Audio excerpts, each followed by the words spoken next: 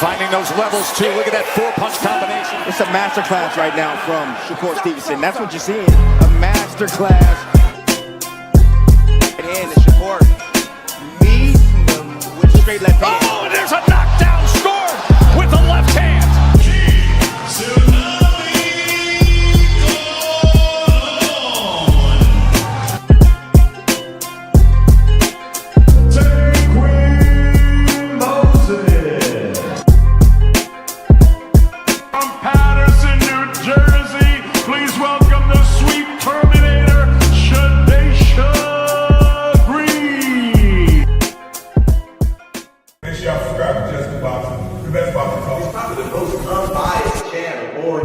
Right now, we're going to give him his just due. Shout out to my brother, Just Due. Do you foresee yourself being in, let's say, more thrilling fights as you get older? Basically, what you're saying is Floyd. Get beat up and get some black eyes, then get your hand raised. No. Stoop to everybody else. Stoop to everybody else's level and be stupid. When you get older, I'm saying. When you get older. Do you think there's nothing cool about taking punishment, getting beat up, getting bloody lips, and getting a check. The coolest thing I can do, I can dominate you, shut you out, and make crazy money, and go home and live with my family in a very, very comfortable and happy way. That's how I like to do it. Lifting weights and being strong doesn't win fights. Having great timing and being a very, very smart and intelligent fighter wins fights. I mean, I've been in there before with guys that was a lot bigger and probably hit a lot harder and a lot stronger.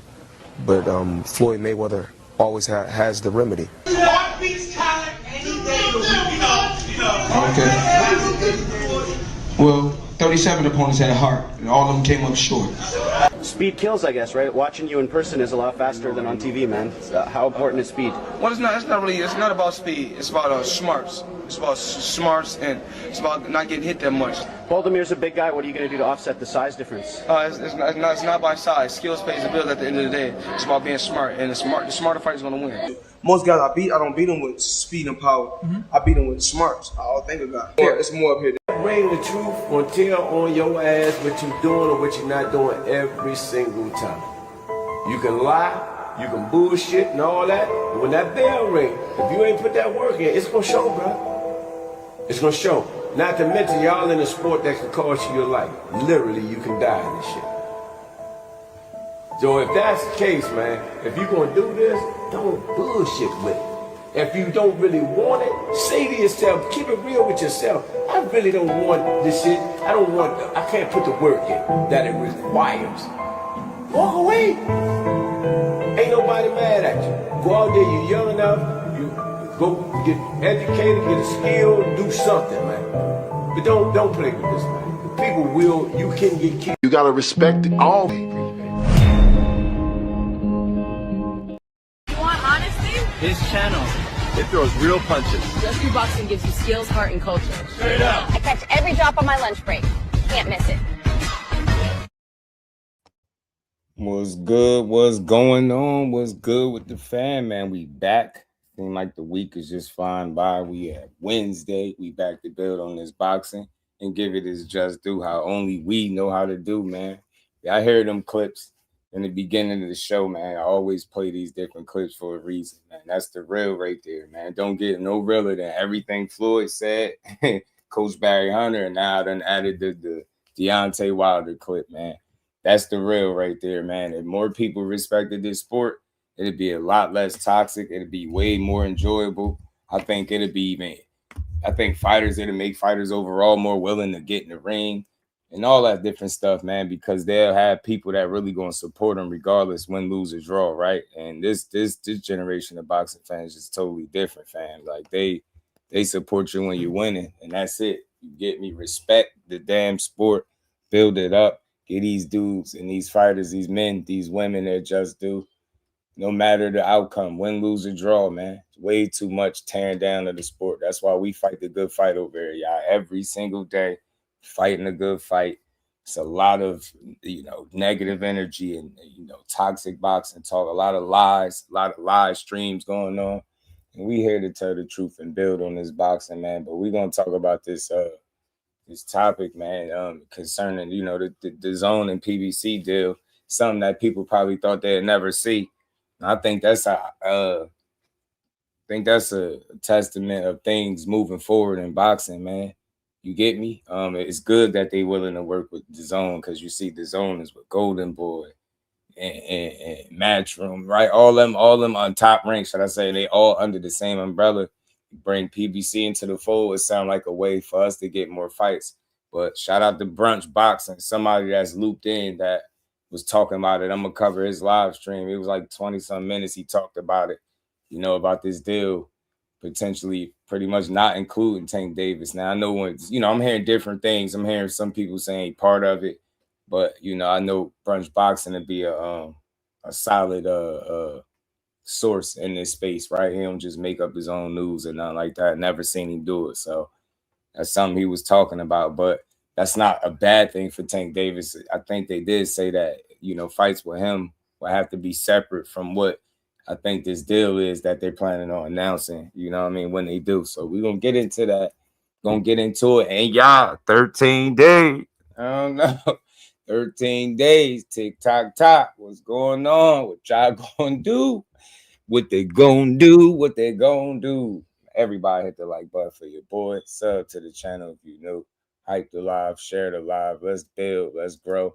Let's turn up. Let's have some fun. Let's talk this boxing. Stoli, what it do, fam? I want to see Tank, bro. Only one took on whatever the fight Tank was Ryan. We want to see, though. Yeah, man, I think people gonna always want to see Tank, though. You know what I'm saying? Because he attraction. You know what I mean? A focused Tank is a dangerous Tank, and is a Tank that's better for boxing. You know what I'm saying? Blunt Sports, my dog, Jordan, what it do, homie? You know it. Floyd be talking that real. You know what I'm saying? Slick being right. Little Bill head. Stupid. Yeah, Mike Magic, my brother. How you feeling, Mike? Ryan, what it do, homie? Blunt, shout out to my dog, man, being a channel member for 4 months. I know he gonna get to a year, and we gonna keep on building. Blunt, shout out to you. Shout out to all the channel members too, by the way. We fight all night. TV, B Score, what it do? Isn't that the way Zuffa is personally? We gonna find out. It was inevitable. I'm telling you, man. Doesn't the DAZN have a deal with TNT for one fight per month? I'm not sure. I haven't looked into it, what the specifics of their deal is. Cornelius, what it do, homie? How you feeling? 13 days. Rich, my dog. 13 days. I think the Lamont Roach fight fizzled out naturally because it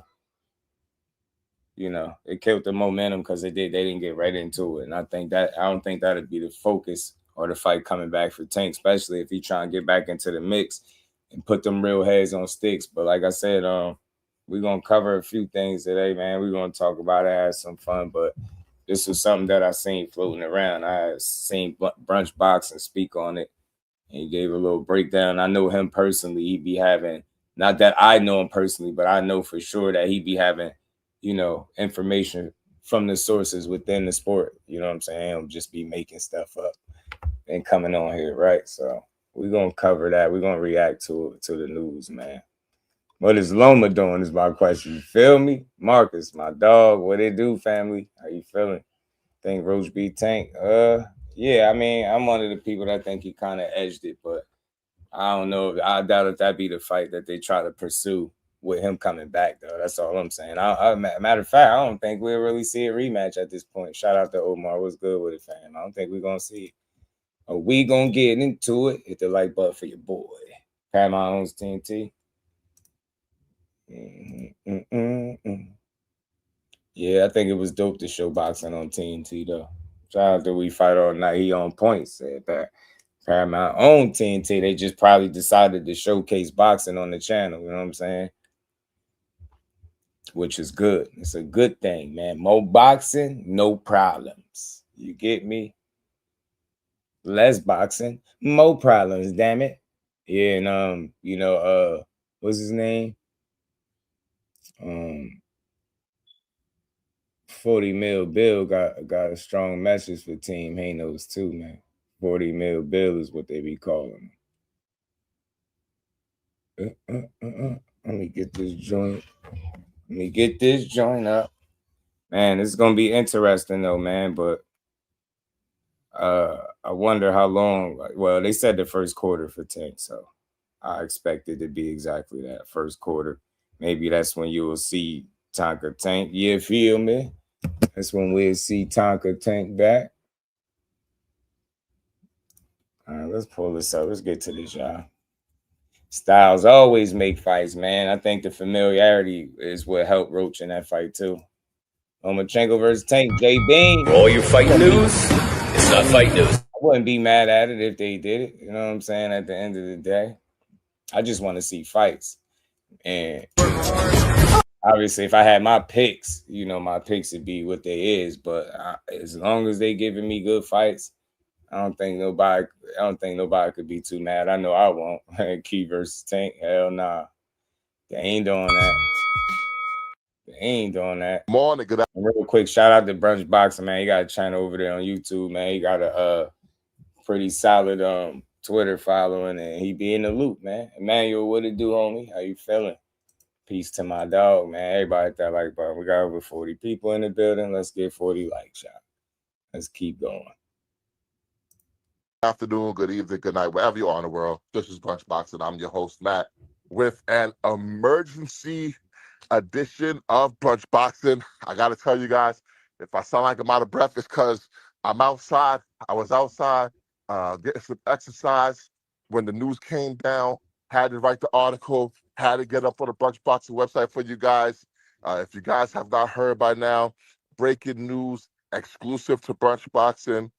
PBC and DAZN have reached a historic multi-fight agreement. The agreement is going to run through the end of 2026, and I wanted to get all the details out there for you guys. So we have seen that already announced Errol Spence Jr. will take on Tim Tszyu. It's going to be live on DAZN. It's going to be free for all DAZN Ultimate subscribers. But that's what it is, man. And look, I just want more boxing, man. More boxing. These promotional companies and all the networks, all the stuff, all these guys involved responsible for putting these fights on. They need to be working together, man. We need to improve the product. We got the you know, the talent and the fighters, right? It's just time to put the right matches and the right cards on. We need to see this, man. Into 2026. For those who are wondering what this means for the Amazon Prime deal. The Amazon Prime deal is still in effect. The fight will be simulcast on Amazon Prime pay-per-view. That also goes for the newly announced, it just got announced today officially. We've been hearing whispers about it for a while now. Rolando Rolly Romero will defend his WBA welterweight championship against Teofimo Lopez. So that's going to be happening on August 22nd, and that also is a part of this new deal between PBC and Amazon. So from what I'm hearing, this deal right now is going to be running through the end of the year, and you know, maybe we'll see from there. You know, if things go well, if the numbers are right, if you know everyone's happy, we all know how in this business things go. I think they giving them a short leash, or you know, or at least I ain't gonna say they giving them a short leash. I think the deal is what it is because they're trying to, you know, see what direction it's gonna head. I guess they'll give them some time to see if it makes sense to continue it. Cause yeah, I expected something longer too, Jordan. I ain't gonna lie, but the end of the year, it is what it is. Let's see what they're able to get done within the time left with these months that we got remaining in the year. You know what I mean? Yeah, Teal did what Devin could have done. Absolutely, would have made that fight. We ain't got it done, man.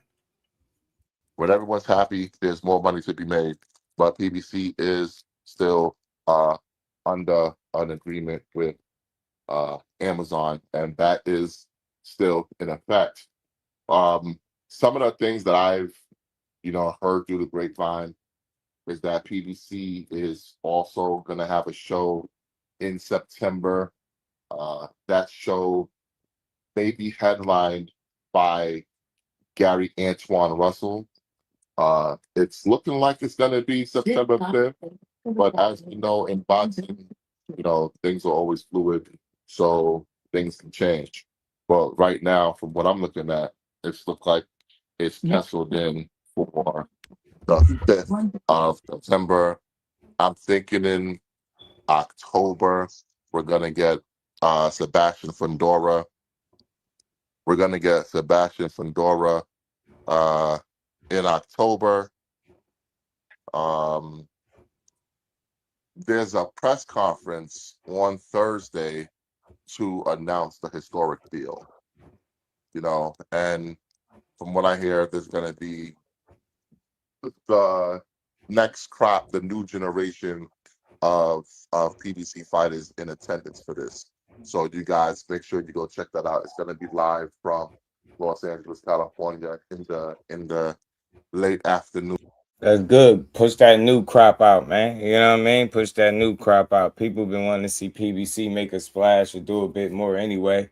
Maybe this is the opportunity to do it. Seem like everybody else making moves. It's only right for them to join the party. That's how I see it. And I just really truly hope that this could lead to better fights for all of us. Because if that's the case, then it's a win for boxing and it's a win for the fans. Eastern time, early afternoon. So it's a lot of stuff going on. I'm excited about it. You guys should be excited about it, especially as a boxing fan. One of the things that we've been talking about, or even so complaining about, is that hey, we love what PBC is doing, but we're not getting enough PBC products. Right. But now we're going to get more PBC products. From what I'm told, this deal is gonna infuse, a good amount of revenue within PBC, and there's going to be even more of a budget to make the fights monthly consistently. So that's a plus right there. Shout out to Brunch Boxing. I appreciate the info and the updates, man. And this is a real solid breaking news, if you will, right? You know what I mean? With some details involved in it, man. I just want to see these fights, man. That's what everybody want. People wanted to see PBC be more of a presence like they was some years ago. And like I said, this is the opportunity to do so. And it looked like they making an attempt to do just that. You get what I'm saying? Come join the party, man. You know what I'm saying? Come join the party. I'm hearing key words like budget, man. You see what I'm saying? Budget. Having more of a budget to make these fights. So we don't just be sitting on YouTube and Twitter and the social media in general just arguing about this stuff that ain't happening. You get what I'm saying? That's so far what I'm getting out of the information. It's an opportunity for boxing to really be greater than what it is right now, to be better than what it is right now. If all goes well, you get what I'm saying? Nobody need to be left out. Everybody need to be working with each other for us to get these fights that we always arguing about.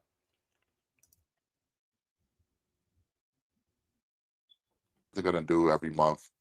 You got, obviously July with Spence, August Rolly versus T.O., September is probably gonna be Gary Antoine. If he can get a big fight. September. October is probably gonna be the Towering Inferno.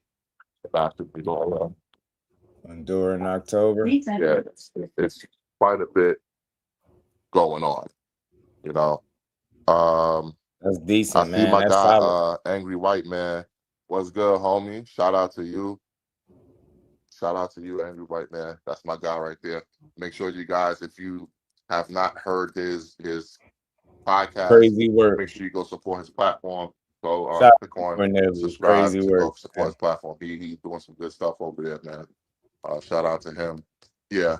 Peace, like you said, Angry White Man, that. You've been waiting for all the promotions on Yeah, the Gary versus who, right? I think a lot of fans have been waiting for that. PBC, they like to do their own thing. They've always liked to do their own thing because PBC really is an event maker.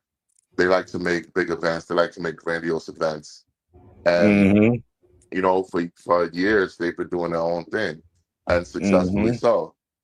But when there is a chance to continue to make history, when there's a chance to continue to put on big events for the fans, and even maybe do some smaller events where maybe you're not taking on so much of the financial burden as PBC has done over the years, you got to take that opportunity. Yeah. I mean, yeah, and you hearing what he's saying, that just leaves room, more breathing room for the PBC and opportunity to make these fights. That's what I think has been the hold up. And they do like to make these splashes, these big events. And the guys on their roster, especially the top guys, they get paid. And in order to do that, you gotta have the flexibility and the budget to do so. And without that, things are gonna be a little stagnant and spotty the way we've seen it in recent times, right? So now I think again, it's all about them seizing the opportunity and moving forward, getting over that little hump of kind of just being inconsistent or inactive, right? In terms of putting on them fights consistently. Like now, you're already hearing, a couple fights back to back to back. You got Tim Zoo and Earl, Rolly and Tio. Then you move on, and he said something about Gary Antoine. Then you got Sebastian Fundora. So. See, it's like they quietly being able to get the wheels rolling. Shout out to MLC, Oscar De Luis, St. Boost and Vergil talks. Right. I got that little clip too. We're gonna talk about it. Probably wants to keep picking and choosing who he fights. Business from another planet. What's good with it, fam? We're gonna keep rolling.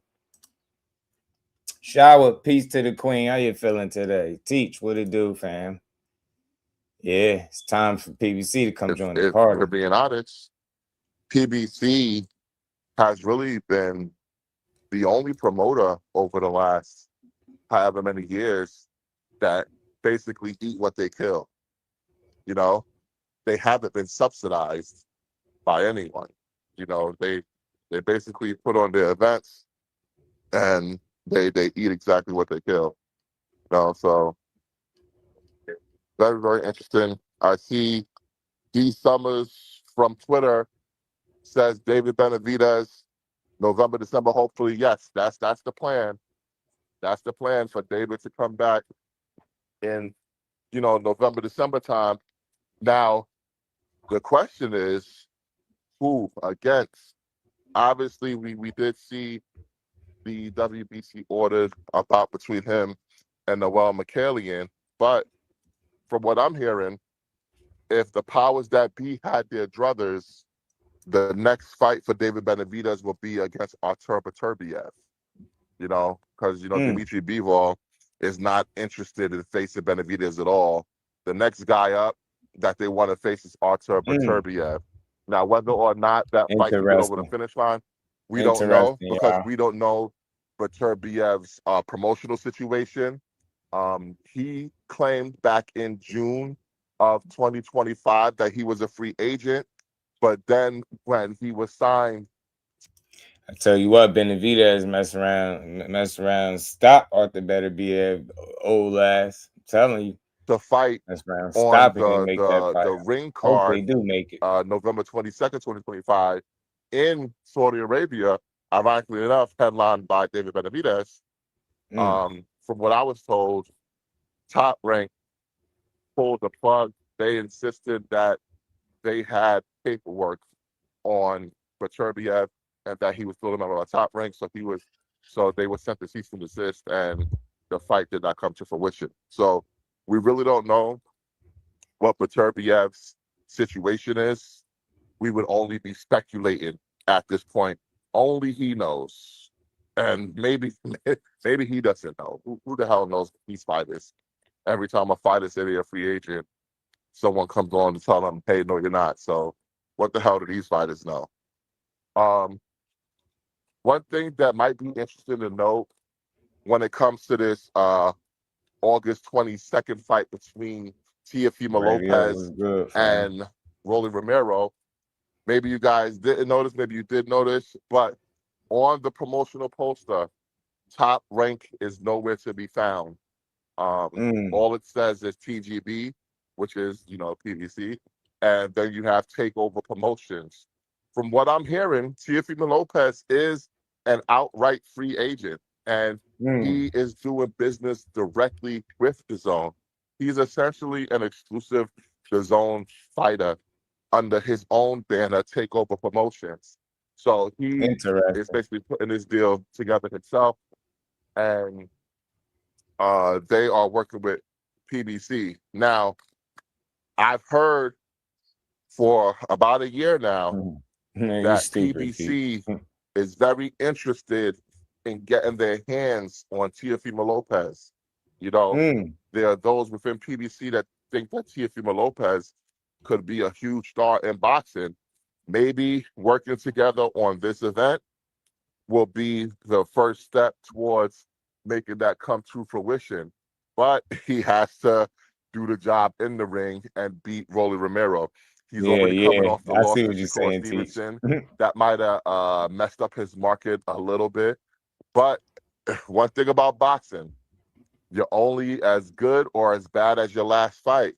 If he comes right in and he beats Rolly Romero and he becomes a 3-weight world champion, he's back in business right away. So this is a huge opportunity for Teofimo Lopez.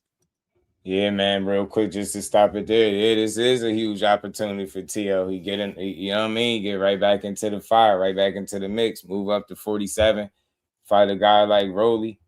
It ain't gotta be it ain't gonna be for sure no easy fight. Now, I think it's a fight that he could win for sure, but I don't think it's gonna be like, you sometimes people look at Rolly like he's just something to just blow through. And I just don't see that. You get what I'm saying? Shot peace to the queen, man. I know I didn't seen you in here. You get me? So it's an opportunity for both, man. And low key, gotta put some respect on Rolly name and T.O., man, because shit, Rolly out here trying to make fights. He really they sent the offer to fight Devin. If they could have got that business worked out, he would have been fighting Devin. And now that he not, direct his attention to T.O. This is something, man. Remember how cool these dudes used to be. Now they ready to get in there and mix it up. I like it, man. I like it. We're going to get into more of the matchup in a little bit too, man. Shout out to you, Queen. Appreciate you as always. Let's keep rolling. It's going to be an interesting lineup, man. And this is a huge opportunity for Rolly Romero. Rolly Romero is taking on the third of the 4 new kings. You remember when people dubbed the new 135-pound division the new 4 kings? Ryan you had Gervonta Tank Davis, who Rolly fought. You had Ryan Garcia, who Rolly fought. And now you have Teofimo Lopez, who Rolly is about to fight. Conspicuous by his absence is Devin Haney, who Rolly Romero attempted to fight, but Devin Haney chose not to fight him. Yeah. So for those who just got here, my guy Cam. Yeah, that's what it was. Rolly got that. They sent that offer out, man, and they encountered, couldn't get the money or the business right. Rolly had moved on. He said, no Devin, no problem. ATO, what up? And you heard it. Brunt said, look, Devin chose not to fight him. He ain't say no duck. None of that stupid, silly stuff. And it just don't be that. You know what I mean? He just chose not to fight him. Couldn't get his money right. You know what I'm saying? Couldn't get the money in order. I had to move on. Network, salute to you. Mar the Prince. Yes, it is official. It will be announced on Thursday at a special press conference live in Los Angeles, California. Premier Boxing Champions and DAZN have reached a multi-fight agreement for PBC to have their premium events broadcast on DAZN. So, yeah, this is big news in boxing. It really is. I cannot understate how big this is because this is PBC. You know, PBC, whether people love them or hate them, they are the big dog in the United States. They are the ones that most American fans tune into. So, yeah, PBC making a move like this is huge news. Now, I do see a couple questions in the listeners. I see D. Summers is asking, what's up with Haney? Who is he fighting next? I think for all intents and purposes, Devin Haney is going to fight Keyshawn Davis next. I think they're going to be able to get the fight done. So the way the WBO works, the WBO, they ordered the fight. They had 20 days to negotiate. After that, they're going to order a purse bid. I do not think Devin Haney is going to be able to reach a step-aside agreement with Keyshawn Davis to fight Shakur Stevenson, because I don't think Shakur Stevenson is interested in fighting Devin Haney. One thing people need to take note of is that Shakur Stevenson and Keyshawn Davis are both represented by Jay Prince. So if Shakur really wanted to fight, they could have had Keyshawn step aside and make that fight happen. But because he doesn't really want to fight, and there's like all this posturing and back and forth on social media, that's all it is. It's just posturing. I see another question from Cam J. The deal with DAZN does not affect the Amazon Prime deal. PBC will still be featured on Amazon Prime. PBC still has a contract with Amazon Prime.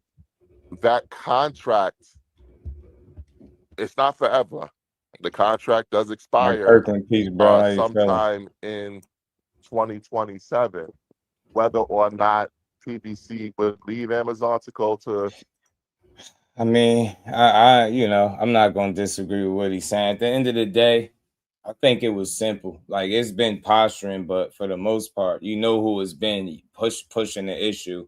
And all I could say to that is, I thought what he said last in regards to the situation was feasible. I thought with him saying, if I sign the contract first, you drop the belt, I think that makes perfect sense. And you ain't heard nothing else back from them. So now they're going to end up running this 13 days out, I guess, that's left. And we're going to see if they really want to fight Keyshawn Davis. I'm not saying they scared or they won't, but hope they could figure it out, because it's going to be a good fight to see. DAZN exclusively, I don't know, but I'm pretty sure DAZN would not mind having PBC on their network, because PBC is the premier boxing platform, no pun intended. I do see from Salute Star, is Haney basically trapped to fight Keyshawn? Haney's not trapped to fight Keyshawn. I just think he doesn't want to drop his belt. Why would he drop his belt? It makes no sense for him to drop his belt. We saw what Devin Haney without a belt looked like after the Ryan Garcia fight, and then he gave up his WBC 140-pound belt. And Devin Haney had a really tough time securing the dollars that he wanted for a fight. He had a really tough. And I'll say this too, on that side, on that front, I do understand that his hesitancy to drop the belt, because I think that there goes the leverage type deal. But at the same token, like I've always said, it don't matter if you were going at the Shakur next. It ain't no up to you. The belt is up off you, fam. And that's the part that's a little annoying to me. They acting like that's not what's going on.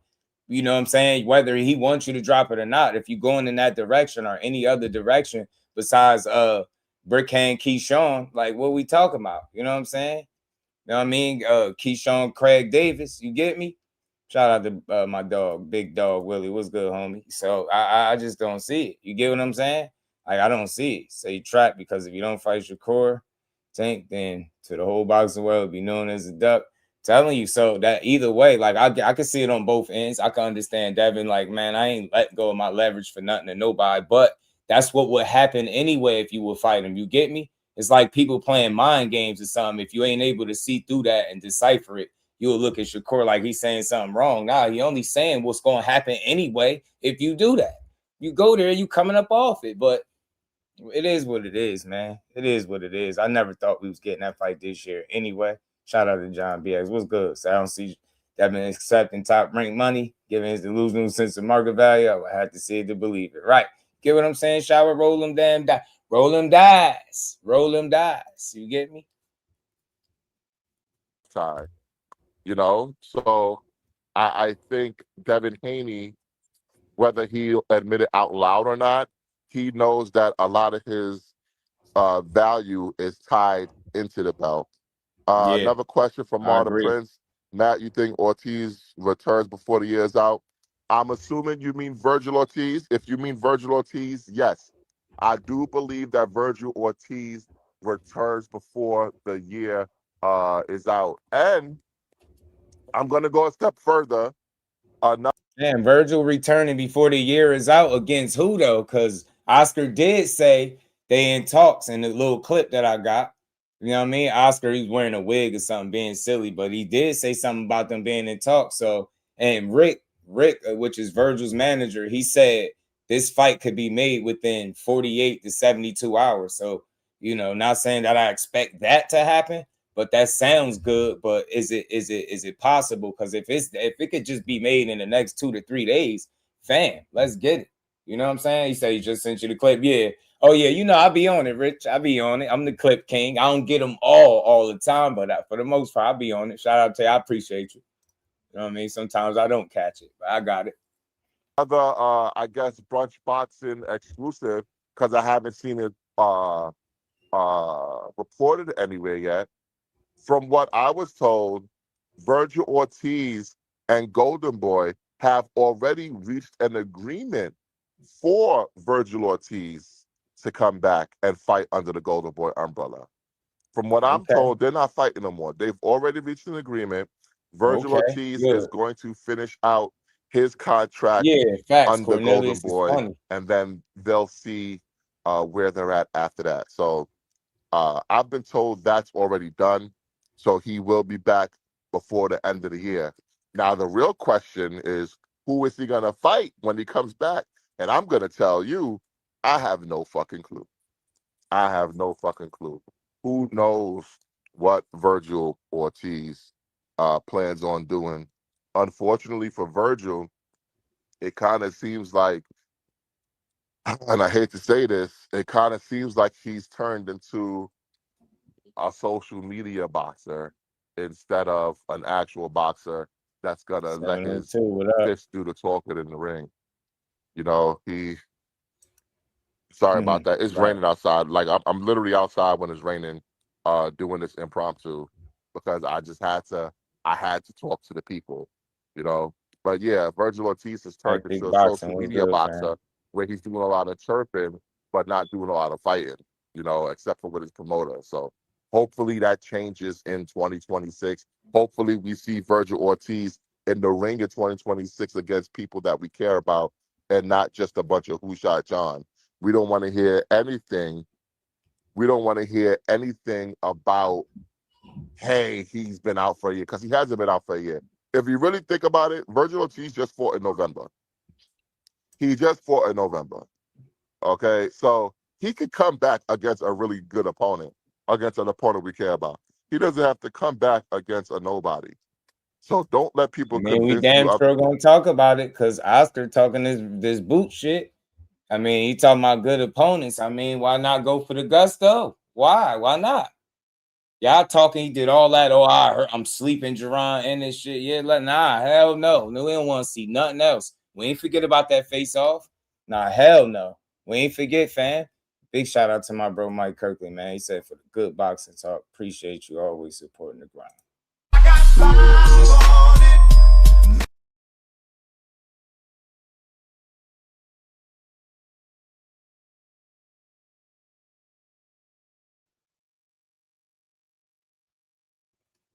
It's crazy. Boots in 8. You feel me? Boots gonna do some bad things to that man. I believe. Stylistically, I think he could be a nightmare for him. Otherwise, okay, if Vergil Ortiz come back against nobody, to me that just means that he don't really want smoke like he say that he wants smoke. Okay, so let's be clear. Let's be clear about that. We're gonna go back to the top of the show for those who are just joining us.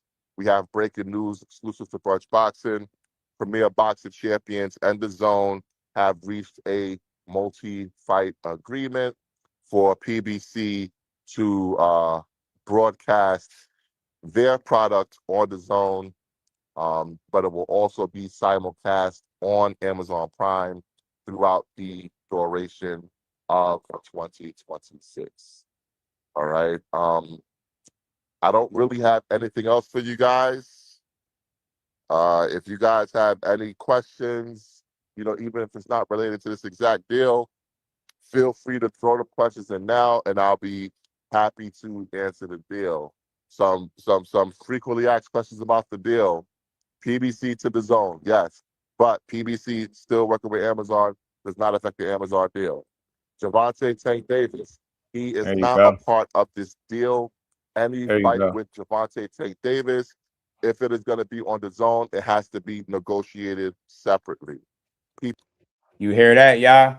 Because I know people was probably looking at the title like, why you say that? Because this is according to his report. Hope I ain't go too far back. My bad, y'all, but heard what he said. I try to run it back real quick. Shout out to Latifah Robinson, Queen Latifah. Appreciate you showing love to the channel as always, man.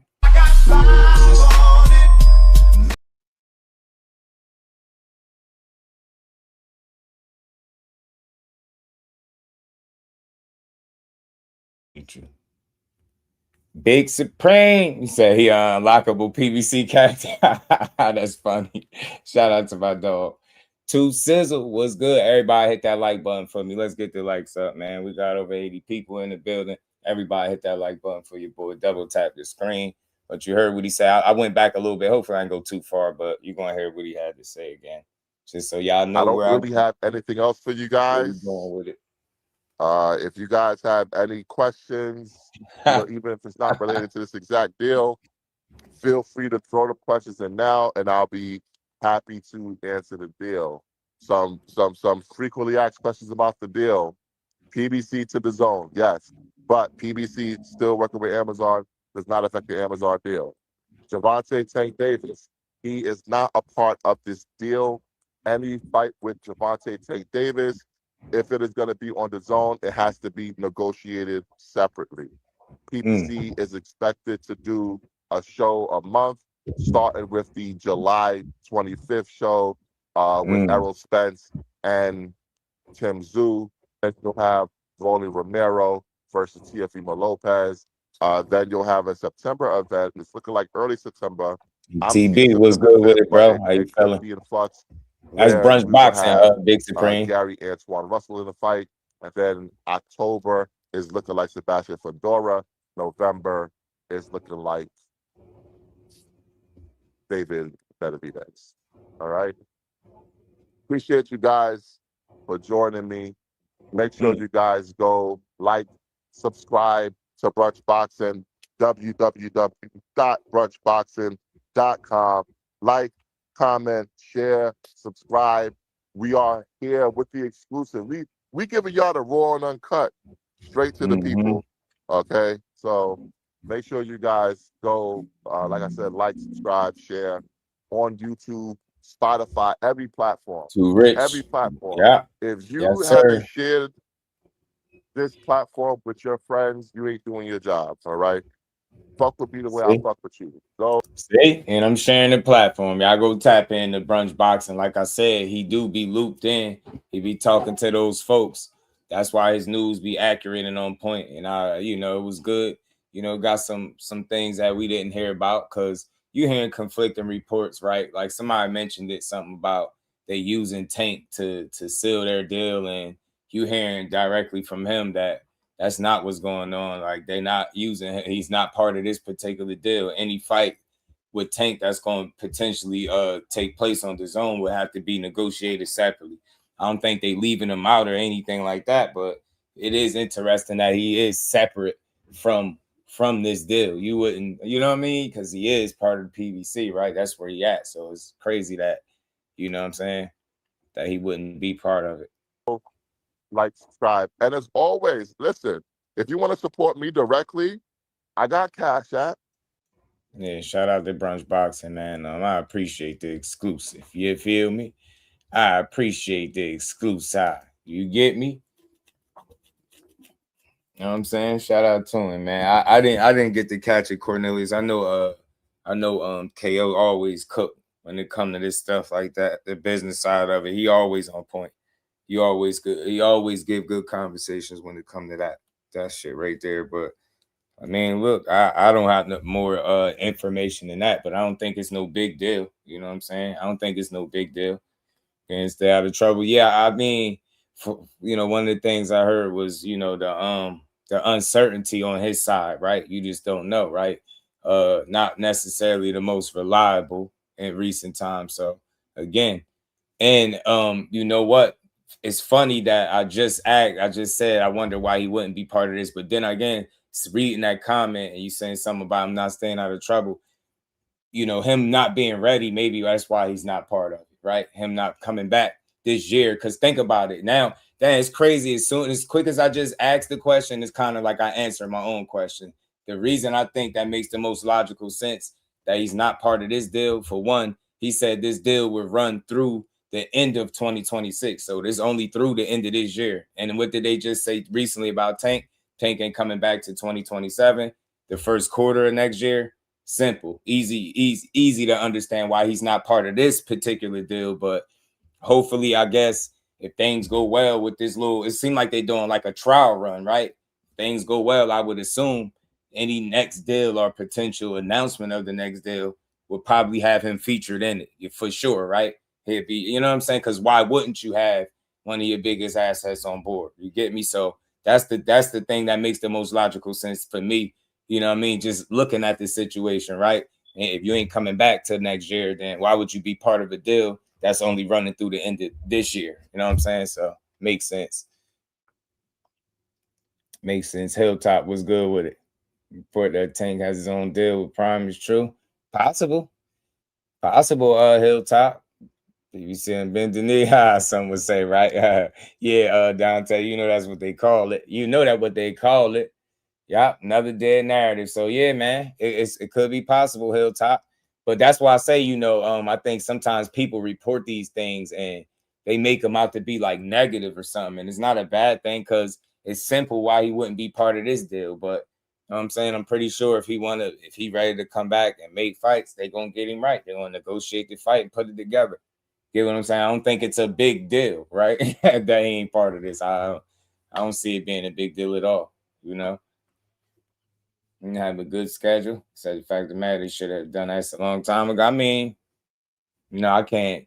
I mean, we would have liked to see the move, I guess, a long time ago, but I can't say what they should have done, right? It seemed like it, right? Because, I mean, if you was going to eventually do it, why not do it? You get what I'm saying, Teach? Because he did mention about them having more of a budget to make these bigger fights. So he gave some really good insight. And again, he is on YouTube. He on Twitter, Brunch Boxing. Since I've known him and been following him, he's always giving factual information and updates and stuff like that. And you know what I mean? I appreciate it. I like to hear it. You know what I mean? So they schedule been spotty PBC, right? Now it seemed like with some financial breathing room, so to speak, right?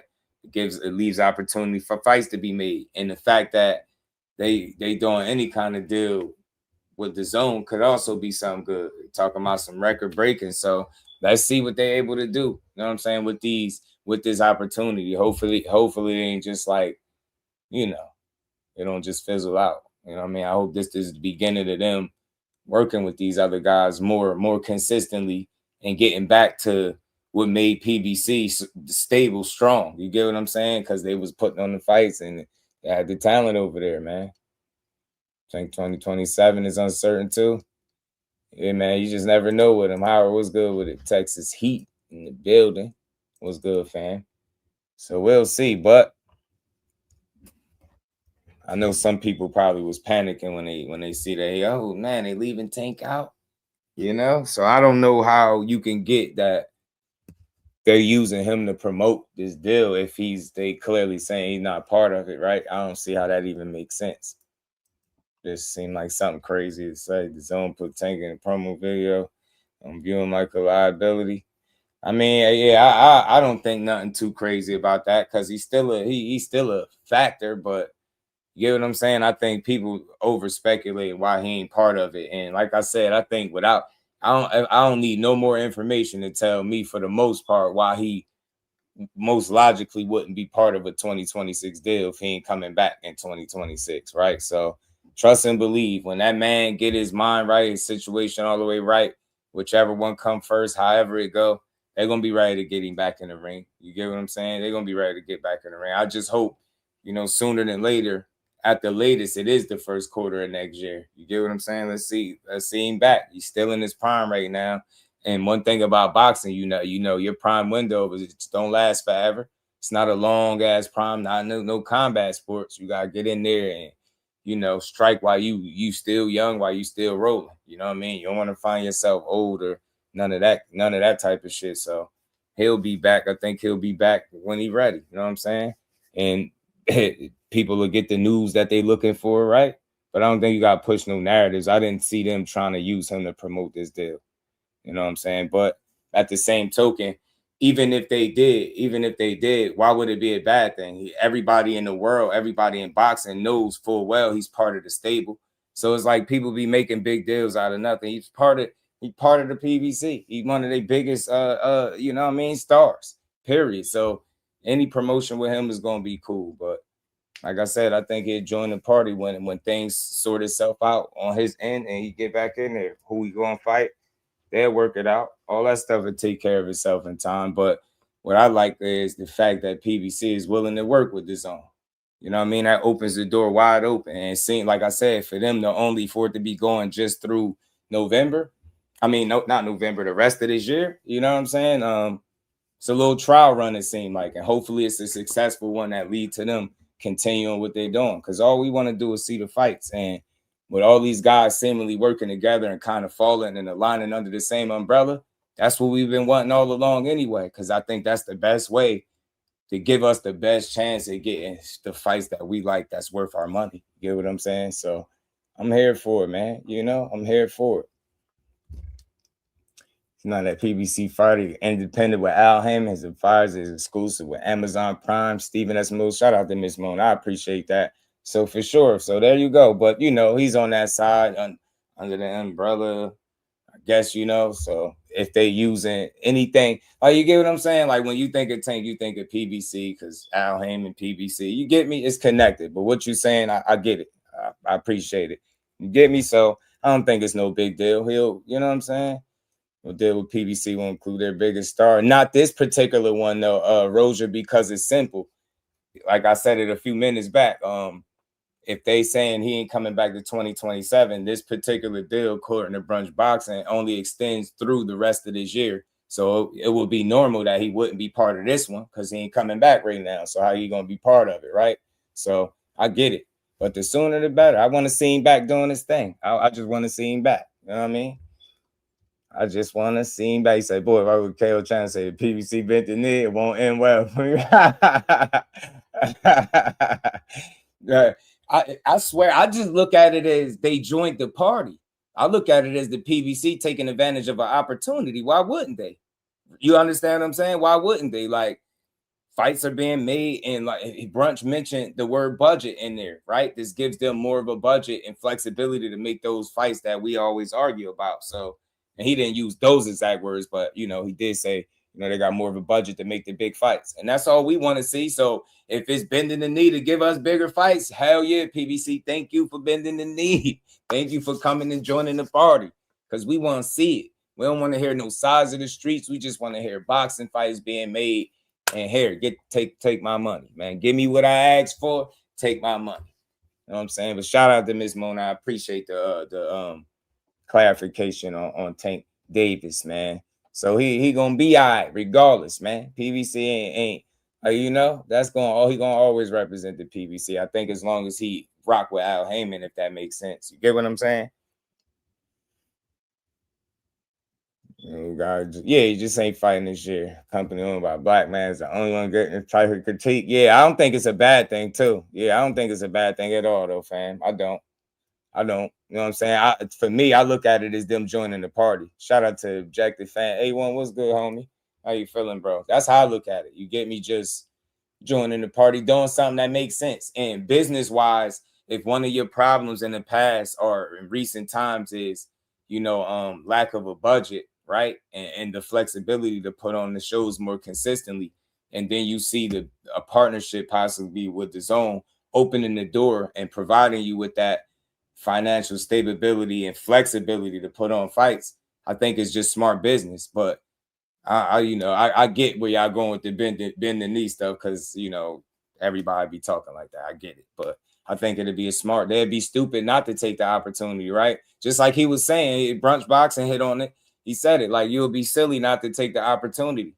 You'll be silly because it's providing you with some of the flexibility that you've been seeking, right? That you would need to put on shows more regularly. And that's one of the biggest problems or biggest critiques that people had with the PBC, at least recently, right? The lack of putting on those fights that you want to see and doing it on a consistent basis. Is like, can't just be spotty, and then when you do put on the show, it's pay-per-view. It's pay-per-view. You hitting people over the head. You get what I'm saying? You gotta be able to put on some shows where people ain't necessarily got to pay pay-per-view to get them.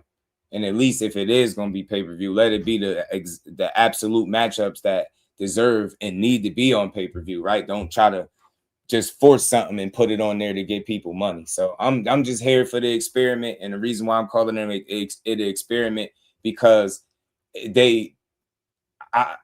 not extending it past this year, knowing that we well into this year and there's months left before the next one. To me, it's seeming like it's a trial run, trial and error. Let's see how this work out. You know what I mean? Let's see if we could put together some shows and some fights working together.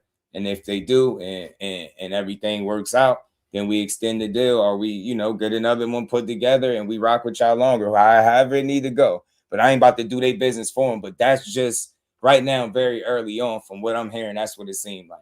Right? Let's see how this work out. PBC, it's an opportunity. Okay, let's do it. That's all. I just want to see how it's going to work, man. Everybody else can eat. That's what you want to see. So this is also mean PBC will have more money to offer, so you can't complain about the eat what you kill method to a degree, because it's funny, radio, that you say that, because that's what Brunch Boxing mentioned as well. For a long time, they had to, eat what they kill. And with them having this budget, maybe more flexibility there to get people paid, obviously, and be able to put on the shows, the bigger fights that obviously is going to cost more money to put together. So seem like it could be a good thing to me. You know what I mean? It's just very early, so I don't see no negatives. I just want to see it work out for them. You get me? I don't think I see nothing bad, nothing wrong with it. You know what I mean? Oster, 140, my dog. What's good, family? Well, I originally said they had to come together to kill Zoo for trying to monopolize. I'm telling you, hey, low key, Shower. Hey, you saying something? Hey, low key, man, what's going on, Shower? The DAZN, Top Rank, Golden Boy, now PBC, huh? You get me? Somebody was talking about being the only show in town. Now the guy said, "Hold up, we've been here too long to have this, huh?" Hey. Hold up real quick. PBC said, huh? PBC has entered the chat, y'all. You feel me? Shout out to the PBC. This is what I want to see, man. Put the fights on. And I don't think I'm looking at this wrong. I like to be optimistic for boxing anyway. I just want to see fights. I don't want to hear no politic garbage. Sound like less politics and roadblocks and barriers when you got these dudes talking about announcing deals and working together. That's all I'm saying. Guys falling under the same umbrella, and it's a lot of the ones that's already been here. So I like it. I like it right now. You know what I'm saying? I like it. Okay. I see. So this was good. Yeah, I think hell yeah. From what it sound very early, from sound like something positive. Sound like a good opportunity. And if you in business, like, you take advantage of the opportunity, right? So the timing was interesting, but I ain't complaining about nothing. I just want to see what's up. Hey man, talk about it. They could come together, each run an individual promotion, but work together and mix it up sometimes for sure. Bring in all the little promoters to a Shower. Talk to them, man, because we want to see boxing. We the junkies, man. You feel me? I'm with that. That's all I want to see. Shout out to these guys, man. I'm ready to see what fights they looking to make now that they'll be working together. And I've always said this. I said this as long as I had a channel. Don't know one promotion has all of the talent. There's not one single promotional company or entity that has all of the talent and don't have a top fighter or quality fighters on it. They all do. You can name them all. They all have fighters that if they work together, we'd be better off overall for boxing because we'd be more mixing and matching up. I'm tired of that side of the street shit. I understand in-house fights. I feel like it's a place in boxing for those, but I don't want to be fed or OD in-house fights when it look a little more intriguing to cross that essential street that they like to say in boxing. So I just hope this lead to more opportunities because early on, that's what it sounds like right now. Sound like they're in position to give us more of what we want. Let's just see how it work out. Boo Boo should be calling and trying to get on the card. I forgot. I thought something. I gotta look it up, man. I could have swore he had a fight or something coming up. Andre, I'm not sure. I don't know if it happened or I don't think it did, but I could have swore he was supposed to be making a comeback. Maybe on a smaller card, if I'm not mistaken. But they want it. I love it. Without Tank in the package. Yeah, Fabergees. I like it with the without Tank in the package. And again, as I stated earlier, I think the only reason that he wouldn't be in the package, well, shout out to Ms. Mona. She was saying, he's not under the PBC banner. But, he obviously ain't going to be part of a deal either that's going to run out by the time the year is out if he ain't coming back this year. So, I don't think he'll ever be left out in the cold. I think that'd be stupid. Anything going on with him right now is probably just giving him time to get his affairs in order, get his mind right, get his training situation in order, all of those things, all of those above, and then get back to it. So next year be here sooner than later. But in the meantime, I think we got some good fights coming. And I ain't gonna lie to you, this one right here, y'all. I ain't necessarily see this coming. I did not see this coming. Tio said, yeah, Shakur, you got that off. But hey, Rolly, what's up, man? They really went and made this fight. I remember people saying, like, man, they ain't going to fight. August 22nd, they are going to fight, bro. August 22nd, they going to be in there, man. Let's talk about it a little bit, man. It's one of the fights that's coming up. I remember this sparring from these dudes. Let me take this off real fast. Big Rolo.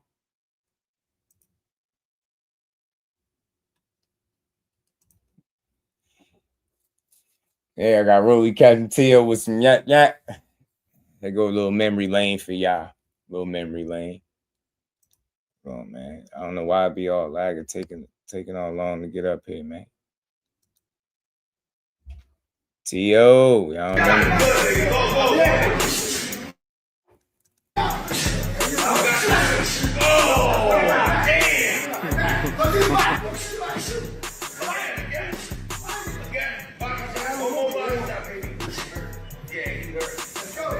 Yo, and Big Rolo.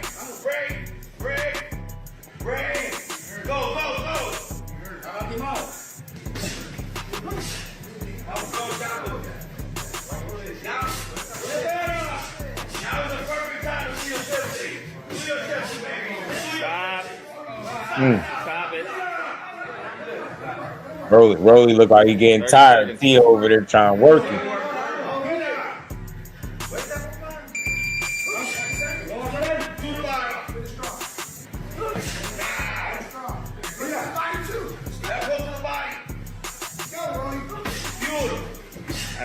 That's it.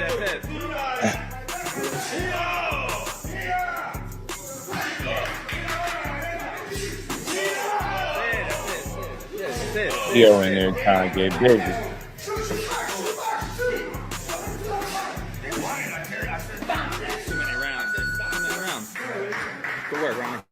Good work, bro. They're going at it, boy.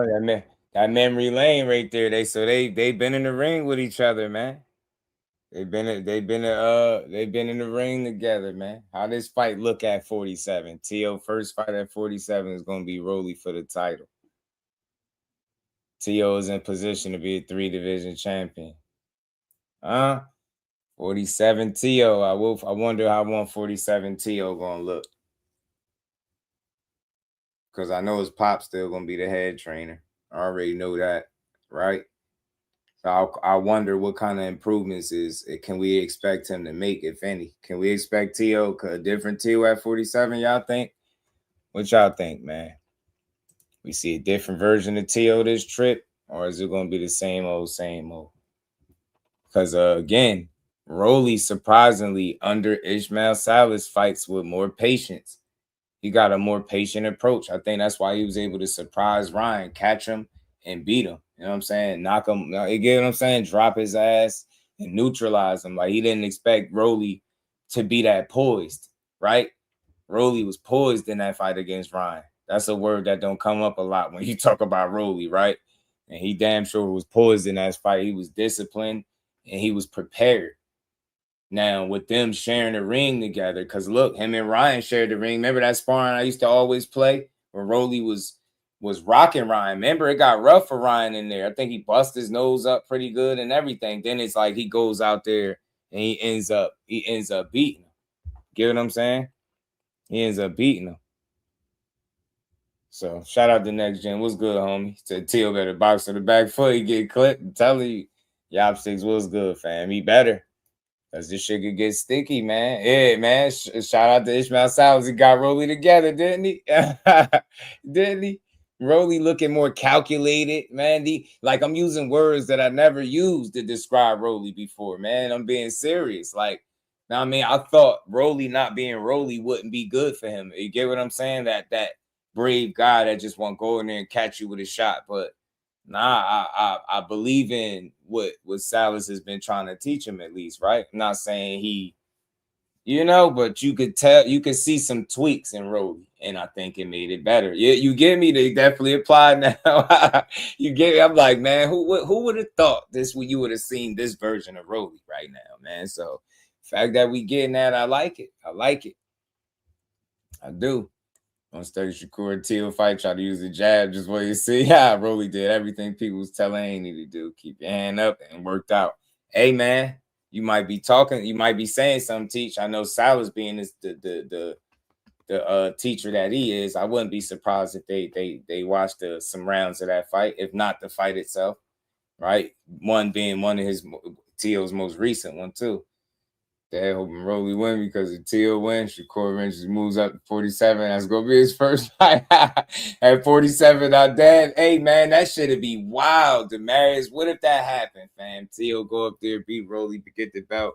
Core go up there, beat TL5 division. Then unify with Haney. That'd be crazy, fam. That'd be crazy. KJ, what's good? Teal going to win 7-5.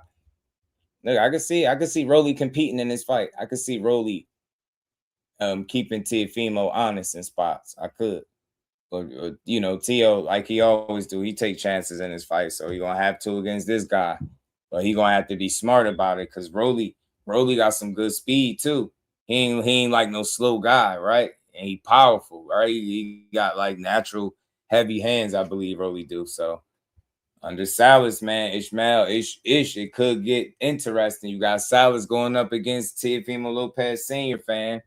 I don't know. Shit could get ugly. Shit could get real interesting nonetheless, man. Really, really interesting. I'm telling you, it could. It could, y'all. Say this will really let us know if Rolly actually changed because that Ryan fight was so long ago. Yeah, it's crazy that he wasn't able to capitalize, like, momentum-wise and keep the ball rolling with another fight. I mean, he did try to fight Devin, but you know how that happened. So, you know what I'm saying? They was trying to keep that. Word on the street is they've been trying to keep Big Rolo out the mix, man. That's what word on the street is, y'all. Word on the street is they've been trying to keep Big Rolo, you know what I mean, from being great. You know what I'm saying? They ain't want him to stay active because they said active Rolly might hurt something. You know what I'm saying? So they trying to deny Rolly his greatness. Feel me, y'all? Rolly said he ain't going for this.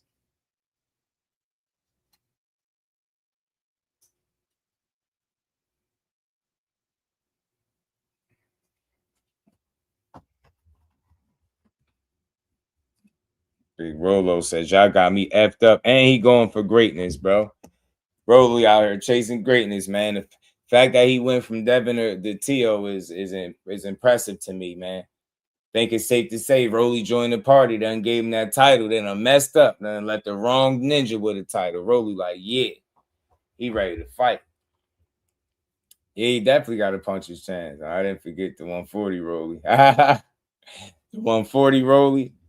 But it's the I feel you, but is the 147 Rolly more equipped to handle this Teofimo Lopez, with Teo having no fights at the weight class and the Rolly at least having one, right? You know what I'm saying? Shit could get interesting, fam. Especially if he let Rolly catch him. I'm telling you. Teo got a pretty good solid chin, man. I think Teo got a pretty good beard, though. And he's athletic as hell, so he's going to have to utilize that athleticism, I think, to beat Rolly. Know what I'm saying? He gonna have to use that. My dog, it tastes happy Easter, everybody. Hold on.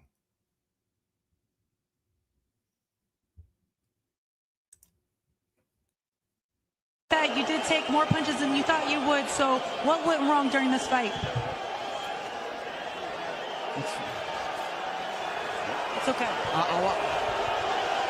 I want to tell everybody, just thank you for coming out, and honestly, happy Easter, everybody. You guys, Jesus, it's like Jesus was resurrected. I'll be back. I want to tell everybody happy Easter, and thank you for supporting me and following me. Thank you. Pitbull. So you got the Crash Out Boys. These the Crash Out Boys in boxing. I know AB got that name on his stream for his streamers, but these the active boxing Crash Out Boys, because you got the Happy Easter. Which one is crazy? You got the Happy Easter. Yeah, they born in he got stopped by, I think that's the Pitbull. You know what I mean? He said Happy Easter, but then you got Teo. Every time, gotta put respect to it. To all my brothers and sisters, I love you guys. Always salute to the power that it be above. I thank you guys. I never wanted anything to harm you guys at all. So for that, my condolences to all you guys and to the slavery and everything that's ever happened mentally. This.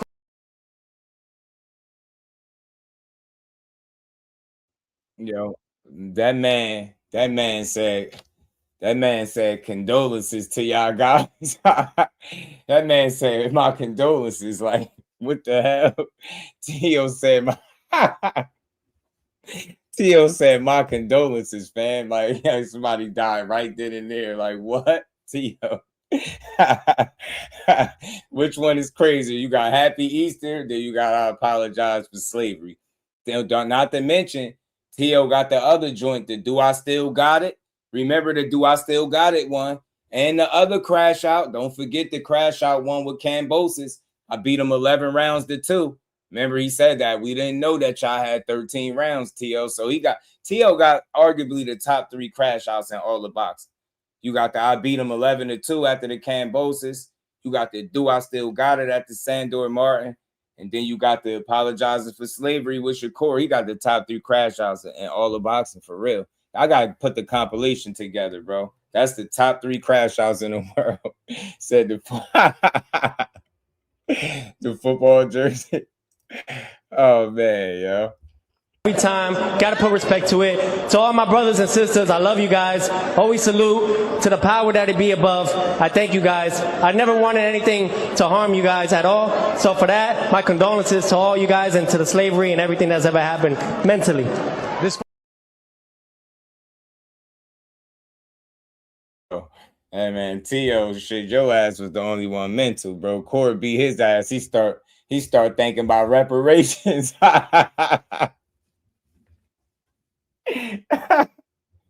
Corey beat Teo up so cleanly, man. Teo start thinking about reparations, man. How can I make it right with y'all? How can I make it right with the good people, man? How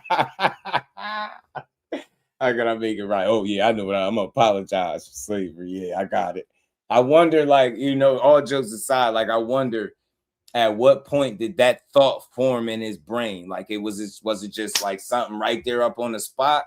Like, did he just, was that improv? Like, did you just come up with that on the spot, or was it on your heart? Like, that shit just was wild to say. Like, I did not expect that, fam. That shit blew me. I was like, man, when I finally heard the audio on that, I was like, yo, what? Bruh. Andrew was good with it. He said,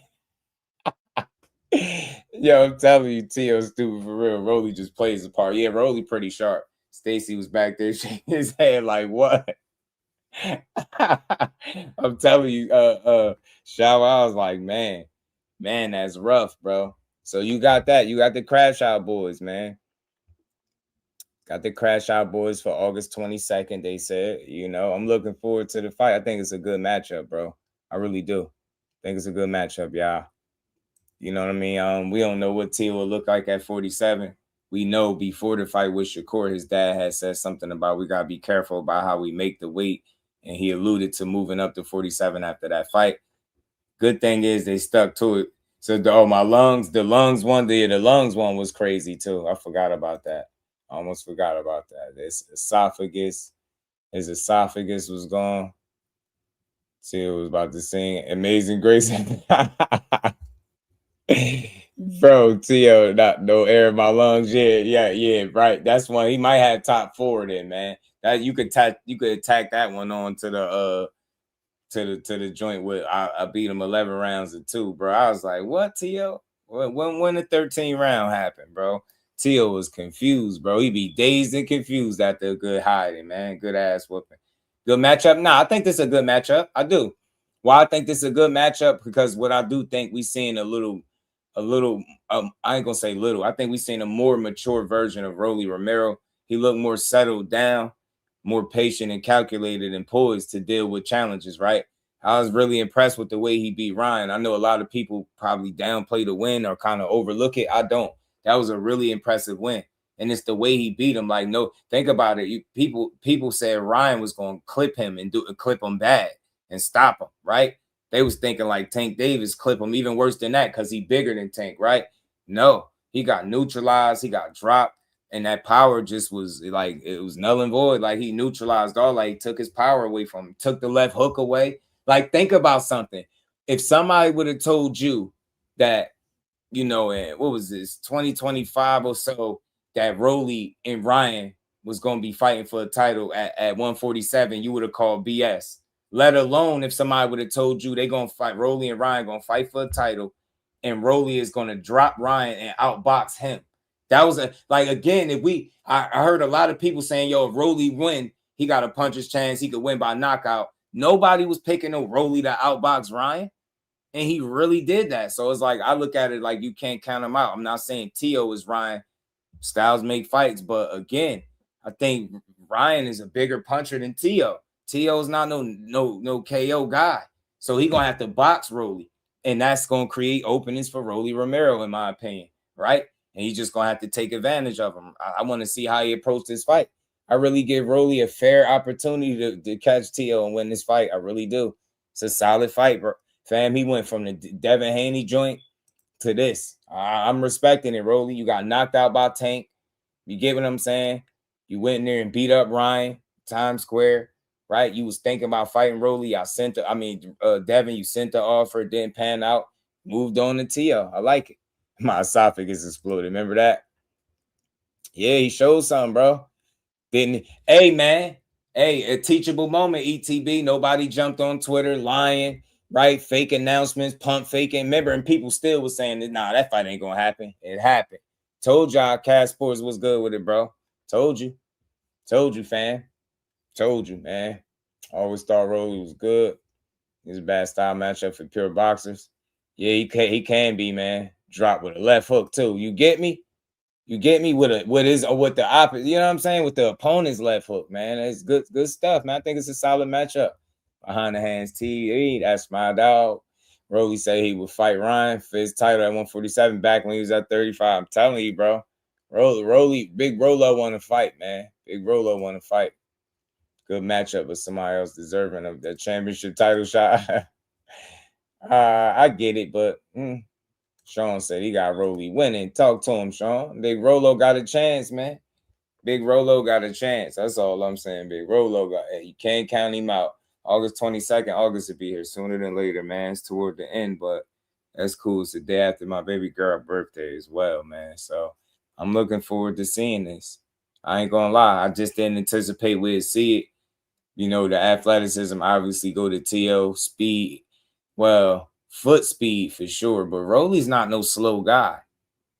Broly's not a slow guy. It's going to all be about his approach, bro. I'm telling you, his approach can change how this fight play out, because Tio ain't got no one-punch power. He is moving up 7 pounds. So some unknowns of how he going to perform, how he going to look, right? I know he going to try to utilize that athleticism, though. You know what I'm saying? Right from the rip. He going to have to.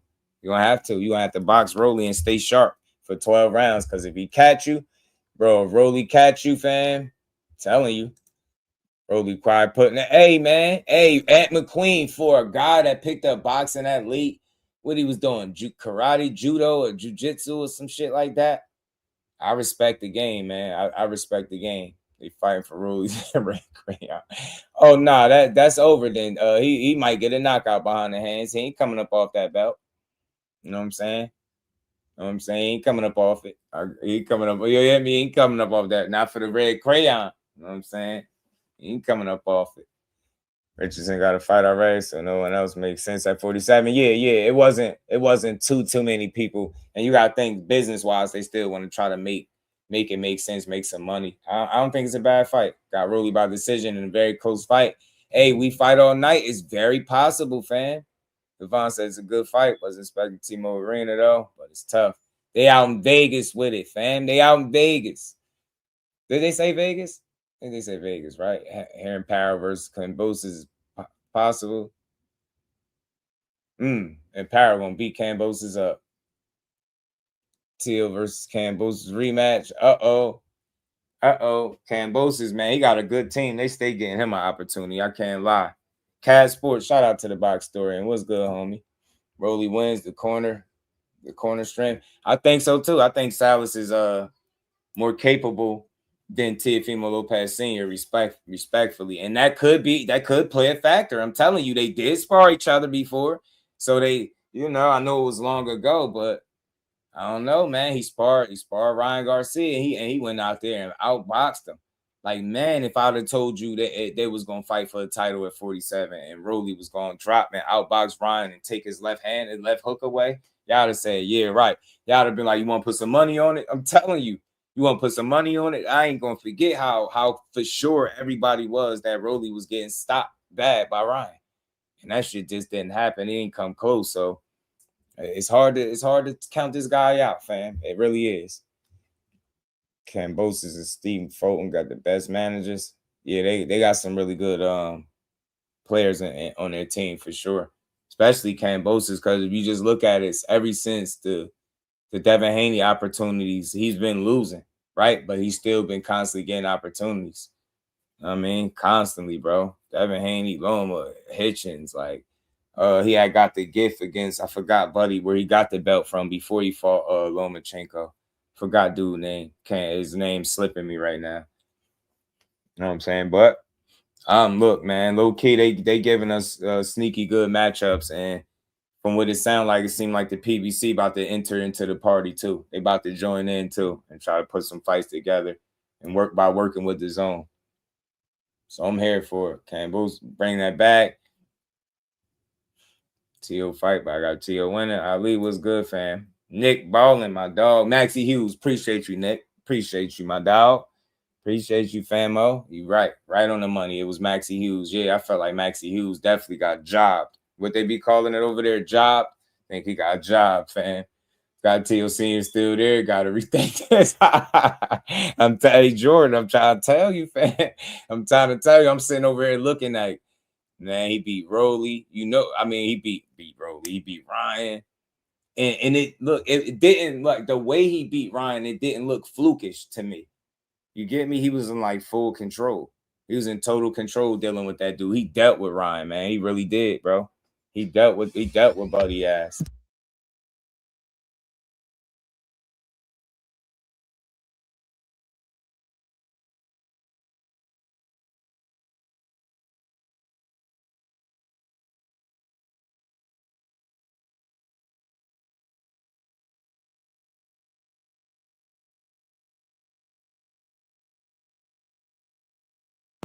My bad, y'all. I got stopped and still got a big fan base. Yeah, everyone's that fight. I'm telling you. Money controls everything. Yeah. Money rules, bro. Money, boxing edge. I always say, I got a saying, man, or there is a saying, should I say, follow the money in boxing. Follow the money. You get what I'm saying? Everybody needs y'all. Do your boy solid. Make sure y'all hit that like button. Sub to the channel if you new. Let's rock out. We're gonna keep building. We got a bunch of other stuff we're gonna get to too. But I did want to get this fight some light, because I think it's cool that they made it together and they did it without the social media experience, right? Dragging the shit along and negotiating publicly and trying to one up each other. They just went and got it done. You know what I'm saying? And it's cool that nobody on either side is tried to stop them from making a fight. You know what I mean? Rolly coming off a layoff because they tried to stop Big Rolo from being great. We ain't forget. You know what I'm saying? Y'all try to keep him out that's try to keep Big Rolo out the game. But he said, nah, I'm still here. Defending my belt against T.O., and I'm going to kick his ass. So it's a solid layoff. He's beginning working the Mayweather gym recently. Sure, that's true. Got fought some tune-ups, keep his momentum. It's crazy because it's like he couldn't get a fight, I guess, that made sense. And I thought him and Devin would have been an intriguing fight just because that's that puncher's chance thing. And Rolly being a more patient guy, and he'll take chances. It makes it tricky for the guy on the other end of him. You can't just go in there and think it's just nothing to deal with, man. Because Rolly mess around. I'm telling you, catch you with one of them strong punches, bro. Take your legs from you. Because that's what I think happened to Ryan. He caught Ryan early enough. He kept him in chin check Ryan. And, man, he took his confidence early and stayed on him. And didn't allow him to win the fight. He really was outboxed. It's crazy the way he outboxed Ryan Garcia. It's wild. I'm telling you, it's wild. Whoever's Devin should be getting announced soon. I wouldn't, I'm never against that. I'm never against that. We're going to get into the Tim Bradley video in a second because he has some things to say to, Bill Haney. He got some things to say, Bill. I think Till's biggest issue is his lack of world-class training partners. Said it itself, he has no boxing friends. Sometimes guys struggle with getting quality work on a consistent basis. That's something that happens in that's something that definitely happens in boxing. You know what I'm saying? Getting guys struggling to get consistent work. That's why you hear a guy like Brian Norman Jr. He'll travel to get that smoke. You know what I mean? Philly to get that smoke, he's sparring. Tank, he's sparring. Bud, like dudes be having to travel to get that work. And McQueen, what it do on me? What's the deal? Just another beautiful day to talk this boxing with my good folks. How you like this matchup right here with Rolly and T.O.? I think it's intriguing. That's the perfect word for it too. Intriguing matchup. Because I really don't know what to think about it, honestly. I really don't. Band up. You know what, Demarius? I'm somewhere on the fence about that. And part of the reason why I'm on the fence about it is because, Ryan is solid. He's athletic. He got fast hands, all that good stuff. The left hook that we all know about. But by the same token, it seemed as though the left hand was Rolly's kryptonite. We seen him get clipped by a big left hand and dropped by a big watch, Barroso. We seen Tank put him out with a left hand. Right. We ain't forgot. He got dropped in. He got KO'd in sparring. That video. Yeah, Jaron Ingram. Right. That was a left hand. Right. So for all intents and purposes, he was supposed to go out there and get smoked by Ryan Garcia, who arguably has the most vaunted left hook in all of boxing. So it's like, it seems like, okay. Right. And then with Rolly, you don't really think of him as a boxer, like you alluded to, Jess. Is like, that was the thing that was most fascinating about it. It wasn't just the fact that he beat Ryan, right? Or that he was able to hurt Ryan, but that he was able to keep him in check, and he did it tactically. It wasn't just like he went out there and just whooped Ryan's ass. Right. Because when I rewatched that fight, I'm like, what the hell was Rolly?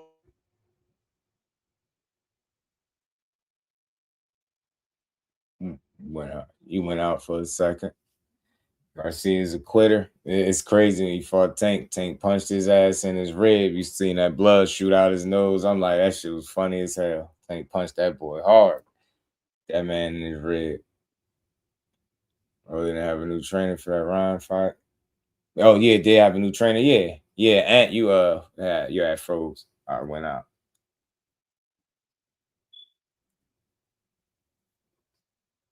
Yo, you still there?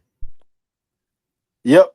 Oh, all right. Yeah, nah, you had went out in the middle. Yeah. No. I wasn't lagging. I got a damn phone call. I don't know why they always. I about to say you went out. I ain't gonna say. I'm on my phone right now. Right. But yeah, so he was able to keep tabs on him when I was rewatching, and I seen how consistent Rolly was keeping tabs on Ryan Lee's hand, on Ryan's lead hand. Mm-hmm. I said, "Oh man, Salas really did a good job with him with the preparation." Absolutely. And I think that it was two things, right? Like Rolly landed that double left hook early on that put Ryan down, kept tabs on him after that, and let him know basically like, yo, if you try to do something, I'm already right hand. I'm already right here. It's like running down on somebody. Yeah, I like to use this analogy. And you got the weapon drawn and theirs is still in the holster. Right. You know what I'm saying? So now Ryan he's thinking twice about letting his lead hand go. Because Rolly is controlling it, keeping tabs on it. So it's like by the time he gets his off, Rolly's is gonna get there first. And he already felt the power. Right. He kept his ass in check. Kept it in check, man. Just kept touching that lead hand, keeping tabs on it. Similar to what we seen with Tank. Remember in that second round when Tank dropped Ryan, it was when he was in the long guard, touching his lead hand, and Ryan being stubborn chose to throw the lead hand anyway. And Tank was able to time him, duck under it, and then boom, run him into a shot. So it seemed like he was conscious of that. Both of them were actually. Rolly was conscious of it, and Ryan was conscious of it because he already got dropped. It's like, damn, I can't afford to take any of these punches. And we've heard people say on record that Rolly hits pretty damn hard. Like he's strong. Yeah. He may not be the most polished, he may not be the most technical, but he is strong. So yeah, it sure is. I thought that was brilliant. I actually thought it was brilliant from Rolly. Yeah. To just like not allow it to get out of hand. Now I felt like the next step would have been for him to like completely break Ryan down physically, like keep touching him, but just being able to just basically like put the handcuffs on him. Yeah. And throw away the key. Like that was something I just didn't expect. Yeah, I thought if it would have happened, Rolly winning that it would have been like in a firefight. Like maybe these guys start brawling, they get into an exchange, and Rolly happened to clip him because he can punch. And we've seen Ryan put down in the past. Remember, Luke Campbell dropped him, caught him clean on the chin. I think that was like a left hook or something like that. Yeah. Of course, Tank dropped him twice to the chin, to the body. So knew it was a possibility that Ryan could get touched, but I thought it would have happened in an exchange. I did not foresee Rolly just going out there and being that smart, that tactical, and just that cognizant of the guy that he had in front of him and being able to keep him in check. So with this fight, I really don't know who the hell is gonna beat who, because I will say this: if it turns out to be some type of back and forth affair where there are exchanges, Teofimo could get some damn good work in. For sure. He can, because I think he's got the speed advantage. He's a pretty solid counterpuncher from a neutral position. I don't know if Rolly will be able to like use his legs to set traps, like maybe try to get T.O. to reach and catch him with something. I don't know if he's got that in his bag. But if he does, I think that it's a strategy that he could use. Because if I'm not mistaken, he does have the longer reach. We do know with Teofimo, like positioning is something that he can struggle with at times. It's like, do you follow him around? Then also, post Shakur fight, man, just the way he was sounding from a mental standpoint, I just don't know where his confidence is. Yeah. I just don't know where his confidence is. And even him questioning his dad, and not even actually questioning his dad, but siding with the fans Yes, he in their did. criticism of his dad. So that to Mm-hmm. me, it says that he may not trust the process like that for the first time. In the Right. past, it was just like, yo, whatever my dad says. Now he's starting to see like, damn, like he wasn't giving me the right Mm-hmm. advice.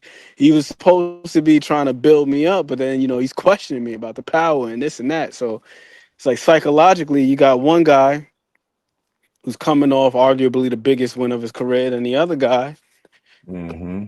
having another one of those gut check, do I still have it kind of moments. So Right. I don't know. Just Yeah. depends. Really does depend. I do agree with what Big Dog Willie is saying in the chat. T.O. is the Mm-hmm. better boxer, but he's also been doing it since a kid. Rolly is was he like a judo convert?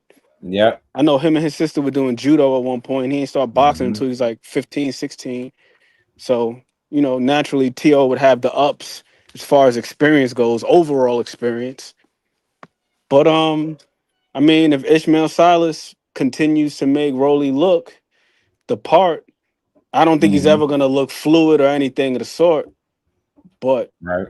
if he can make him look like a competent boxer with what he possesses, he ain't never gonna look like Ray Leonard. But if he can make him look competent Right. and build on what they did in the Ryan Garcia fight, Right. I mean, this fight is, I would probably have to say 55-45 Teofimo, just Mm-hmm. based on him just being the better boxer. But I got Yeah. questions for both, man. I genuinely do. Yeah. Tunnel vision was good. Rolly is definitely a super overachiever, and that's why my respect continue to grow for these dudes. That's why you just can't count nobody out, man. It's all about getting those opportunities, man. Just when you think it could be over for somebody, you know what I mean? Boom, the Ryan fight happened and he went, and he just right back in the driver's seat to make fights. Now, boom, you seen the offer be sent out for him and Devin. He was serious about that shit. He was gonna fight him, whatever disadvantage you think he was at, whether it's experience, skill, talent, all that. He still was gonna fight this dude. Didn't come to fruition. Boom, moved on. Man, look how fast, y'all. Look how teachable moment like hell, fam. Look how fast they put this fight together. No Twitter stuff, no back and forth, no long drawn out stupid situations, leaving the fans looking back and forth, and then nothing happened. Just straight to it. Both guys made the fight, and they saying Tio fighting under his own Teofimo Lopez takeover promotions, and as independent under that on DAZN. So I was like, that's pretty dope. Shout out to Tio. Shout out to Tio, man. Son of God was good with it, homie. He says, notice there's no top rank nowhere on it. And yeah, I think he's not listed on a roster as well. So something to think there. Something there. But T.O. still managed to make a fight still, fam. Still. Got him a title fight. I respect it, man. Mm-hmm. That's what good management to do for you, man. Mm-hmm. Some guys, they got to go right to the back of the line after taking an L. Or some guys, they get one title shot and then that's it. Mm-hmm. Shout out to Keep Conley, man, because I know he had to have a hand all in this. Know he had to be responsible for putting his man in position, and for T.O. to be coming off a loss to Shakur, take a title fight with an unpredictable guy like Rolly. And look, I respect it, yo. Rolly is just, he's not the craziest talent in the world, but definitely somebody you can't just dismiss completely, and that's saying something. And then with the addition of the Ishmael Silas thing, just made him a bit more calculated, poised, and he seems prepared for things. I thought it was great, not only preparation but being execution as well in the ring against Ryan. They just worked cohesively, hand in hand. Not only did he look very prepared for the moment in the fight, but he was able to execute, right? So it just looked like Rolly could be just a bit better. You know what I'm saying? K.O. my dog. He said, why can't the Haney's? He was in here that 30 million they have to tank fight to make the Keyshawn fight. Hey, K.O., I promise you, I ain't catch you if you was cooking on it, but I've been saying the same thing. They ain't got that 30 mil to make no Keyshawn fight, no 30 mil to make the Ryan Garcia, the Rolly Romero fight. Obviously, if they had 30 mil, shouldn't they be trying to make a Ryan Garcia fight as well? They don't have that money to put up for none of them fights. I just think it's getting more and more obvious as the time goes on. When they being put to the test to beat the boss up, it just don't happen. And the fact that they sit here and say they got 30 million, and it's just laughable because you're not going to dictate to him. And think about it. If that's really what you got going on, the last place you should be telling is the internet. We don't need to know that. You should have been talking to him and his people. So when I see that posturing and trying to dictate terms and conditions to the guy that you ain't going to be able to control, it kind of tells me you're not going to fight him. Respectfully. You know what I'm saying? At least not right now. They not. You know what I'm saying? No. Shout out to my dog. They are. They boxed in, man. It's either it's a dark alley, a brick, wherever you go, it's there. Judah, my dog. What's good, family? How you feeling? So yeah, we're gonna get to them in a second too, because we got, you know, the Tim Bradley clip where he said, you know, he had a message for them. He said the time running out for y'all. I was running slim. Where we at? 13 days, y'all. Brick. That brick is on the way. 100 mil to 75% or whatever top rank bids, because that's what it looks like is about to happen. You know what I mean? Shout out to Brunch Boxing. He said something about, you know, the fight should happen, or not saying that he knows for sure, but you know, it's been some positive talk, but it ain't a lot. And maybe I'll say this, maybe it's quiet on that front because they actually behind the scenes getting something done.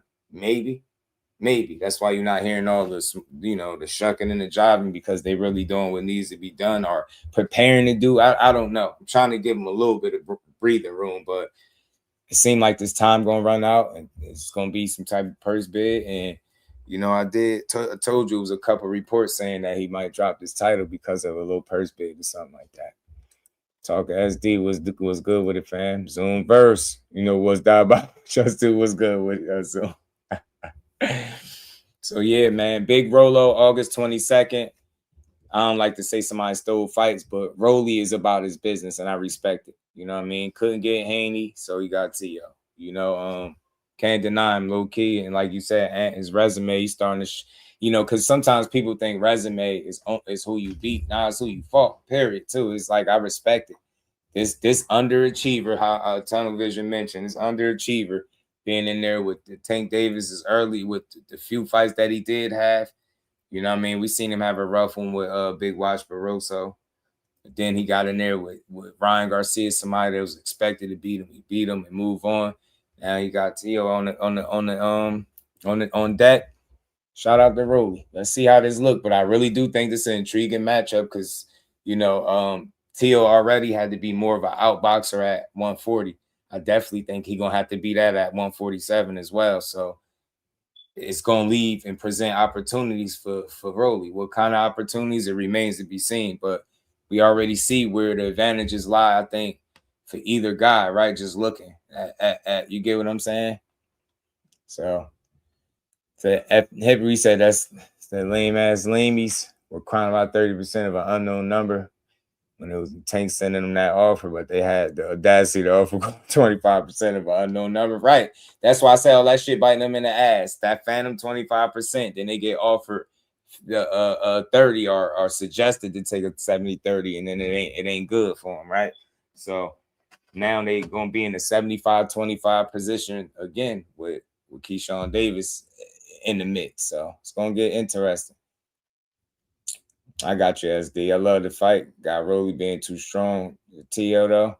It's going to be Mac Majestic. It's going to get interesting, man. Rolly is a strong guy. His weight, he carries some weight. He ain't no, you know what I'm saying? He ain't no small dude. So T.O., I know my guy Jordan think T.O. a small welterweight. He just don't got no big stature, but it's his frame, I think. You know, how the way he carried the weight. I think he should be okay, but it's going to be interesting, fam, because, again, moving to 140, we had to box those dudes. They get bigger up there at 47, and the fights get more tricky than even a Rolly. As dangerous as that fight could be for you, right? It could be a trap fight. First fight at 47, Rolo, with Ishmael Silas calmly punching on you, being calculated. You feel me? Yeah, his resume is being solid, bro. His resume solid. Where you speaking on that, on Rolly punching on him, that's another thing that I'm considering too, like as Mm-hmm. talented as T.O. is, man, we seen that fight when my man got pressed out. Now he Yeah. came away with the victory, Yeah. but that was Steve Claggett. Right. No disrespect, you know what I mean? But Mm-hmm. he ain't that damn good defensively. Right. Like he Right. got good reflexes and all that stuff, but as far as having a system or having a structured defense that he can fall back on, whether he needs to defend himself on the inside or on the outside, or, like his defense kind of spotty, and it's mainly dependent on his reflexes. So if Yeah, Rolly it go is. out there and he pushed the pace on him, who the hell knows what the hell could happen? Right.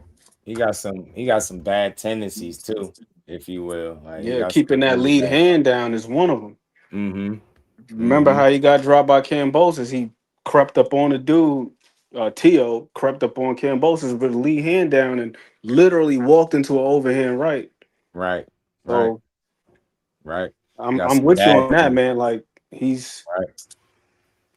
I he's think got it's some the things about athleticism him. that I'm like, causes I'm it. not gonna call him flaws, but Mm-hmm. tendencies and See the habits. Like, reason and why I just said that. Low that's key, just it's because of that that main one. conversation. Mm-hmm. Keeping that damn lead hand down. It's like, bro, your ass ain't James Tony. Right. Like, you got to be able to intercept, change it up sometimes. Sometimes go in the high guard. But Tio, he liked to fight with that lead hand load. And I think you might have spoke about this the other day. Just like all the scar tissue that he got. Damn near every other fight, bro, is bleeding out his eyes. Win or lose. Shit, remember we were singing his praises for the Josh Taylor performance. You go back and look at that fight, his eyes was all busted up. Steve Claggett fight, he won that fight a unanimous decision, but he got busted up in that fight too. Cambosis fight, bleeding all over the place. Shakur fight, Shakur was out there jabbing him. That joint was sounding like Pootie Tang's belt, had him bleeding all over the place. So, man, it's intriguing. It's intriguing because I can't Right. call it either way definitively. I ain't gonna say like, oh, Rolly about to just go do this. But I also know with Tiafimo that he does have certain tendencies that I'm just like, Mm-hmm. Rolly could really make this interesting. And then, Mm-hmm. and as one of the brothers alluded to in the chat, the size thing, because I Right. seen Tio in person and he's not a big dude. I seen a Big infographic the other man. day and they had him listed at like Right. 5'8", 5'9". I said, ain't no way this man is Right. 5'9". Hell no. Mm-hmm. I'm Right. standing like 5 feet, 10 feet away from this dude at the Mm-hmm. Hulu Theater, and he is Right. not no damn 5'9". Mm-hmm. Shout out to Jay Grant. It said Quagga had T.O. eyes looking like sugar plums. You a fool for that one, man. He did. The dragon had him on swell, man. He had him dubbed up. You know what I mean? He did. Core had both his eyes bleed. I was like, shit. So yeah, the thing is trying to neutralize Rolly.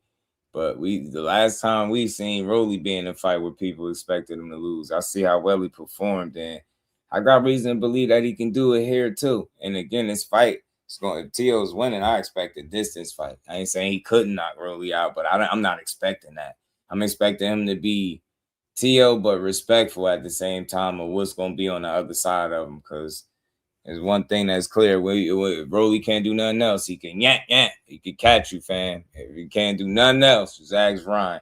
And yeah, that was a calm outclassing. And that was so calm the way he did it. It was a calm, controlled, and he just took what Ryan got him after he dropped him. It's like he just reminded me of not cruise control, but he didn't overexert himself. He didn't put himself in bad situations for the most part. He just was taking what Ryan was giving him, capitalizing off the little things. He was cool with getting a base hit. You know what I'm saying? Here, it wasn't like, oh, I Or in gotta hit a home football run. terms, for all my Like that. football fans out there, you know what that performance remind me of, KB? Remember Alex Smith back in the day? That used to Yes. play for the 49ers. He played Yes, for Kansas sir. City for the Yes, Chiefs. sir. Yes, Yo, sir. that man Alex Smith was the premier game manager. Like he Absolutely. was not trying to throw no deep bombs. He gonna dink and dunk his way down the Mm-hmm. field. He gonna pick up Mm-hmm. 7 yards here, hand it off. We get the first down. We gonna Right. throw a little, 5-yard slant there. Then Right. pick up another 5 yards, and then before you know it, you got a damn 10, 11 play drive going, and you over there in the end zone. Facts. But he ain't the dude that's gonna go out there on some Dante Culpepper and just chuck it down the field and try to get it, you know what I mean, from one end to the other in one swoop. He gonna dink and dunk, and then just, you know what I mean, find a way to keep moving the chains. And that's what Rolly did that night. Like Rolly was not, he was not out there trying to hit a home run. He wasn't trying to get it all in one shot. Right. Exactly, Andrew. He had a plan and Rolly stuck with it. Absolutely. Stuck with it. Speaking of plans, T.O., to me, I don't know what's your thoughts on this, and I'll pass it to you as soon as I'm done. Because I think, speaking of plans, I feel like T.O. really be out there winging it a lot. I do. I'm not gonna sit here and say they've never had a game plan, went out there and stuck to it. But I swear, it's just he's one of those guys that make me feel like he just go out there and try to figure it out on the go type shit. You know what I mean? And sometimes when you hear the instruction being given versus what he's actually doing, it kind of validates that thought process for me. It's like, because that's not exactly what you're being told to do. I swear it's like Teal would be going out there and in facts, Stoley, it's like, yo, he a freestyle guy. Damon, what's good with it? I don't think it got to be a sparring match per se, but you got to think, man, shit, dudes ain't going to want to make no mistakes, man. Rolly is fighting with a lot more patience than I've seen ever. And that shit is making him more unpredictable because it's different when you just expect somebody to come at you and swing big shots. That's not what he on. You know what I'm saying? And imagine Rolly come out setting shit up behind the jab on the August. Bro, we gonna be like, what the hell? What is T.O. on? I mean, what is Rolly on? He gonna be come out, he gonna set his shit up behind the jab. He gonna be surgical, Jake. You know, Big Rollo about to be surgical with it. Where your power, bro? That's the game plan right there. Where's your power? Knock him out, bro. I'm like, fam, what you want? And then we heard the contrast in the other corner when we had Wally Moses telling Shakur very explicit this instruction. Hey, don't let him step back over to his right. If you cut him off over here, the hook will be available. Everything will reveal itself to you. Just keep doing that and don't let him go this way. Trust me.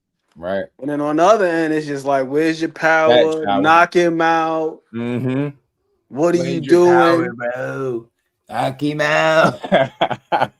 There's no game plan, for real. And then and the thing that's so perplexing about it, like when you look at the Jermaine Ortiz fight, right? Right. You didn't already had a situation where you faced a guy in Sandor Martin previously who was a southpaw, and Sandor Martin kept doing the same thing over and over and over again, which was exiting weak side to his right, to T.O.'s left. Right. And at no point in that fight were they able to stop it. As a matter of fact, remember he got dropped twice off of the check hooks in that fight. He took his ass to check hook city. I can't recall seeing that many check hooks in a fight in like the last 5 years. Sandor Martin was eating off the check hook. He damn sure was. And it was all because of T.O.'s positioning. Then you fast forward to the Jermaine Ortiz fight, and it's the same thing, and it's glaring. And after that fight, remember, they had him sitting down with Mark Kriegel, asking him questions about cutting the ring off. Yeah. And I'm like, that's not good. When your promotional company has segments based on you being a unified champion with the inability to make certain in-ring adjustments. For sure. And T.O.'s sitting up there talking about, well, you know, if guys don't want to fight, what can I do? Right. What do you mean? That's terrible to say that. That's bad. What do you mean? You just giving up, fam. Like what? All that athleticism, you talking about guys don't want to fight. Like, bro, what? You know what I'm saying? Let me see this, man. Let me see this. Boom. There we go. Make sure I didn't get the wrong person. Did I? There we go. Get him out of there. Keep him out of there. You ain't talking no boxing. Back to what I was saying, fam. Yeah, man. You know what's closer to? They closer, like I ain't gonna say comparison, but who got better feet? Who got better feet? Because Teal's athleticism lead to him kind of tripping up over his feet sometimes, man. He be in some bad positioning.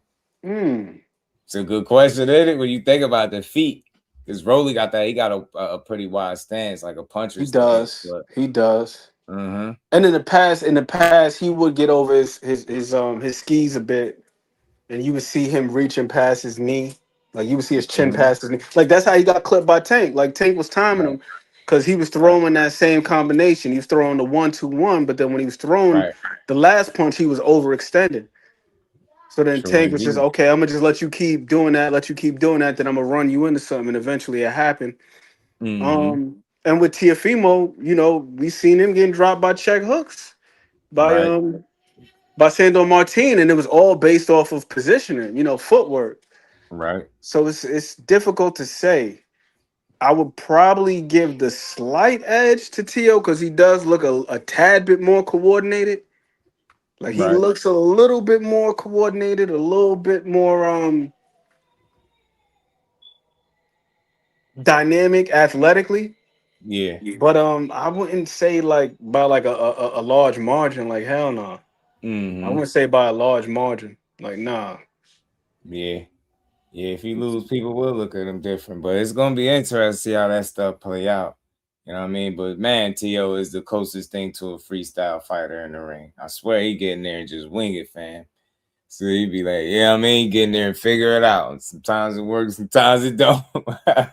More times than not, it's gonna work. That's why I want to see, man, what his discipline gonna look like, what his approach and game plan gonna be for beating a guy like Rolly. You know what I'm saying? It's crazy that we having these kind of conversations. Who would have thought Rolly would be in this position to make fights that we gonna continue to talk about? This gets interesting, man. Shout out to Big Rolo being an overachiever.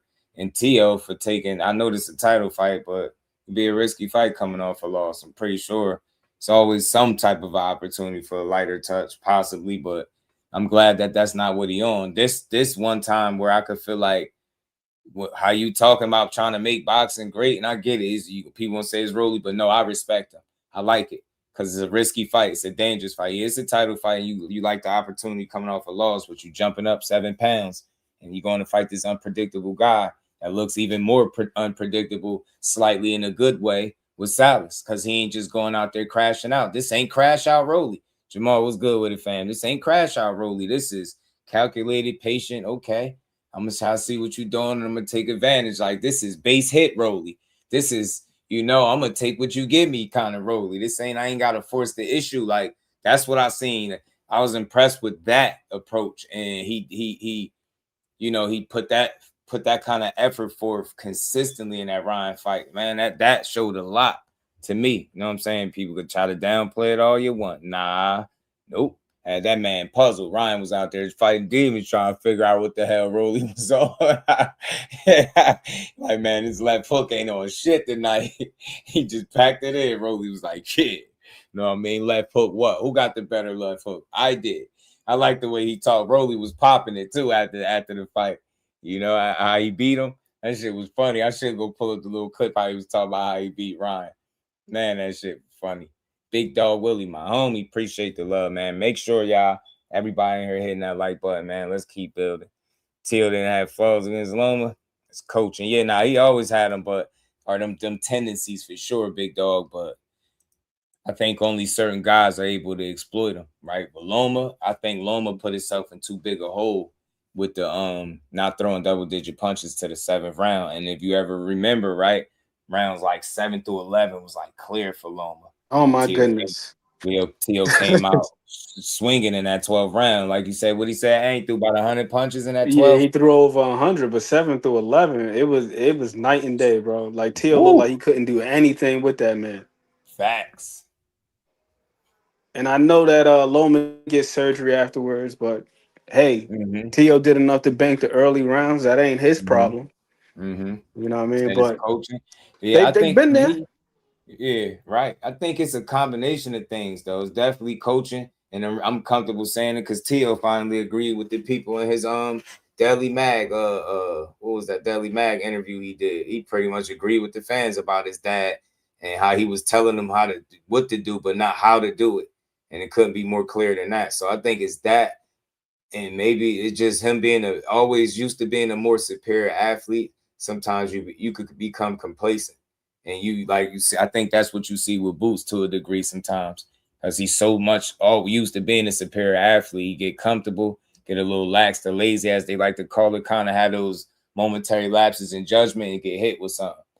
Right? You've seen that with T.O. too. Like, man, was just talking about, see how he got put down by Kambosos. Look how early it was. He walked right into the shit. Round 2. So I think it's a combination of both, big dog. I agree with you. Some coaching to a degree. It's definitely some flawed things in that approach, and him as well, right? That's why I said an extra set of eyes will make it better. But shout out to Shower. She alluded to that. They got the guy Stacy in there with him. So just hopefully his voice is being heard enough where he can have some type of a positive impact on T.O. Because one thing it did sound like that he's aware of this coaching situation, and it sounds like he's willing and open to having that extra set of eyes and keeping his father near. Kind of how I suggested a while ago when I first started talking about this, when people was like, you need to get rid of your father. It's tough to do that when that's the guy that you started with. So if you ain't necessarily got to boot him to the curb completely, you can bring somebody in and then they can coexist together to work towards a common goal, and you could be, it's a situation where you're comfortable and you can grow and thrive in. I'm here for it. I want to see it. Shit, I want to see what the T.O. at 47 look like, and I hope whoever he's working with, outside of his dad, is going to put him in the best position possible, because this could be a bit of a trap fight. You know what I mean? Rolly, I think, definitely put himself in a position where you could say, can't count him out. Can't just dismiss him, say it's 100% loss for him. You could lean towards T.O., and I could understand why. Shit, I probably lean towards him, but boy, you better come out here boxing with a smart game plan. Just don't fall victim and don't get caught. Don't fall asleep at the wheel. To T.O. Shire bullet. I think Stacy is smart. He would have left T.O. after the Shakur fight. The way he seemed like he was a little shut out in the corner, Shower. Like his voice wasn't loud enough. I get it. Amari Jones and Jahai Tucker. Hold on, we talking about which Jones? Which one? You talking about the DHP Amari or Omari with the O, right? Because they got the same name, don't they? But it's A and O. Which one? I ain't even see which Mari I said. Jahai Tucker, my boy, man. He get active, man. That dude like to be getting your ass. No funny, man. He like to fight. I love the DHP one. I like Amari, man. He can fight, man. That'd be a really good fight. I would like to see how he did with Jahai Tucker's activity and the way he because one thing about him, and he showed this in his last fight. He was fighting that puncher. He took that dude some of his best shots. When that dude couldn't hurt him and knock him out, it's like he ran out of answers. And Jahai Tucker stayed on top of him. It still was a good fight, but he was just winning them rounds. I like Jahai. I wouldn't be surprised if Amari pulled it off. I think he's a really good boxer. I liked his last fight he had too. He looked sharp. But it'd be a good fight. But I like my guy Jahai. I like him a lot. I like how he fight, like his temperament, his attitude, his approach to fights. That dude get in there and get busy. Yeah, he definitely lost some steam. You know what I'm saying? Lost some steam. Couldn't land that big shots the way he wanted to. And Jahai was working. It's a good fight. Shout out to Big Dog Willie, my dog. Yeah, marry his golden boy. Yeah, shout out to Amari. Man, I ain't see which Mari. My bad. I just seen Jones. I ain't even pay attention to which one y'all said though, but DHP. So that's Amari, not Omari. Gotcha. Then I lost steam for sure, and Jahai stepped on it. Kept on it, should I say, because he looked like he was, that fight was good. Golden boy. Yes, sir. Yeah. Tia should go to Shakur camp with Wiley. I think they offered some help if he needed. Definitely did think they offered some help, bro. Jahai came out on the heater, didn't he? Yeah, he did. Bruh.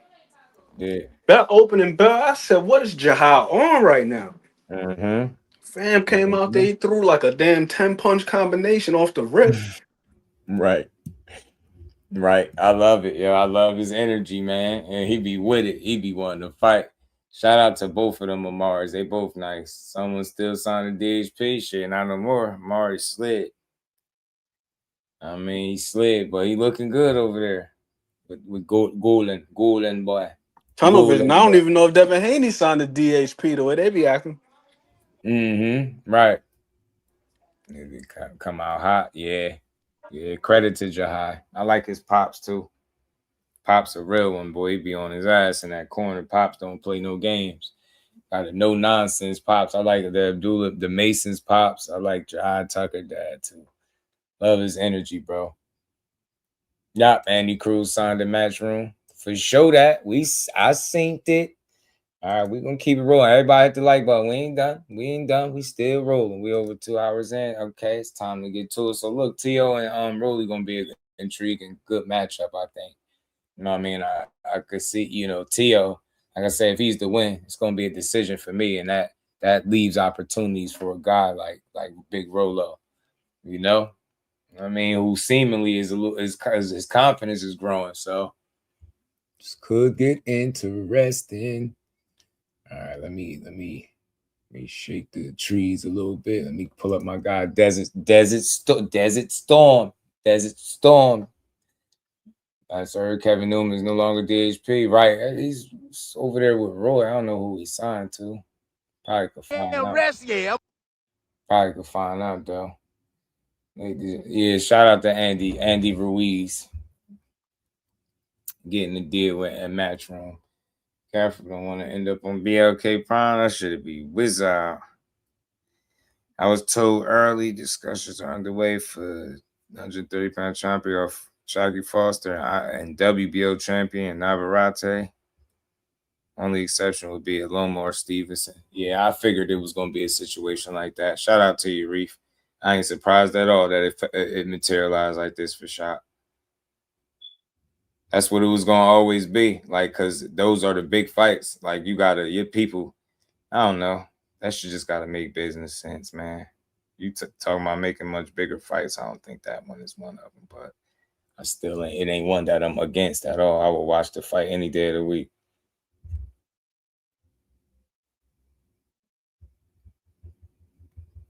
I'll watch it any day of the week. Son of God, my dog. Appreciate the love, man. He said Boots makes more money fighting Fedora or Ortiz Jr. in your opinion?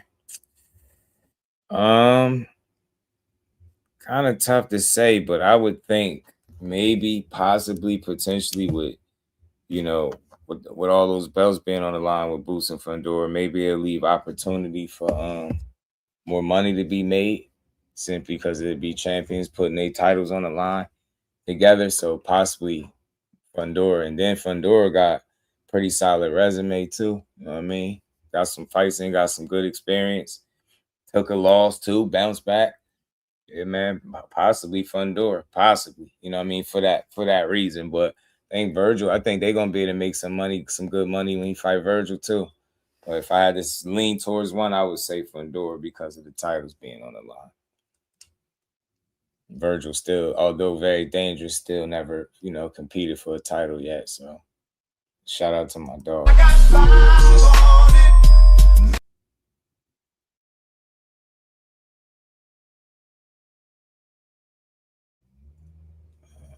Shout out to Son of God. What I'm hearing though, as far as like, I see what you saying, Damon. What Brunch Boxing was touching on was that with this deal, with PBC and DAZN, that they'll have more of a budget and more flexibility to make those bigger fights, those marquee matchups that we want to see. So hopefully that is the case. You know what I'm saying? Hopefully that is the case, because we just want to see the fights, and preferably not no overpriced forced pay-per-views, right? To stay active, right? Force these pay-per-views out there. We don't want to see that.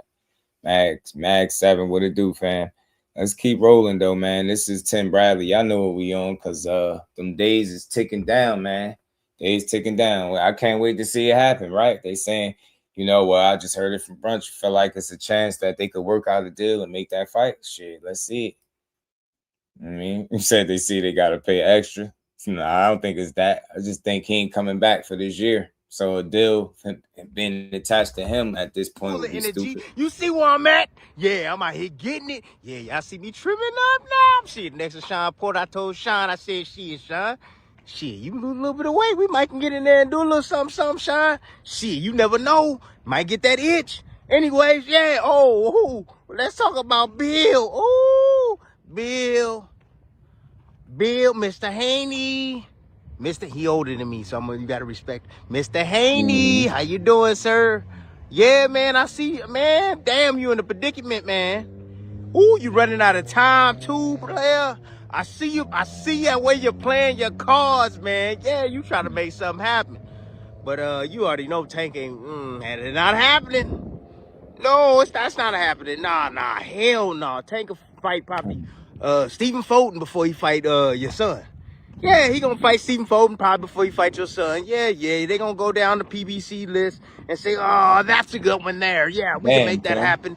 Anytime Tank step foot in the ring, he sells out arenas. We gonna put him against Fulton. Yep, we gonna see what he can do against Fulton. Yeah, I know Fulton got a little dance partner coming up, but they put him in there with somebody that he's supposed to win. So then early next year sometime, yeah, something like that. But you are in a bad spot. Shit, first it was who? You supposed to be Rolly. You supposed to be fighting Rolly. Shit, Teofimo got your opponent now. Teofimo must have took the damn deal. Yep, he bet on his damn self. Yep, that's what it is. So no Rolly for you. Shakur Stevenson. No Rolly for you. He purposely went MIA. He purposely went MIA, man. He was just like, you know what? I think what Roy said, yeah. Wait till 147. Yeah, Tim said the same thing. However, if you gonna make the fight 144, but you know, I ain't gonna do it. Nah, I ain't gonna do it. I'm gonna let my brother, Keyshawn Davis, you know what I'm saying? I'm gonna let him go ahead and fight you. Oh, Keyshawn moving in number 1 position for the WBO. Oh, yeah. And they just mandated it. You got 20 some. Shit, he probably about 17 days now, 18 days now. Yeah, about that time. 30. Not sure what you're going to do, man. But you know what? You got TB here, man. Hey, I'm here to help you out, player. Check this out. If the money is what it's about, I know it's about the money. I know it. So, just saying, Tank Davis, you know he ain't fighting you one. Oh, you get more money for that. I get it. Yep, that's off the table. So then Shakur said, no, I want you to fight my brother. I'm going to go ahead and I'm going to get ready to fight for this Zuffa title or something like that. Yeah, because you already know Shakur going with Zuffa. He going to fight somebody. Might be Ryo. Don't know. But he going to fight somebody over there. So you left with just Keyshawn. And I know you don't want to do the Keyshawn fight. Hell no. Why? Why do the Keyshawn fight? Oh, it's a good fight. Oh, man. You know, shit, I think it's a lose-lose situation. Shit, you beat him. Oh, he ain't had no experience. He beat you. Oh, you ain't that good. And is the money gonna be right? Don't know. Don't know if the money gonna be right. Wow. I mean, look, he's worked. He's been in the business. He's a fighter. It's very, like, what he's echoing is very reminiscent of what I've been saying. Very reminiscent, and I feel like he'll know a bit better than me. Not saying that it can't be worked out, but he just got some of the same questions I had, right? And that's not knocking him about ducking and being scared, but the business will stop a lot more fights than ducking ever will. I'm very comfortable and confident in saying that. I'm not saying nobody ever avoided a fight, got out of the fight, quote unquote duck, but the business, aka the money, will stop a lot more fights than ducking ever will. Ever. You know what I'm saying? And this could be one of the classic cases, but far as perception, public perception, because, you know, perception is not reality more times than not, people are going to look at it like, damn, it's another mandatory situation where you had it, fell out, dropped the belt, more money issues. And then the walls close even more because it kind of limits your options even further as to far as where you can go, what network you're going to fight on or who you fighting for. Like, that stuff gets sticky too. So I just want to see it play out.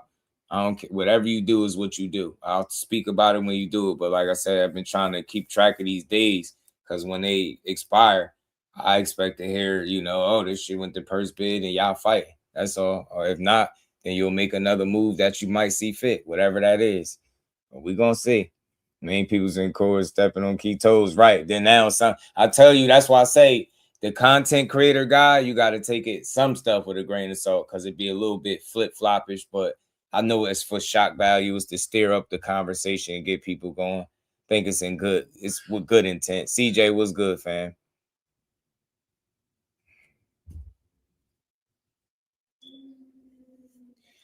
Shout out to my dog CJ. I hope everything is well with you. Tonya,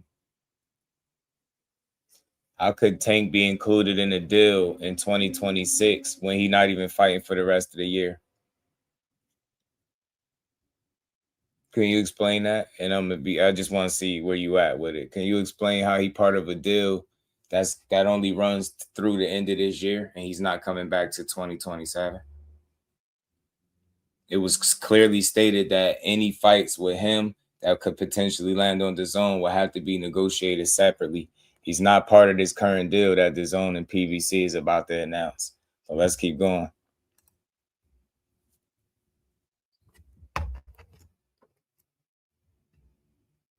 You gonna make some money, but you ain't gonna make the money you want to make, right? So then now, how's he part of the deal? Who's left? In recess? I got something for you.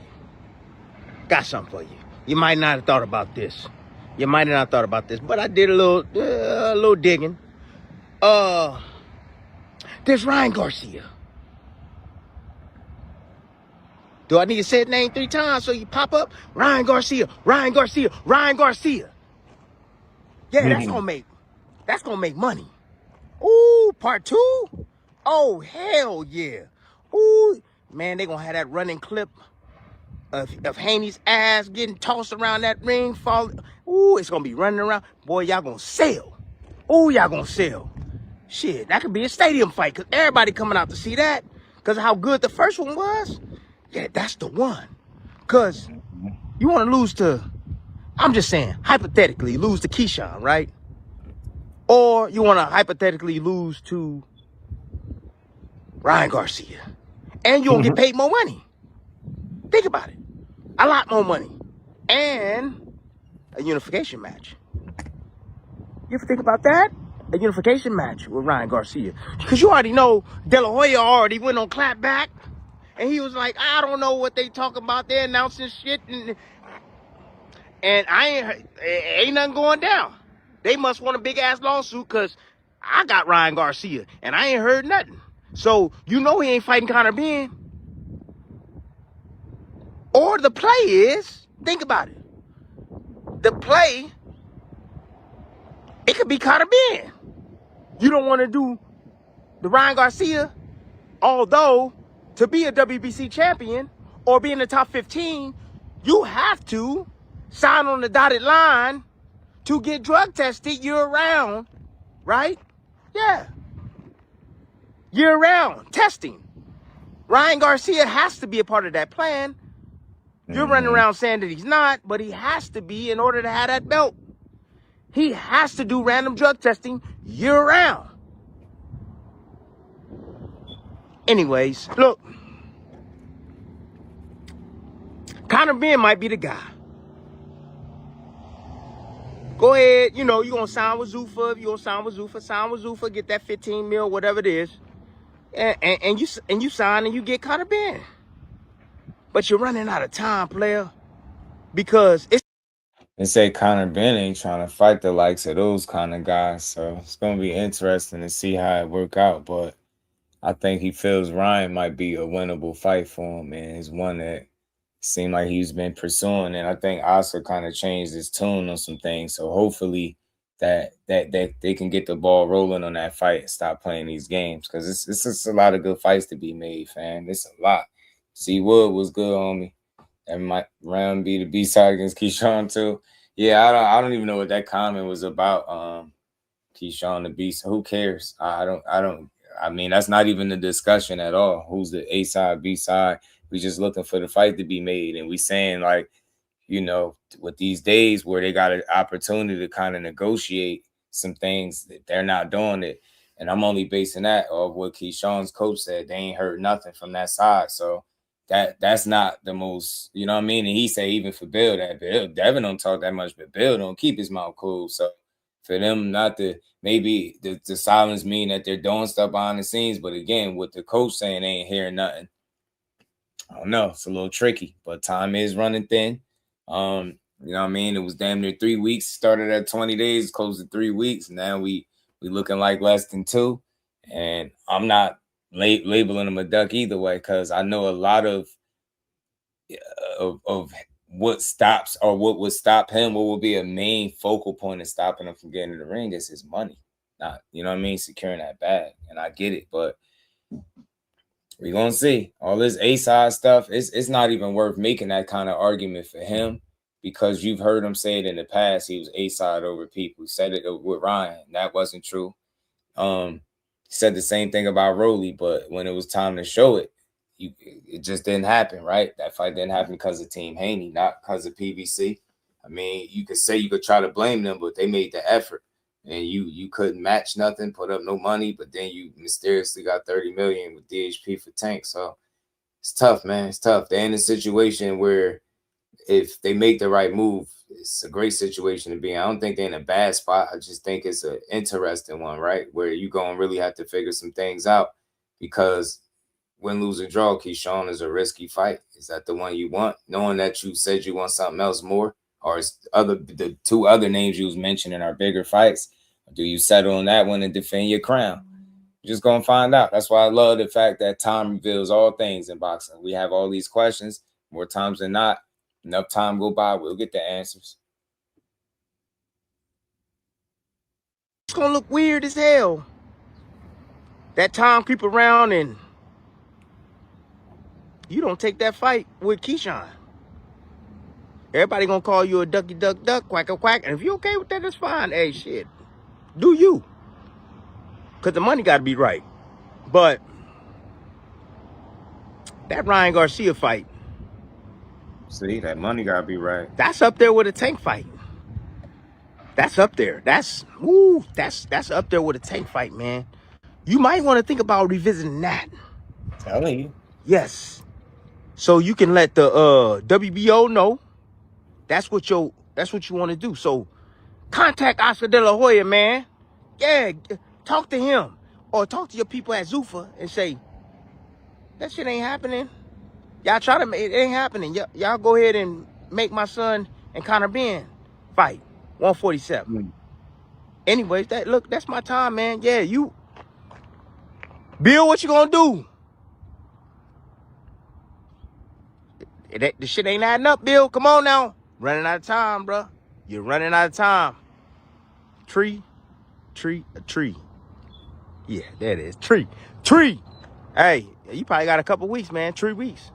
3 weeks. Anyways, Tim Desert Storm Bradley, you already know the damn rest. You already know the damn rest. Oh, Tim Desert Storm Bradley, you already know the.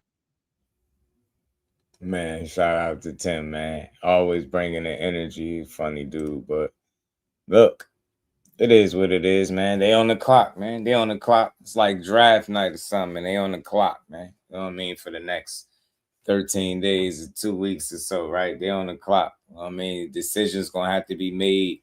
The rubber going to meet the road. The wall's going to close in. And you're going to have to figure it out. Fam.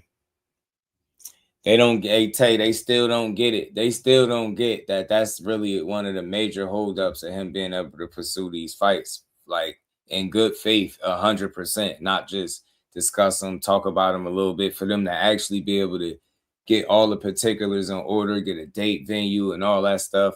Like, I just don't see that happening without that being the case. And his fan base seemed to think otherwise, but I think as the time continued to go, it's showing that what we're saying is more accurate than what they're putting out. It's not easy at the top, man. I'm telling you, it's not easy at the top.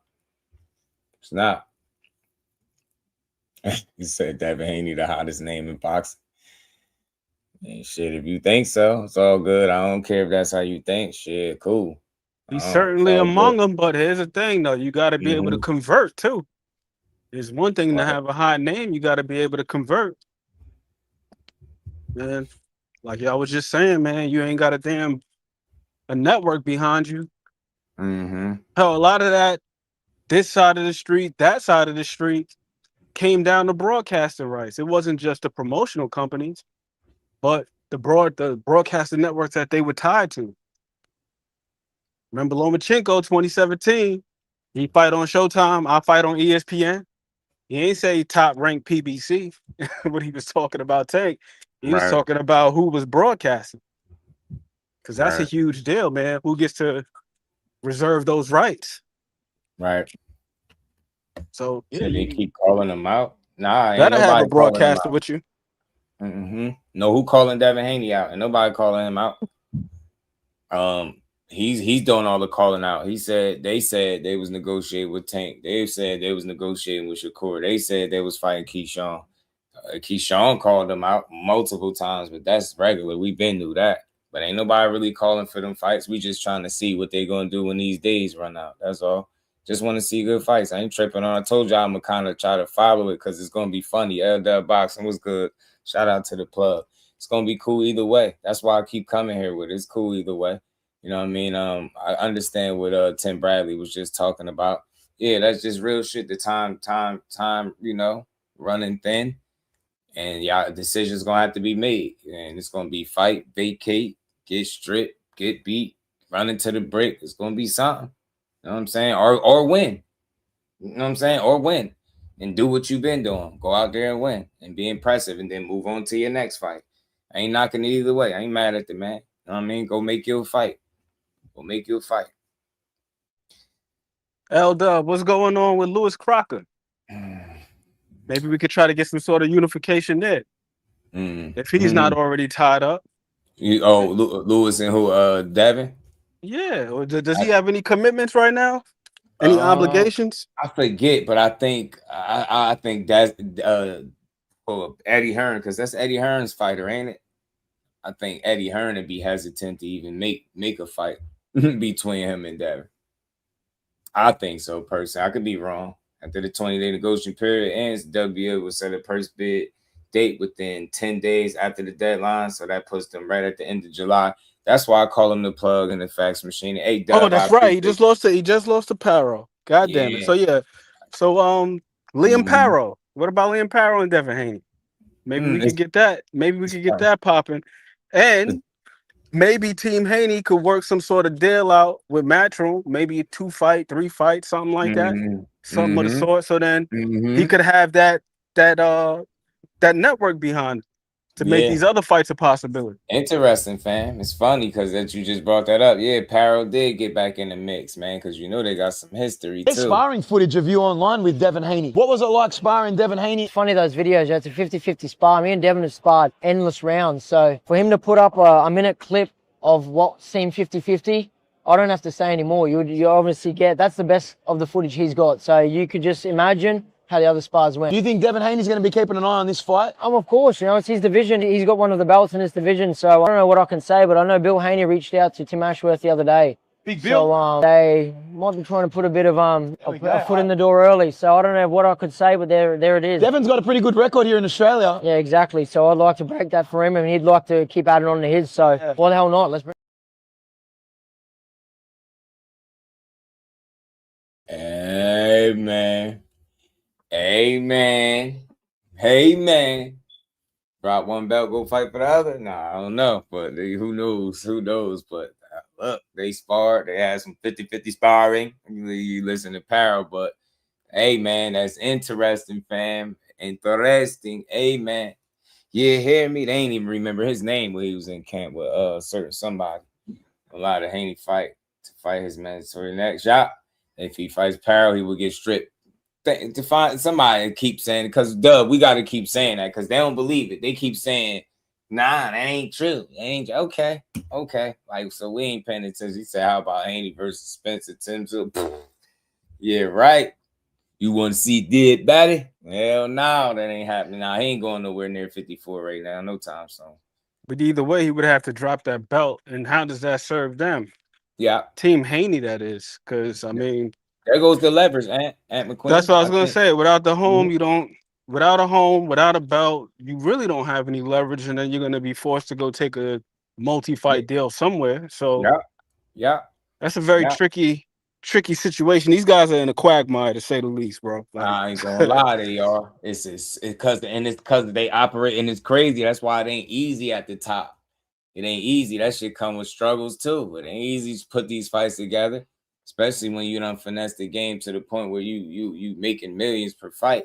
But then without even being the biggest ticket sellers, and now you at the point where you got 30 plus fights. You well into your career, 3 divisions in, and it's seeming like the business is speaking. Like, hold on, we rock with them. We ain't completely shutting them out, but fights got to make sense. These certain names, or we good, and that's what I feel like is going on. That's why it's been a heavy push about who we fight next. You know what I mean? I seen people posting his workout little picture video. Man, I've seen him being better shape, even better shape than that. That's not nothing new. That dude always in shape, man. Yeah, I've seen him be even more ripped than what he was in that video they showing. And I remember them saying they in the gym working. And radio was like, working for who though? Yeah, working, you're training with no opponent. That shit just was funny. But yeah, that's what people do. Yeah, you obviously stay sharp just in case. Stay ready so you ain't got to get ready. That shit just was funny, man. But I seen him look sharper. Man, I ain't even gonna play into that angle, fam, bro. Cause they've been on that snack shit. I don't like that angle that they be putting on the youngin', but you better not come back and look different after, man. I'm gonna just leave it there. Hell no, that shit'd be crazy. They'd never leave you alone.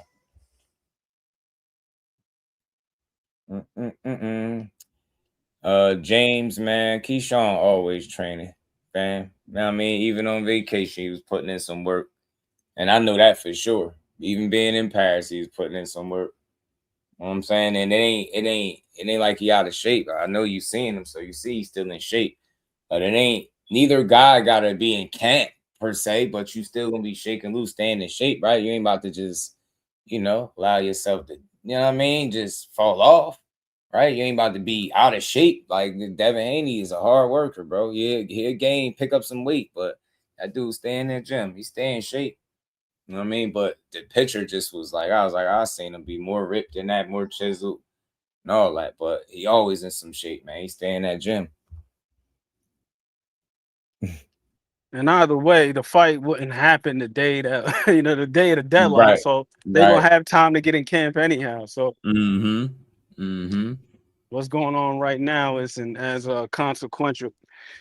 Right. But man, shit, maybe the Liam Parrow situation, if he could get one of them guys, maybe the winner of Rolly and T.O., or maybe Liam Parrow, if he Right. could successfully defend his title versus Keyshawn, because it seems like that's what's going to happen. But, again, not only in terms of the leverage, I just think about their brand. For them to drop their belt, it kind of spits in the face of this whole legacy-driven narrative that they've pushed around Devin Haney with DHP. Because this would be the second time where you had a mandatory situation, the first one being Sandor Martin, and then now this time around Keyshawn Davis, and you just would rather just drop the belt and do whatever else. So how much legacy could you really sell us at that point? So it's tricky, man. It's tricky all the way around. The leverage and the branding part, because your brand is damn near everything in boxing, because it's not like any other sport where you sign for X amount of years for X amount of dollars. Like how much you make, that shit fluctuates on a fight to fight basis depending on your market value, and your market value is largely tied to your brand. So they got to sort that out too. Because what you don't want to do is do irreparable damage to your brand, because again, Devin has been touted as somebody who will fight any and everybody. And they really have a lot of people believing that shit. Like he'll fight any and everybody. Not saying that he will or he won't, but that's what his reputation states. So yeah, you kind of got to hold true to that. Radio was good, homie. What's poppin', bro? You know it. It's another day with the beautiful boxing community. Absolutely, man. Nah, I'm just trying to get in on the conversation, man. I'm listening to y'all build, man. I feel like the Liam Pro route is a good route for Haney. You know what I'm saying? But I agree with I believe what Ant said. Like the fight isn't gonna happen on the deadline, so they're gonna at least have 2 months of a training camp. So It's they still got some time to work it out, and ultimately, it's up to. I mean, taking $3-4 million to fight a mandatory, 75-25 split. That's not so bad. You know what I'm saying? To go ahead and take care of a guy that you view to be inexperienced and stuff like that. That's not a that bag of a bag. And if you were to fight more than once a year, you could possibly make up for some of those, you know what I'm saying? Some of those lower paying fights. So I don't know. It's just a lot of choices I think going forward. Haney, really a lot of fighters that were dependent on Turkey, not just Haney, but a lot of fighters that were dependent on the Turkey bag. They're gonna have to kind of make some changes, I think, going forward, just and how they're gonna conduct their career and shit. Selfishly, I wish he would have took the Rolly fight, because then we'd be having a unification right now. That would have been awesome, and then we wouldn't Yeah, have to be concerning ourselves with any of this. Like, yo, who is he gonna fight? Are they gonna negotiate before the deadline? Is he gonna go to 144 and fight with Shakur? Is he gonna sit around until 2027 and wait for Tank? Like, who the hell is he gonna fight? What is he gonna do? How do these moves yeah, affect not only his career but the landscape at 147? If he had just taken that Rolly fight, man, I think they should have took that. But Right. I think there might have been a couple of concerns. Of course, obviously they wanted more money, but then two, I'm thinking there's a slight chance they would have been concerned about going back to the market value thing.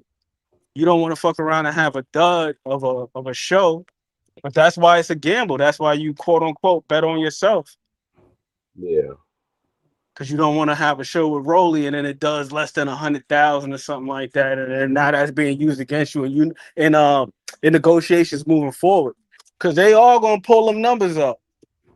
How yeah, many how many how many asses did you put in seats? How many tickets you sold? How many pay-per-views you sold and all that other stuff? That all is a but factor in like when you the negotiation like process. they have to know though. Like I would think that Bill or somebody would have to know that, like, when you kind of tout yourself as like, I only want the biggest fights, um, but you're not that type of a product. You know what I'm saying? Like Tank or somebody could ask and make that demand because it's an argument that he makes ticket sales. You know what I'm saying? When Tank is in town, the whole city, all the businesses downtown is eating because after the fight, everybody going to the bars, everybody going to eat. You know what I'm saying? Like It's certain like a fighters, stimulus, like a yeah, stimulus package.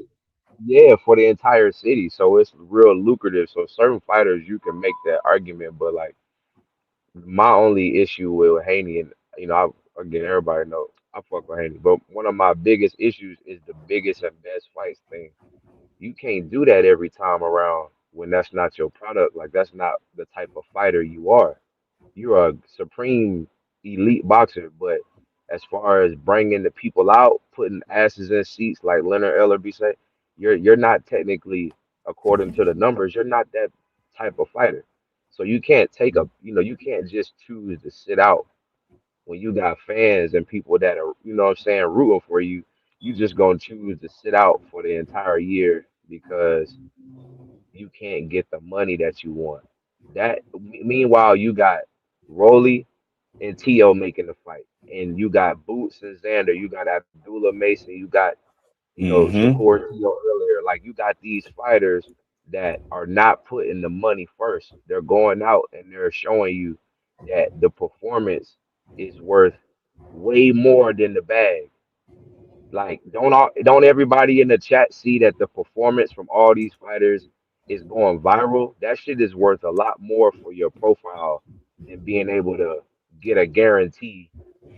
I mean, Right. yeah, the money is good, but you got to be able to find that balance. And Haney can't Right. afford to sit out for a whole year when you got fans that are rooting for you and want you to get in the Mm-hmm. ring Talk and get the about it. bag.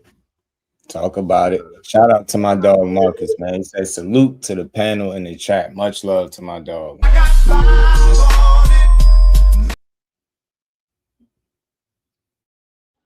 Yeah, that's just not fair to the fans. the people that support you. You know. I got that interview. I think I'm gonna save some time for a shower with Maul and Andre Berto. I had wrote Hitman in the comments, and he DM'd the link to me. So I'm I don't know. Andre Berto be catching my stories, man. He be in my stories liking some of my stuff. Shout out to Berto, but yeah, he had a good sit down. Berto be in my stories too, bro. I thought it was some fake shit. I thought it was some spam shit. Nah, Berto be active. Right. Be active. Devin about to do Keyshawn in. I can't wait. Just Benson. I hope that's the fight we getting. The time is ticking. He's stuck between a rock and a brick. How the rock of the hard plays a rock and a brick. You know what I mean? Whatever they do, I'm gonna support it, right? You know what I mean? I just want to see a fight materialize from it, man. But we wishful thinking. We hope that that's what's gonna happen. You know what I mean? I like Berto. Yeah, he followed me a while back. Yeah, shout out to Andre Berto, man. Yeah, I'm gonna try to cover it, but this right here, man, it's what it is. It's an interesting situation to watch it unfold in real time after it's doing all that, puffing your chest out about everybody you gonna fight. Now you in a position where you have to do this stuff. So that's what I'm saying. So you can't play no games. You gotta fight now. So I just want to see fights, man. It's some good options to have, Tank, Keyshawn, and Shakur, right? Some good options to have. Just take one of them. You ain't gotta fight them all. Just fight one. Just fight one, fam. That's all we need. But see, this is a question I want to ask you. Just how people say like Haney is like it's an argument that he's the face of boxing and stuff like that. Mm-hmm. Well, how can you make that argument when like you got people like Abdullah, Boots, you got Rolly and Tio about to steal all types of thunder, and we haven't seen you in a year. Like, isn't that kind of like you got to be active to make that case, right? Or am I wrong? No, you're not wrong. Facts. You got to be active, and you got to be Like a bigger attraction. You can't just force it because your name come up a lot. Like his fans, like somebody came here and say he the hottest name in boxing. No, that's not true. You could just look that up any kind of way you look up that information, and I guarantee you they won't tell you that. I bet you they'll tell you Terrence Crawford or Canelo Alvarez before they tell you him. So that's no knock to him, but his name does come up a lot because he is a top guy. He is one of the more notable names in boxing, one of the more accomplished. Like he up there getting that money. Like, yeah, his name come up, but if you just take into account why their names come up a lot of times, it's not always something good, right? It's a lot of narrative-driven stuff. Like people keep them in the news cycles by trying to convince the fans that they're doing more than what they're actually doing. Not saying they're not doing anything, but we all know who really thought they were going to fight some Tank Davis, talking all this negotiation talk. You even getting people to believe that was next. I seen titles talking about, yeah, it's the Devin and Tank next. No, the hell it's not. They made the man champion in recess as a red flag, an indicator that he ain't coming back right now. You know what I mean? It's definitely not this year. And I doubt when he do come back, that's the first fight he take. Just less than likely to happen. So his name come up a lot. But like you said, man, you got to be more active for sure. You can't be coming off no layoffs. And if that was true, I don't think you spend the 9 months out the ring that you did. Then I'll say that respectfully. If he truly was the face of boxing or looked at as that, then I don't think he had to spend 9 months out the ring trying to talk about what fights he was going to make, and it didn't happen. I think he would be more in the driver's seat to solidify the fights instead of having to do the smoke and mirror show to convince everybody that that's what's happened.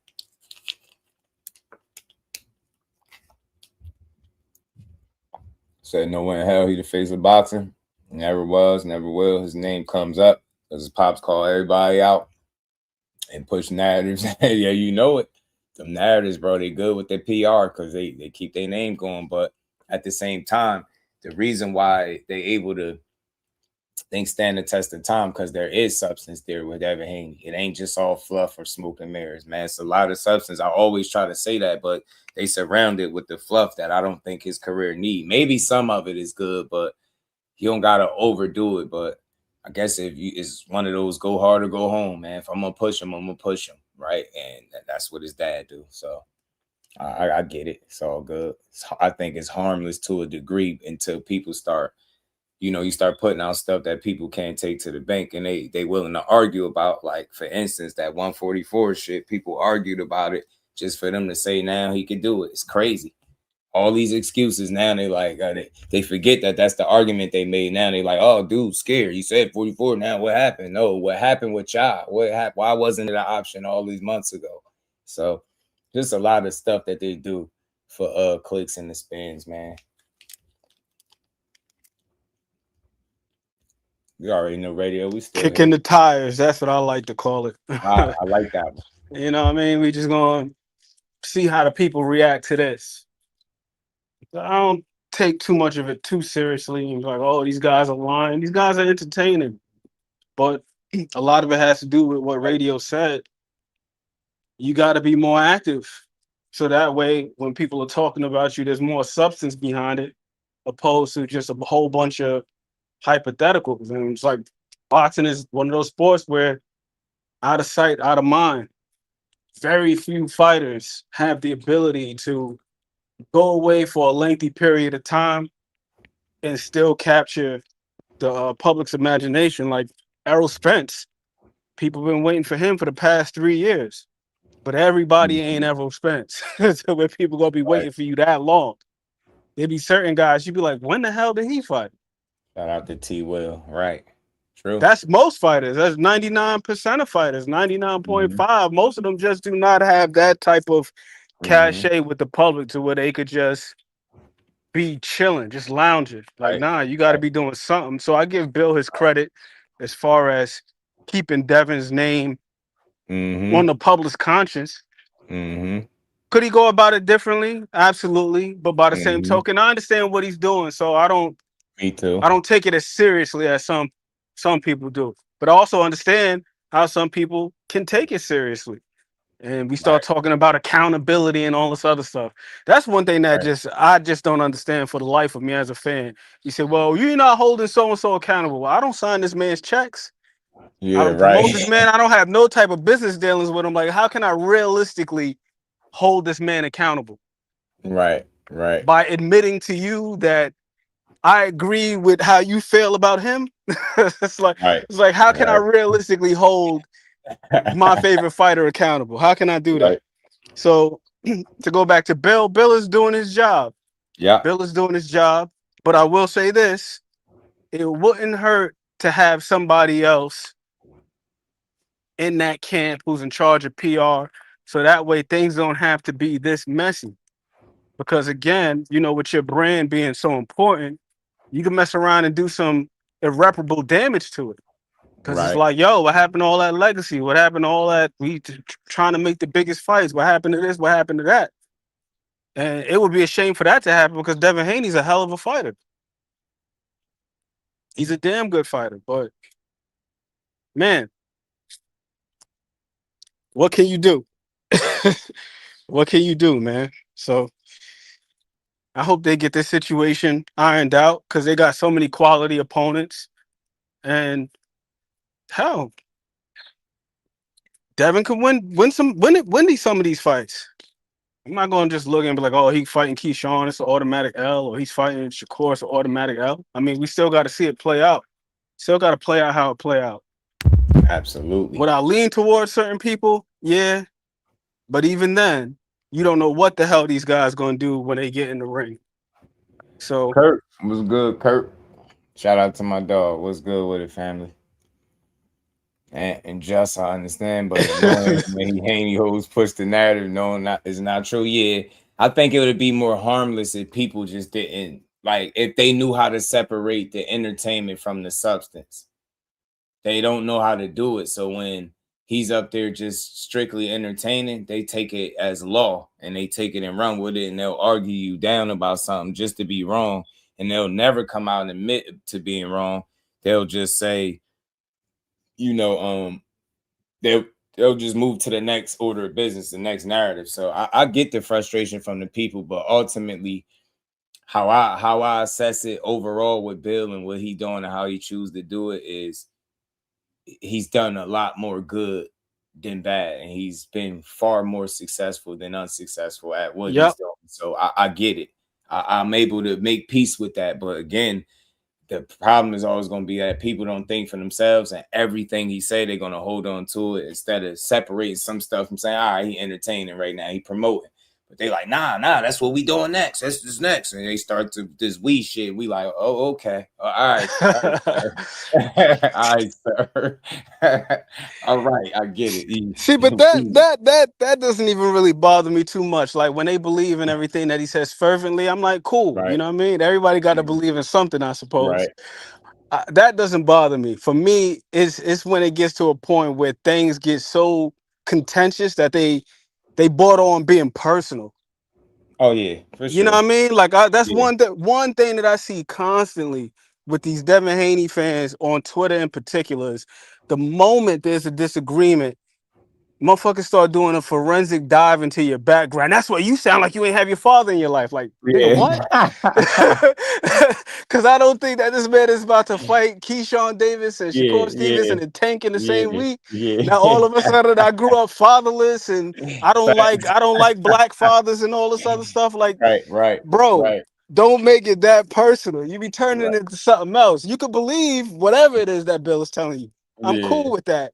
Even if you want to argue me down about that, but don't start going at me personally. Yeah. Bro, I be seeing people issuing threats. Like, yo, fam, I better not see you at the fights. And this is like over shit that Bill is saying. It's like it's a gang or like a cult or something. Yeah, it is. It is. It's crazy. It is. That shit is diabolical, fam. Let me pause that. I'm just pausing this too while we get this together. Yeah, this shit is crazy. I feel you, big dog. I know. Like, we don't be wanting to hear that. We ain't be trying to hear that, Streef. You get me? So always hating on the black fighters. Always hating on the black fighters. A black man trying to do something about, you know what I mean? And black man raising his son and this and like Bill is not the only black father in the world. Like, let's cut it out. Yeah, right. People don't dislike Bill because he's a black father.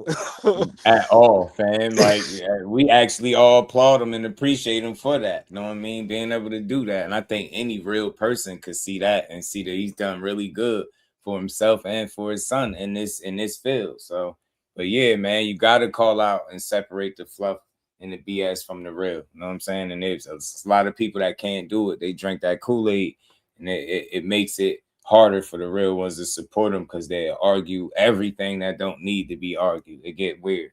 They really do. But, 13 days, y'all. Fight, vacate, brick, strip, something. It's all good. We here for it, man. But I wanted to change gears too because we're going to keep on rolling. We almost 3 hours in. We still going to keep building. We got more to get to.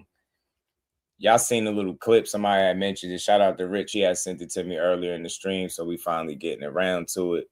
Oscar did his little 1-2. This is what he said. I'm gonna play this, and we're gonna get into it. Now I got this little short video with Mannix and Moore talking about this as well. And then it's something from I think Robert Garcia gave a little update with this. It's all connected to Boots and Vergil because we clearly know that. Look, Boots ain't ducking no smoke or running from it. I think he running to it. You know what I'm saying? But this is what Oscar said. Yo, what's up, guys? Hope your summer has been amazing. Hope you're enjoying the World Cup. But back to business August 1st. My gosh, we have William Cepeda versus Lamont Roach, Murataya on the undercard, as well as Raul Curiel, who's fighting in Las Vegas. Working on Vergil Ortiz versus Boots. Vergil Ortiz wants the fight. Let's make that happen. It all depends on Boots. Working on Ryan Garcia versus Ben. I just got the memo today. So that's the fight that everybody wants to see. So I'm going to make it happen for you guys. Also, Kid Austin versus Badi, fighting for the full world title because Gervonta Davis is on recess, champion on recess. And also Oscar Collazo versus Ricardo Sandoval. Oscar moving 2 weight classes to fight for Ricardo's belts that he owns. Let's go. The summer is looking great.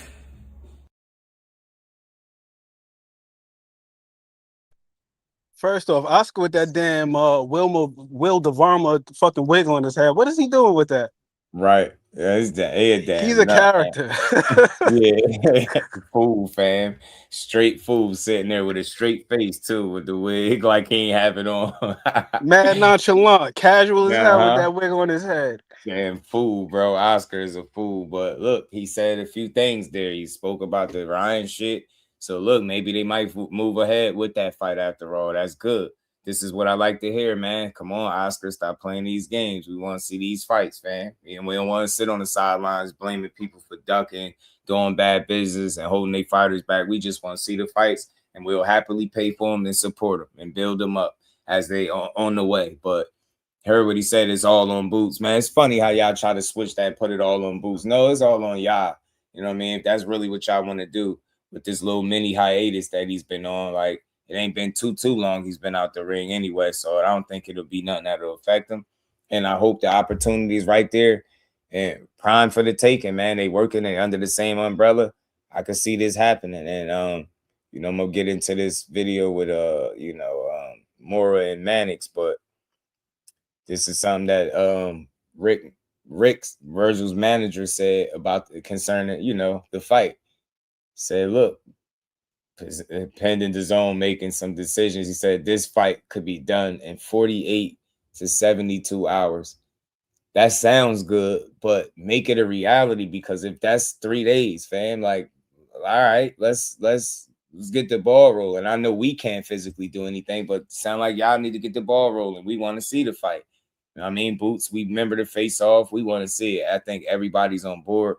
I don't think it's a single person that don't want to see this fight still. You know what I mean? And it should be more intriguing because there's a couple titles on the line. Hey, Vergil, you get a chance to not only fight for a title, but fight for a couple of them and fight one of the coldest ones in the game. Can you be the guy to upset Jaron Boots Ennis?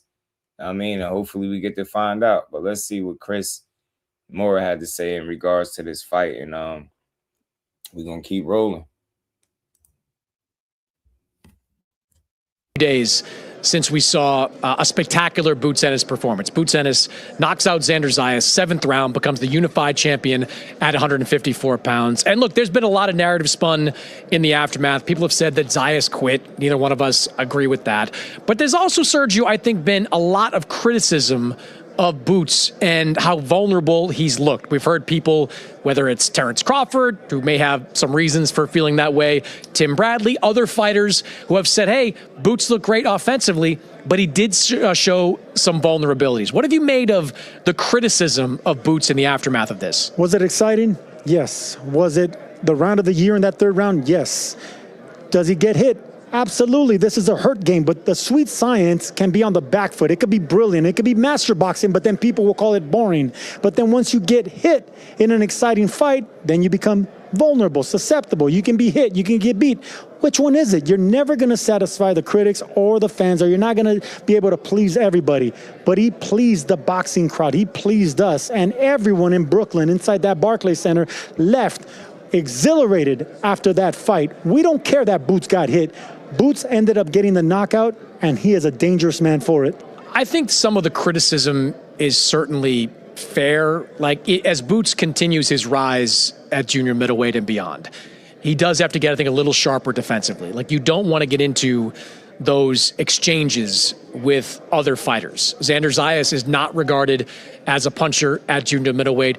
Vergil Ortiz is, Sebastian Fundora is, even Josh Kelly has a little bit of pop. And then, as Eddie Hearn has suggested, we could see Boots going to 160, could see him go to 168. So I think you do want to clean up your defense a little bit, but we're not talking about this being like a C-level performance. This was an A-level performance from Boots Ennis. The reason it's not an A+ is because, yeah, there are some things he has to clean up. Like, you don't want to get hit with straight right hands by someone that's a bigger puncher than Xander Zayas. You don't want to get into kind of a slugfest. And when you do, you got to hold on, man. You got to hold on and slow the momentum down for all that. So that's kind of a long way of saying that I can understand some of the criticism, but it doesn't take away from what was a masterful performance by Boots Ennis, a career-defining performance by Boots Ennis, and one that I think he's only going to get better from, right? Like, you learn from these experiences. Like, we talked about how Xander, it was the biggest fight of Xander's career, the toughest test of Xander's career.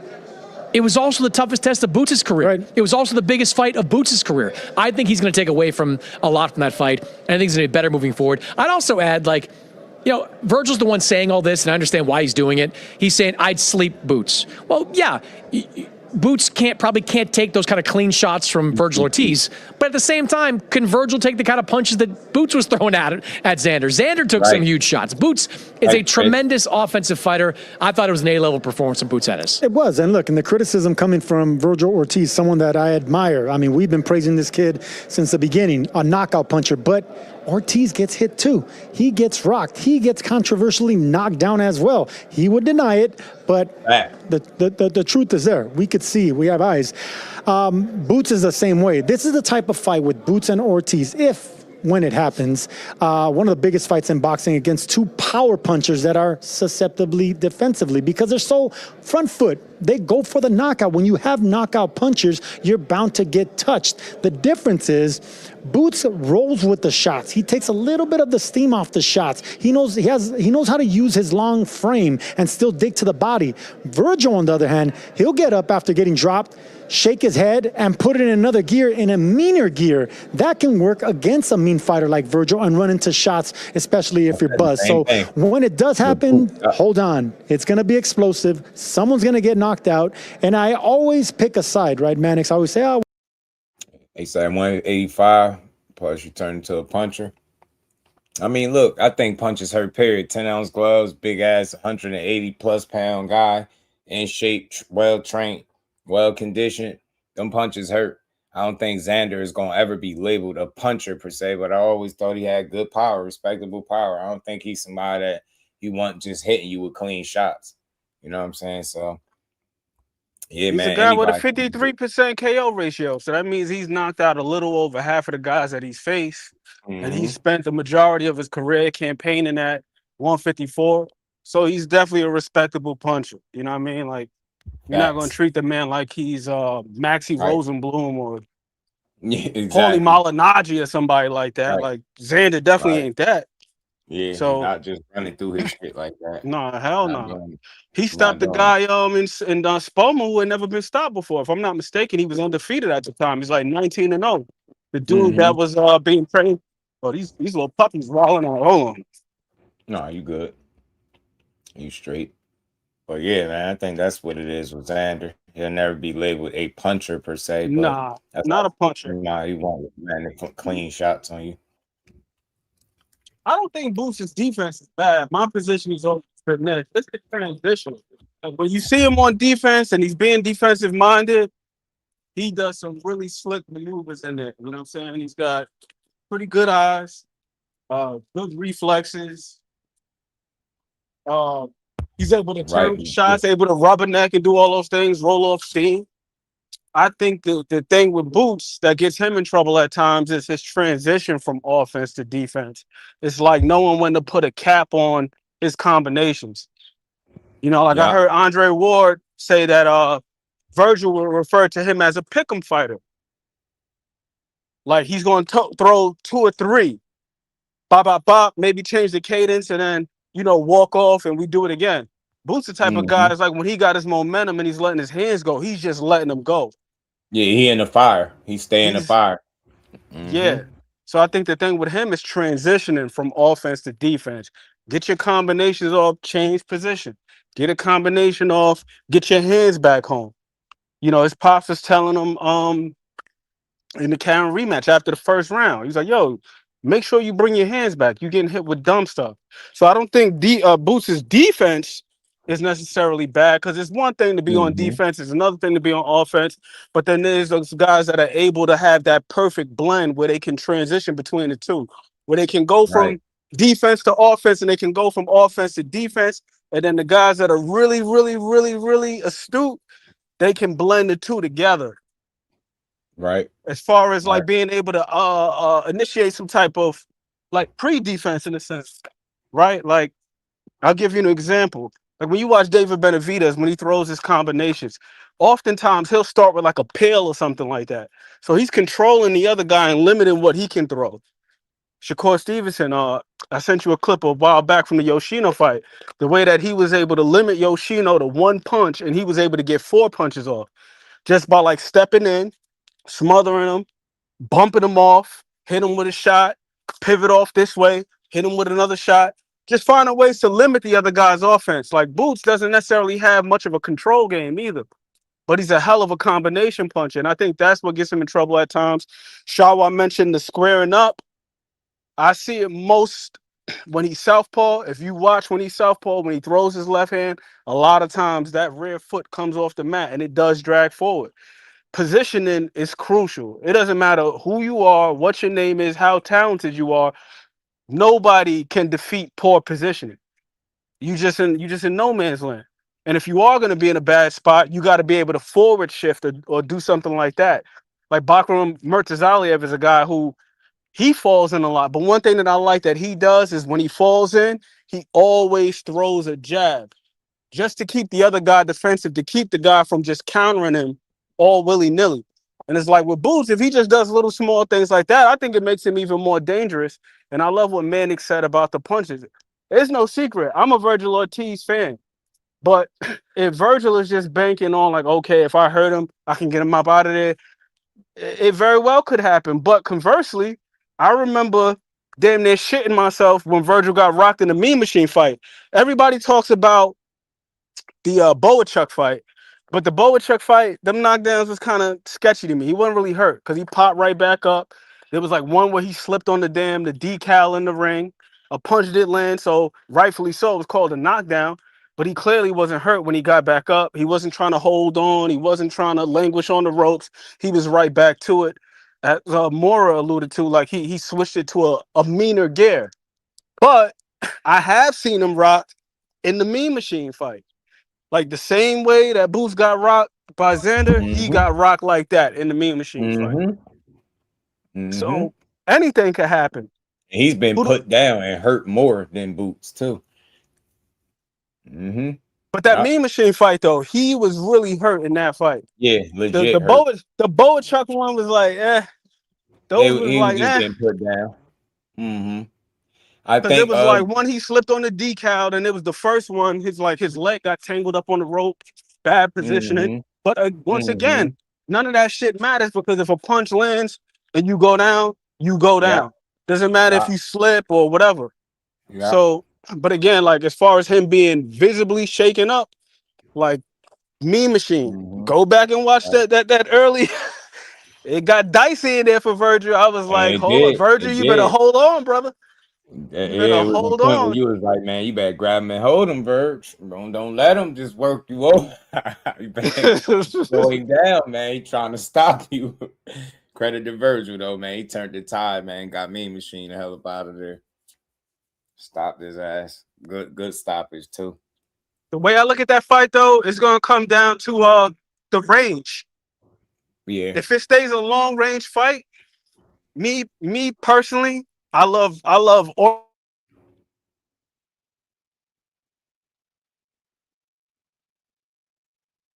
got a phone call again.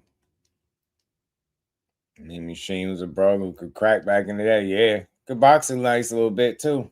Mean Machine was nice. He was solid. Remember, he caught Bud with a solid punch that people would say. Yeah, he did. His day was a knockdown. Caught him with a nice right hand, and Bud kind of slid down him. But man, it got dicey after that for Mean Machine. That's the one thing about Mean Machine. It's like early on in the fights, he was dangerous, bro. Hell yeah. He was dangerous as hell, but he just couldn't sustain it. I don't know if it was gas tank or what, but that dude had to be one of the more dangerous guys. Like if you look at all of the notable guys that he's faced, he hurt all of them at some point early in the fight, and then just faded in the back half. But as I was saying, bro, for me, it's gonna come down to the range. Because Boots with the longer reach, I felt like if he could keep it a long range fight and snipe Vergil and walk him into those uppercuts, like I love the uppercuts that he threw in the Stan Jonas fight. And I had to recall that because, you know, Vergil, for the most part, he's somebody that's going to employ that high guard. He's going to keep the chin tucked. He's going to march forward. And Boots is doing some magnificent work with the uppercuts and the punches to the body, being able to punch like right underneath the elbows. But I feel like that's one of those fights where it's like if he keeps in long range, he could snipe him. If it goes to an inside fight, that's where I prefer Vergil, actually.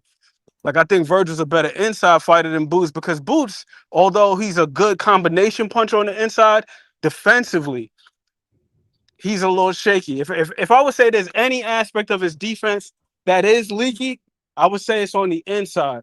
And mainly it's because of what Shawa says. If you see him when he's fighting on the inside, more often than not, he's squared up. And his chin is like right in the middle. True indeed. He's right in the middle. But like long range, I like Boots in that fight. If it becomes a mid-range, I kind of got them both kind of like 50-50 because they're both really sharp punchers and they both got good hand speed. But on the inside, because the other thing with Vergil is like we seen like this dude, he can do some crafty shit with his feet on the inside. Like if you look at the way he did Lubin when he peeled the guard and hit him with the right hand, and then he pivoted to the outside shoulder and came from the side with the right hand over the top. Like Vergil got some shit with him. Like Vergil, although pressure is his primary mode of operation, like he actually can fucking box. Like if you watch this dude, like even the Boachuk fight, go back and watch that fight in the middle rounds. Like there were some moments where Vergil actually abandoned the high guard. He was fighting with his lead hand down and pivoting and just moving around in the center of the ring. So between the two, I think that Boots, from like as far as feet are concerned, I think Boots is more athletic, but I think that Vergil, his feet are just more sound. His feet are a little bit more sound. They're more textbook, more fundamental. So I think it really just depends on who can lure who into, again, it's like just going out there high guard. I don't like that for Vergil at all. Like, don't just go out there. You got to give Boots different looks because Boots is just too damn accurate, and he's got the length and he's got the hand speed. If anything seemed to bother Xander more than anything, it seemed to be the speed. Like he seemed like he just didn't anticipate Boots being that fast, bro. Yeah. Like that shit had him spooked. Like he just looked bewildered. So you can't just be out there just high guard and just like try to press him out. It ain't gonna work. Yeah, nah, he's gonna hurt you like that. He gonna gotta be deceptive. Gotta be deceptive. Gotta change levels, use angles, and these are all things that Vergil is capable based off of what he showed in different fights. So he can do it. But once again, it's a matter of, do you go in there with the man and you look to just prove a point? Right. That's where the shit can get dicey. That's how I felt about Xander Zayas. It's like why the hell would you fight like that? He seemed like he forgot who he was. Yeah. Maybe that extra weight. Somebody said he was 186 or whatever. Maybe he felt like he was gonna go out there and do the Boo Boo Andre. Remember Boo Boo came in 190 versus David Benavidez, talking about I'm gonna beat a bully. Bro, that ain't true. Yeah, it ain't smart neither. Yeah, you are not a damn Mack truck. Use a Ferrari. You know what I'm saying? Use a Porsche. You gotta be sleek and agile and all that shit. Like you over here trying to be something you're not. So I think with Vergil, he's got to fight a very, very smart fight against Boots. I think they both got to fight a smart fight against one another because the same thing that makes both of them dangerous, they possess it, in my opinion. Like, because Vergil is, man, crafty on the low. That Madrimov fight, that reverse peel, like doing little shit like that, like you fake like you're going to peel and you come to the body. Yeah. And Boots is a guy who's very reflexive. So if you punch and he can punch in between, but I don't know if Boots has been in there with a guy like Vergil that can be that deceptive, that can be that crafty. And then vice versa with Vergil, is like, I don't know if he's been in there with a guy that's as accurate, as sharp of a puncher as Boots. Because again, it's like just going out there high guard, even if that shit ain't landing clean, eventually, that guard is going to get busted up. You're going to have cherries all under your eyes, just from the gloves brushing up on your face and all. You're just going to get busted up. So you're going to have to utilize some head movement, man. Yeah. Facts. Everybody hit that like button, man. We're going to keep building. Pound for pound, so we putting the bag on. Shit. I put the bag on Boots. Just think he's special, man. And with each coming opportunity, with each opportunity he's given, he gonna show it. I mean, he gonna keep showing it. I hope he get this fight. This is the fight that people want to see. This is the fight that they talking about. I'm gonna play a little bit of this video from Robert Garcia after this, where he talked about it a little bit, and then we're gonna move on. Something I wanted to check out. People was telling me to check out from Max Kellerman about his criticism of Abdullah Mason. Seemed like they ain't like his criticism. Maybe they felt like it was too harsh. So we're gonna keep it rolling. Shout out to my dog and McQueen. Let's keep building. We got this video almost halfway through right here, though. With these two. This guy's going to be the favorite. That's a legitimate 50-50 fight. All right. Then should it happen next? Because in the days that followed that fight, we have heard from Oscar De La Hoya calling for Boots versus Vergil next. We have heard from Vergil calling for Boots against Vergil next. We have heard from Rick Mirigian calling for Boots against Vergil next. Pretty much everybody that's in the orbit of Vergil Ortiz, including Vergil Ortiz, Robert Garcia, add him to that mix. The trainer of Vergil says, let's make that fight next. Everybody on Vergil's side seems like they're ready to go. So my question for you is, what the hell are we waiting for? Like, Sebastian Fundora apparently is going into some ridiculous title defense, which I don't really understand. I don't understand how the guy he's fighting is the mandatory challenger for him anyway. Josh Kelly's already got a fight scheduled for July 25th. We have no idea what's going to happen in that fight. Maybe he wins, maybe he comes out a little bit scathed and he winds up not being ready for a couple of months. I don't know. But they say bird in the hand, Sergio. If Vergil Ortiz is for real, if he's ready to go, should that fight be next? Look, as much as Vergil's been talking, absolutely, sign the contract. As much as his promoter, Oscar De La Hoya, has been talking about that fight, make the fight happen. But we all know boxing. We all know the business. We all know that we want to squeeze in one more paycheck. And I think that... Who does he squeeze the paycheck in against? Like, who do you put him in with right now? Like, you can't... I don't like this whole argument that Vergil's been off for a while. He fought in November, man. That was 7 months ago now. Like, he has not been off for a long time. And if you believe Robert Garcia, he's been in the gym. He's not sitting on his couch eating Cheetos and getting fat. Like, he is sharp and ready to go. I see no reason to believe. You're like, Boots needs a little bit of time off. That was a tough fight. But late October, early November, let's go. What are we waiting for? I don't want to see Vergil against... I don't even know. Who do you put him in with at 154 pounds that matters? Fundora. Fundora has a fight scheduled, apparently. Okay, Josh Kelly, three weeks from Josh Kelly now. is 3 weeks. You can't wait 3 weeks. Well, what's Boots going to do? If Vergil's going to wait for Josh Kelly, what's Boots going to do then? Okay, well then, look, that's the reason you said bird in the hand. All right. Well, these Take guys, the bird in the hand. These guys are on the cusp of making a lot of money in one of the biggest fights of the year, and it'll be a unification. So the belts are on the line. So then, look, if the stars aligned and the promoters really want to make this fight happen, and everyone involved from the managers, then make the fight happen. The money's there. And it will be one of the biggest fights in boxing. I mean, there's a lot of names. And the thing about these But if they're ready to make Boots against Vergil back in March, why wouldn't you be ready to make it right now? Like, you know what the money's going to be. You know how much it's going to cost. Now, maybe you've got to goose Boots a little bit, change the percentage a little bit, because Boots is now the unified champion. Boots is now coming off a big win like he had. But you know what the financials are. It took months, but Rick Mirigian and Eric Gomez and Oscar De La Hoya seem to be on the same page on the pay scale of Vergil Ortiz. I don't want to see something weird happen. Well, normally it's the money that holds things up. Second, it's the location. I don't think that's going to be a problem. Vegas. That's a... Did you hear that, ladies and gentlemen, from a former fighter?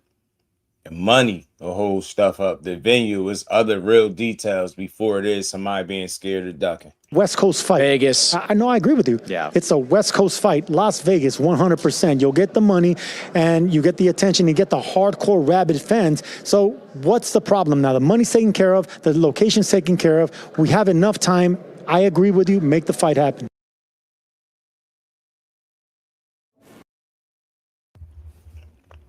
So that was that. That was Chris Mannix and Sergio Mora giving a little spiel on it about the fight. Now we can go to Robert Garcia because you heard from Oscar. I just like to hear from the people, you know, them to a boxer, the fighter and the writer type combo they got. But you hear Oscar talking about the Conor Ben or the Ryan fight. You know what I mean? Finally got some. That's what I say. Finally got them reaching out to him. That's all we want as fans, man. Make the fights for real. Don't play with the people. Y'all gonna fight or no? You know? And that's what they doing. So we got that, and then they talking about it's up to Boots. It's funny how quick y'all passed the buck. It was y'all was the reason the fight didn't happen the first time, if we just being all the way honest. And then I'm glad I always reserve judgment and calling Vergil a duck. It had nothing to do with ducking as much as it did with the business, man, and making that fight. Sometimes people be dragging ass, especially when they can't get the money they're looking for. Nickel said Boots and 6. I think Boots would beat Vergil as well. Ortiz need to get a belt. I don't think could so. happen. The news. Nah, I in the don't think it's sport one of of them fights boxing where he needs as to it get a happened. belt. Mhm. As much fanfare has been around this fight, I don't think this is one of those situations where it's like you need to get a belt because the public wants this fight. This is not just one guy, a dog barking at the moon. Like, nah, this Right. ain't one of those situations. There's real Right. interest here. Shit, we've been talking about Right. this fight since before the last crescendo. Remember, they were talking about the Yeah. potential of Boots and Vergil being on there. That Yeah. it ended up being Vergil and Madrimal. So Mm-hmm.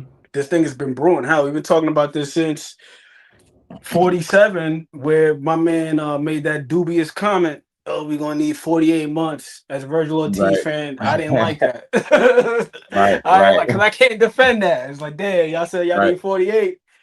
Like, come on, man. Y'all making us look First bad. We out here 48. in the front lines saying how Virgil got a real shot in that fight. He could win the fight. Y'all talking about y'all need 48. Like, what am I supposed to do with that? Yeah. So that's how long we've been talking about this fight. It's like Right. it's damn near Shakur Tank, Spence Crawford, like all over again. Talking about these It same is. fights for years, bro. So It is. yeah, I don't think Virgil needs a belt for this. What he brings to the table is he brings a dance partner that could help make a successful event. Mm-hmm. You know what I mean? Like this is and Boots, I got to give him his credit and Eddie Hearn his credit for turning this man into a star. You know what I Yeah. mean? These past couple of events, starting from the David Avanesian, people can say whatever the hell they want, but that was a big deal, selling over 14,000 tickets in Yeah, it an was. arena that has never hosted a boxing event. Yeah. Hell, that was like the Yeah. first major Yeah. boxing event in an arena since they Yeah. was fighting at the Spectrum in Philadelphia. Yeah. You know what I mean? So, well, what has he done to deserve 12 million? It's not so much a matter of what has he done. It's more of a matter of the event itself, like him being the dance partner that could generate a huge gate or even pay-per-view sales or whatever the case may be. You know what I mean? Like Right. that's how I look at it. Right. Because it's not always about what belt you have. Hell, you got a guy like Willie Baldo Garcia. Like, who the hell talks about him? Right. Like one of the best fighters in the world is Oscar Collazo from Puerto Rico, but he fights down there at like minimum weight. So it's like, who the hell is talking about him? So being a Yeah. champion isn't the end all be all as far as generating interest is concerned. Hell, who can name any other of the cruiserweight champions beside Jairo Pataya and David Benavidez? Like, we had Zordo, but you know what I mean? Like nobody Mm-hmm. was talking about Mukabu a couple years ago when he had the WBC. It wasn't like, yo, we want to Mm-hmm. see Mukabu. Like hell no. Mm-hmm. Wasn't nobody checking for Isaac Dogbay a couple years ago when he was down there at the Nah, little not weights. real talk. Real Dog talk. Bay, nobody's talking about his ass. You know what I mean? So it's Yeah. like being a champion means what? Yeah. You could be a It's champion definitely all day a long. 50-50 So type fight. And he provide that layer of danger that, Xander didn't present. He undefeated. You know what I mean? It's a lot of intrigue. It's a lot to like there. Really strong, aggressive, come forward guy. But it's more crafty than what meets the eye if you really watch him and pay attention. But I think it's a great style matchup for both. You know what I mean? I want to see it. And I hope that's what they give us. But I'm gonna play a little bit of what Robert had to say. About this fight. We gonna he keep didn't it say nothing about going. 48 months, did he? Right? Nah. He supposedly gave a To update get on this a fight. before that, like a lot of people might think that Virgil needs a fight before that. No, he doesn't. Virgil fought less than a year ago. There's world champions right now that don't fight. Hold on, I want to make sure we hear everything he said. I mean, how much do you speak to Rick in terms of dealing with Virgil's career? Of course, obviously you talk to Rick. I know that, but like in terms of making decisions and how much you're involved at this stage, what can you tell us? Look, when it comes to obviously the business and everything, well, Rick takes care of business the way he does. Uh, every time they talk about a fight, certain fight, whoever it is. Obviously, I'm the one that they call for the decision. I talk it over with Senior, my team, and everybody else. So that is very true. I'm gonna tell you guys, it is very true. The fight is very close. Eric Gomez, Vergil Senior, Rick Mirigian, they all came to me, asked me what I think about the fight. I said, let's do it. There's no need to wait for that fight. There's no need to get a fight before that. Like a lot of people might think that Vergil needs a fight before that. No, he doesn't. Vergil fought less than a year ago. There's world champions right now that don't fight, that fight once a year or once every 18 months, and nobody says they're out of timing because of the delay. No, Vergil Right, fought, Mr. Nickel, he less than a definitely year is. ago.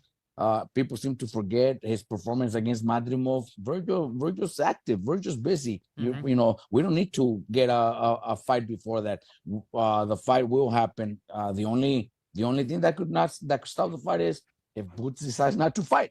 But the fight on our side, I was the one that like I told you guys, Eric Gomez, Senior, Rick.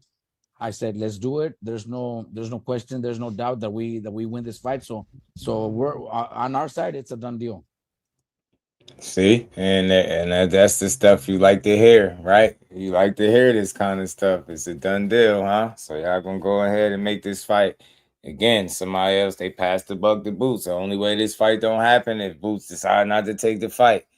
I like it. And Oscar said it's some talks going on. You hear them saying it's good on their end, and this is up to date. This is from a couple hours ago, too. So this is, very recent, up to date from the trainer of Vergil Ortiz. And look, he's saying it. He know he got in his fight, or at least that's what he would know better than anybody else. Say, look, we don't need no fight in between.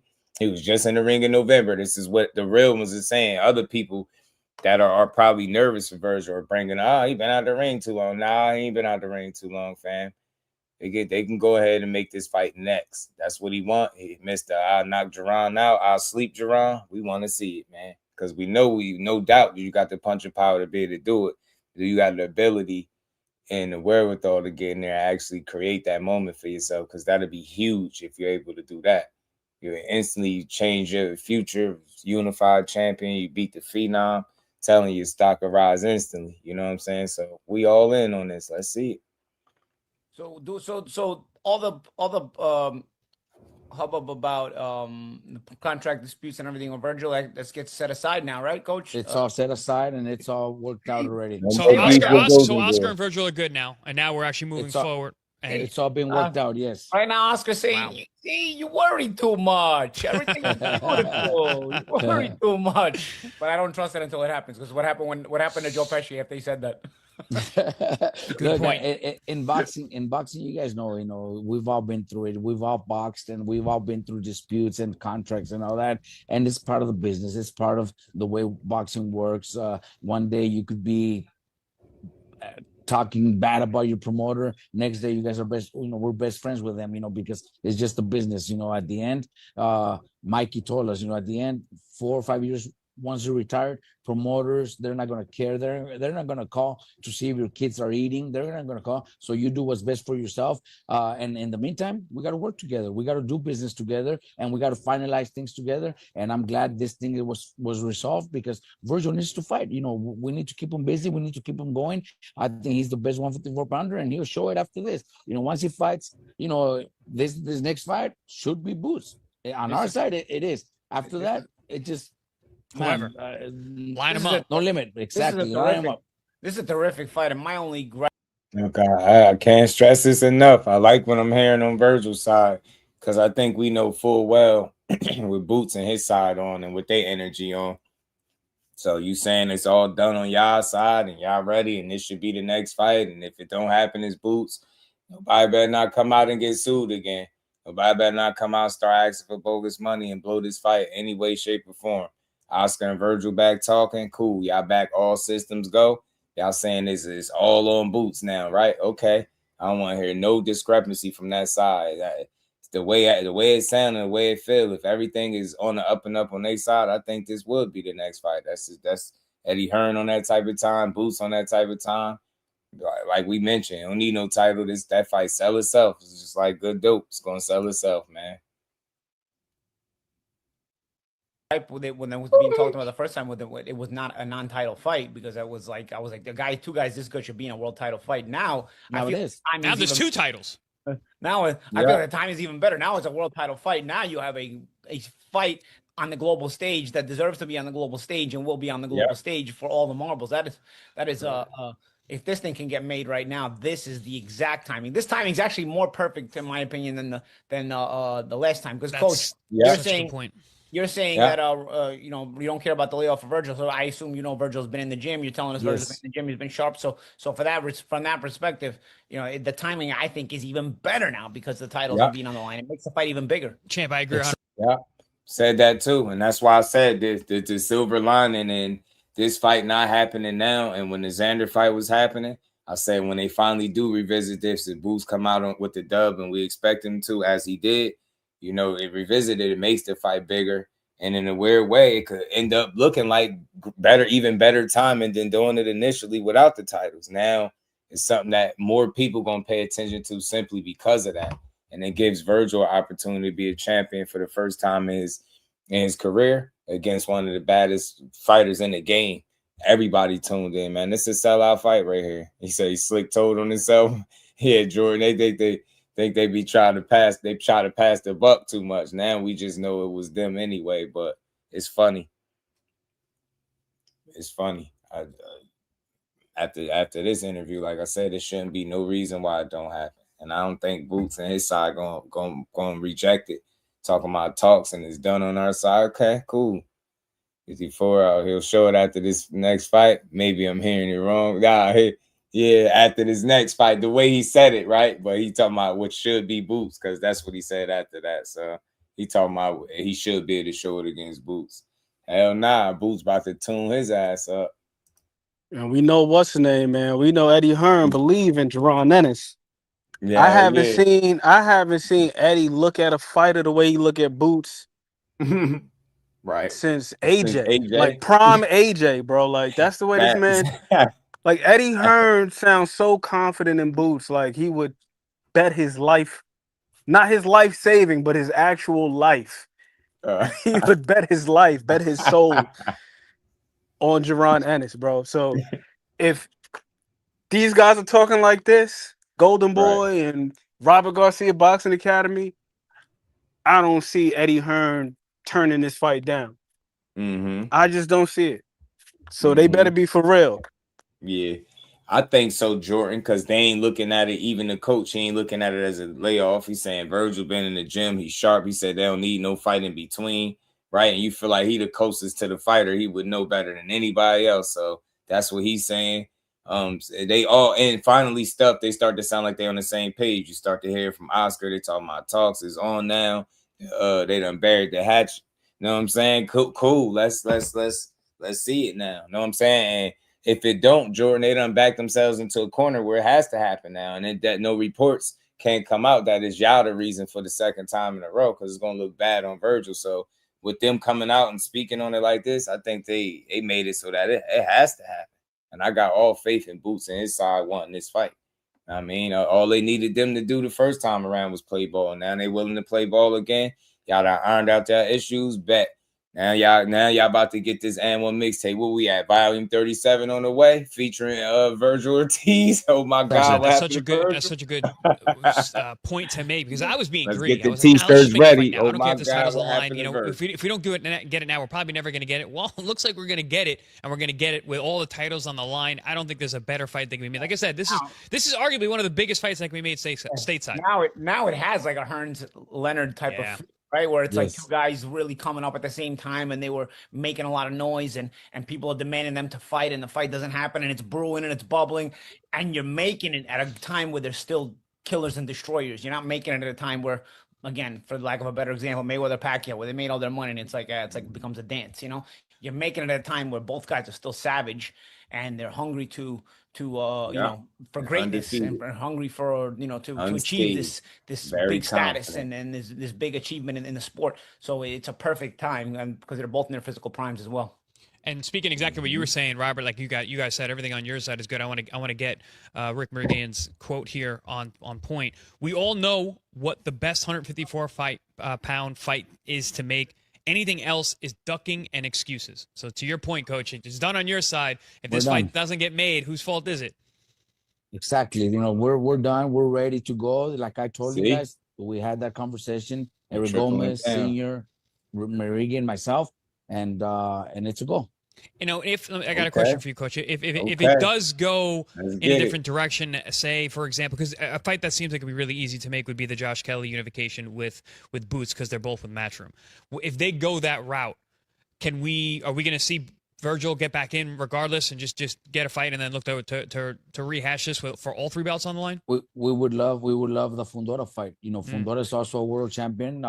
We so no half step. No. We want if obviously if Boots or Fundora don't happen, well then we got to move on and continue fighting and keep them busy and continue doing our thing. But no, we want those fights. It doesn't matter. Obviously Boots is our main fight right there. That's the one we want, and that's the one we already agreed to. And on our side, it's a done deal. But if not, then we're gonna try to push for Fundora. The WBC could force that fight because we are the interim champions, and Fundora is the WBC champion. So it's a fight that should have been made already, anyways. So why not? We could push for that too. But as of now, it looks like Boots is what's next, and that's what we're focused on. Nice. Another important topic that we have on Boxing Scene today is the fact that AJ Fury. And good. So we got to hear from that. We don't got to listen to the entire show. What that they have about 40 minutes, but we don't need all that. We just wanted to hear about Robert's update and what his thoughts was. So that's everything came full circle. You hear people sounding like they more on the same page than they've ever been. Even Rick coming out 48 to 72 hours, man, pending some decisions basically being made. This fight could be put together. And that's what we hopeful for. He just done tripled down, Robert Garcia, about, look, this is what's next. It's what we on. You know what I mean? It's Boots. It's on Boots. If this fight don't happen, it's on Boots.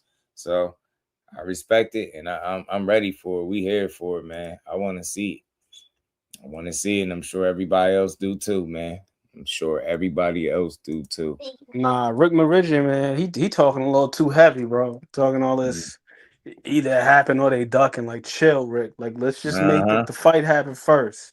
Let's get pen on paper first. Right. Is it safe to say y'all ducked in the first time when it didn't happen? Because we know it wasn't on Boots. That's why he got to pump his brakes. You get what I'm saying? Pump your damn brakes, fam.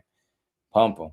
Samson don't want it. I'm telling you, since they blow that fight shower, man, it's going to be wild, bro. The fallout is going to be wild. It's going to look crazy for them. Funny when you think about Oscar got what he wanted. He said he didn't want it without belts before. Yeah, it's crazy. It's crazy. Maybe it was just good to end up being a good stall tactic in the long run.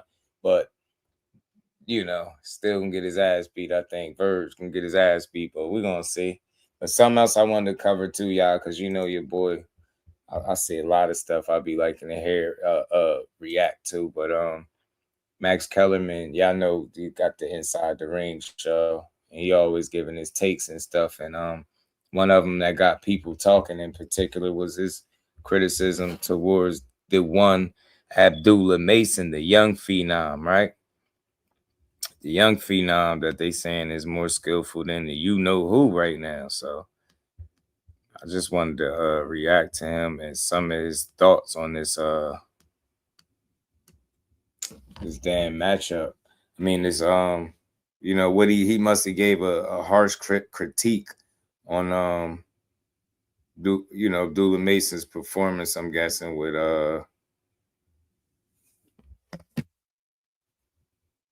what's his name? Albert Bell. And Shushu got some criticism too that he ain't like Shushu felt like, man, dudes being boxers, they should have known every fight ain't gonna be a knockout. Like what Shushu was saying, he wasn't going. Shu wasn't beat. Shu was not beat. Yeah, but we're going to get into some of this, man, for sure. I'm sure this was good, but Max Kellerman, you know, obviously people responding to his criticism. I heard somebody say something about This is Inside the Ring. he said Abdullah couldn't box or something like To that. my I'm right, not sure. long-time It's my first middleweight listening to it, contender. Really a junior middleweight. He had a shot lined up at a belt and everything and got some bad advice. Anyway, out of the fighting city of Philadelphia, Gabe Rosado. Gabe, if you're a mandatory, you don't move up to fight Golovkin a division ahead of you. What's wrong with you? He was a killer and he was bigger than you. Let's go talk that Russell post. Russell ought to know better. To my left, a man who reminds me that my Yankees are 4 games out of first place, even as his Mets are in last place by 8.5 games. Ring Magazine senior insider Mike Coppinger.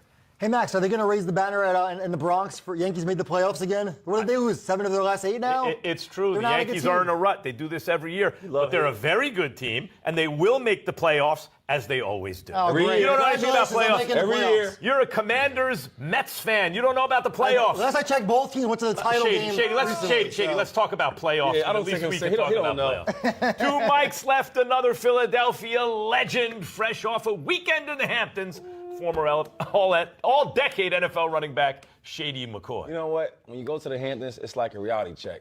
You know what? I felt poor out there, though. I'll tell you what, you didn't come back dressed poor. That's Oh, no, sure. I mean, you're rich, but you're not as rich as you think you are until you have some real friends in the Hamptons. Somebody bought that for him in the Hamptons. Linned out. That's why I try to spell you out so you ain't got to look at him. You just got to hear him. You ain't got to see him. Coming up on today's show, we'll chat with the number 5 lightweight in the world, Abdullah Mason. The beast! Is he still number 5 after the win? We're going to reveal the rankings. And joining us a bit later, the number 3 ranked featherweight was ranked number 3 again. We're going to reveal the rankings. Is he still 3 after his win? Brooklyn's own Bruce Shoo Carrington. Right now, it's time for the lead. Max know how to push you We off, start don't in he? Cleveland, Ohio. On the Everybody debut hit that of like boxing button on for DAZN me. We gonna TNT, keep it is rocking. good to have boxing back on multiple TV. Yeah, I be having fun with these, Jordan. If you notice, like I'm gonna start doing this more often. Every topic gonna have its own little, you know what I mean, little thumbnail or something. outlets in the main event. Hometown hero and number 5 ranked lightweight Abdullah Mason fought Albert Bell, a tough fighter with an awkward style who took the fight on 10 days' notice. And for the first 6 rounds, it looked like Albert Bell was going to win that fight. But Abdullah Mason turned the tide in the second half and capped his comeback with a 12th round stoppage. But before we get to that stoppage, let's talk about Mason's performance. Guys, Abdullah Mason was touted as this generational kind of talent. He's going to be on a pound-for-pound list type guy. There's an old expression in boxing. I'm trying to remember if I heard Tommy Brooks or who was it who used it first, or Ronnie Shields, some really good trainer, who said, you can teach a kid to box, but if he can't fight, you got a problem. The thing about Abdullah Mason is he can fight. Yes, he can. The question is, can he box? That's the question, because so far in 2 consecutive fights, Sam Noakes and now Albert Bell, he has been in a dogfight early, right? That just may be his mentality. It may be either that he doesn't have the skills or consistently apply the skills in a way that keeps the fight the way he should want it, or, Gabe, maybe it's because that's who he is. He likes to fight. And real quick, it's funny that he's saying that, because that was something that me and my guy had a conversation about in terms of like what his approach going to be. Is he going to ever get to that point where he dial it back, kind of slow the fight down, pick his shots more, right? Be more surgical instead of being aggressive, right? Kind of balance that out a little more. And I wouldn't question if he has the skills. I don't think it's that. I think it's the second part of what Max said. It's applying those skills and being consistently doing it, right? I think a lot of what we see with Abdullah Mason is definitely not a lack of skill, but more so the way his temperament and the way he applies, right? The skill set that he has, right? He's very aggressive. He won't get in there. And like Max is saying, his mentality is just he liked to fight. But I think with a father like what he has, that team behind him, it's always a way they can try to drill these things into his head and make him more aware from fight to fight. You know, I understand what Max is saying to a degree, but I damn sure ain't gonna frame it and make it sound as if I'm even remotely questioning if he can box or not, because that just sounds silly. It's no question if he can, but again, it's about applying those skills accordingly from fight to fight. And if a fight doesn't have to be a dog fight, don't make it one. That'd be my only real criticism for him, right? Throwing every punch hard, kind of, not changing the speed. Just little things that I think he could tweak and get better at and improve on. Like, I don't think and you gotta think this dude is a baby. 22 years old, he's a baby, man. I get it, he got a title and all that, but in boxing terms, he's a baby. He got plenty of room to grow. And I think he got, again, the right people in place to put him in that position to grow. Yeah, I love his temperament, man, but that's my only thing. Just I think learning how to make fights easier for yourself. That's something, right? Like knowing how to make fights easier for yourself, knowing that you got these freakishly long arms as a lightweight, you long as hell, right? Fast, you got power in both hands, you athletic, you twitchy, you got all the tools. It's just your application of those tools and the level of consistency that you're able to put out while utilizing the tools and the skill set. That's what I see with Abdullah. You know what I'm saying? I don't think it's, maybe you call it IQ, but it's very early for him. He's not no finished product, not by far. And just think about it. If he had everything down packed right now, my goodness, you get me? Like, all right, you got to have some things that he need to improve on, because everything else, he checking all kind of boxes. And appetite for smoke is a real thing, because that's how he fight. He fight like somebody that got an appetite for smoke. The same thing, and it's crazy. It's a two-way street with him, right? And we're gonna get back to Max, and I'll pass the end if you want to respond to us. The thing with him is the same things that put him in a position to maybe be down after halfway of the fight is the same thing that allowed him to finish the fight and stop it. So it's hard, I think, or should I say, it could be tough and challenging. It's going to take some work to, adjust the temperature on the thermometer, should I say, right? It's going to take some doing, because he's been largely successful doing exactly this. And that was this past fight was the only time where he got tested in that way, where it may have seemed for a moment that, hey, man, you might need to do something else. You need some adjustments, but he stayed at it. And again, the same thing that put him behind on points, I think, at the halfway of the fight is the same things that allow him to work himself back into the fight and force that stoppage in the 12th round. You know what I'm saying? When he probably needed it too. So credit to Abdullah. I understand Max's criticism, but I think it's the way he set it up. And people are naturally thinking of him as a hater, being overly critical, and a guy that can't do this shit, so they don't like to hear with his takes. And I get it. It's the way he dressed that one up.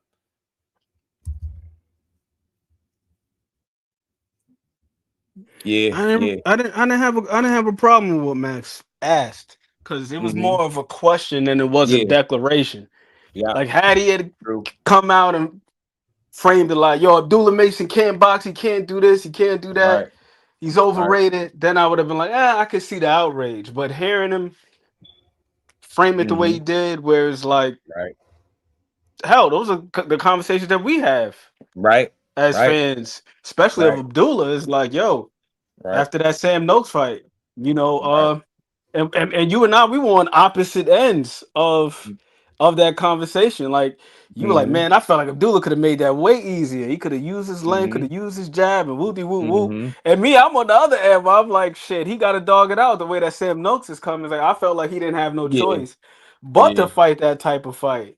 So maybe the answer is somewhere in the middle, and I don't think that it hurts to have like healthy dialogue about like where a guy stands. And as I said the other day, these fighters' growth, or anybody's growth, nobody's growth is linear.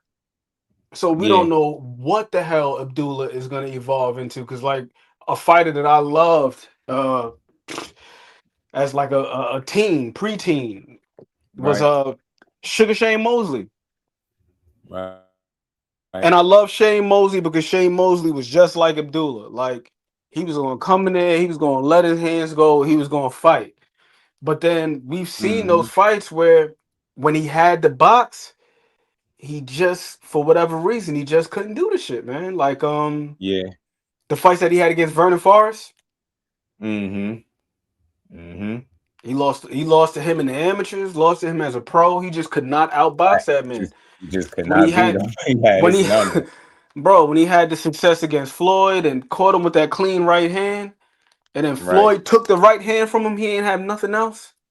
He was just spinning his like, we don't know what's gonna happen with Abdullah. Maybe he evolves and he becomes a more refined version of himself, which is like a super duper high level elite boxer puncher where he could do a little bit of everything. And he uses his athleticism as more of a tool than a tactic. Cause that's what he Right. does right now. Like his athleticism, his youth, all that shit is a tactic. Yeah. Oh yeah, It is. Winky right boxes ass to death too. Zoom. You know what I'm saying? Like whenever Shane had to go in there with them guys that could really box, Had trouble. it was trouble, bro. It Trouble. was Real trouble. trouble. Facts. But Shane Facts. could fight his ass off though. You put him in there with a guy like Mayorga or with a guy like Fernando Vargas. That was one of the nastiest hematomas I've ever seen in my life. Yeah. Hell yeah. Vargas, That shit was Fernando wild. Vargas shit was it like he had a grapefruit like glued to his Yeah. head, bro. That It shit was look nasty. wild. It He was was growing a nasty. baby head out of this shit. I'm like, man, it should look crazy, fam. The Paul fights with Williams had a pretty Oscar, nasty one too. yeah, Paul Williams. I seen Rockman had a nasty one. Rockman. Yeah. That shit was gross. But you just got those certain guys where they're talented as hell. They can Mm-hmm. box well enough, but they just never cross that threshold. Like we got very Right. few guys that have. Like I feel like Bud is one of those guys. Like Bud is a mean guy, but Bud is also a thoughtful guy. He's also like Yeah, he cerebral. is. You know what I He mean? is. So he can set traps and all that stuff. Like Abdullah just being there trying to smoke shit. That's what I'm saying. And that's the only part when that shit, and he checked that and developed that balance between the two. Oh my goodness. Because I think it's there. It's just It about is. being mentally aware and conscious of it, right? And then going in there, understanding that, yeah, I could go in here and smoke his ass, but I also could go in here and smoke him without getting burned as much, right? And making it look as because I think he got the skill set to make these fights just a tad bit easier for himself. And it's to me, I say temperament, but it's not like I want him to reinvent himself. It's just find the balance, find the medium in between beating somebody's ass and while maintaining them not being able to beat your ass back or get it all. Like I think you are talented and skilled enough to do so. So, and I just attribute a lot of this to just being youthful, young, aggressive, and you chomping. You know what I'm saying? You chomping at the bit. You want to get in there and you want to get to it, and we love him for that. We don't want him to ever change that. That's not the word we're looking for, but it's a balance in that. You know what I'm saying? Yes, Just, harness it, man. Harness it. It's like That's a it. flame, yo. It's like if you can control the flame, Mm-hmm. you know when to stoke it. You know when to make it burn the way that it needs to. You know what I mean? On a moment to moment basis, right? Like, Right. let's use cooking for example. You got a damn stove. It don't just have high or low. You got all of those little levels in between. You got high, and you got like 8, 7, Mm-hmm. 6, 5, 4. You know what I mean? Just Mm-hmm. knowing how to adjust the flame Mm-hmm. to cook the meal in front of you, to prepare it the way that it needs to. Like you're not gonna cook a chicken breast the same way that you're gonna cook like a piece of duck or a piece of venison or something like that. Like Hey, you gotta facts. adjust the Facts. flame, bro. You know what I mean? So Facts. that's Facts. that's what we need to see with Abdullah. Yes, perfect word, Shawa. Just be tactful. And I Facts. also love what you said too, KB, about the thing that could get his ass outboxed for 5 rounds versus Albert Bell is the same thing that can get him back in a fight. Because one thing we have Mm-hmm. seen with Abdullah is that smoke is consistent throughout. Oh As man, long it as is. he's on his feet, that young man got an engine. Like he can go. And Max said it perfectly. Like we know he can fight, but can he box? And the fighting part is just like I'm in front of you. I'm trying to beat your ass. It doesn't matter what the scorecards look like. It doesn't matter where we are in the fight. Hell, we heard him in the 12th round. Do I need to stop him? And then he jump out there and score a knockdown within the first 5, 6 seconds of the round. So he's got that throughout. So it becomes a matter of, yeah, you may be able to outmaneuver him in the first half, but can you sustain that? Because we know he could sustain the smoke.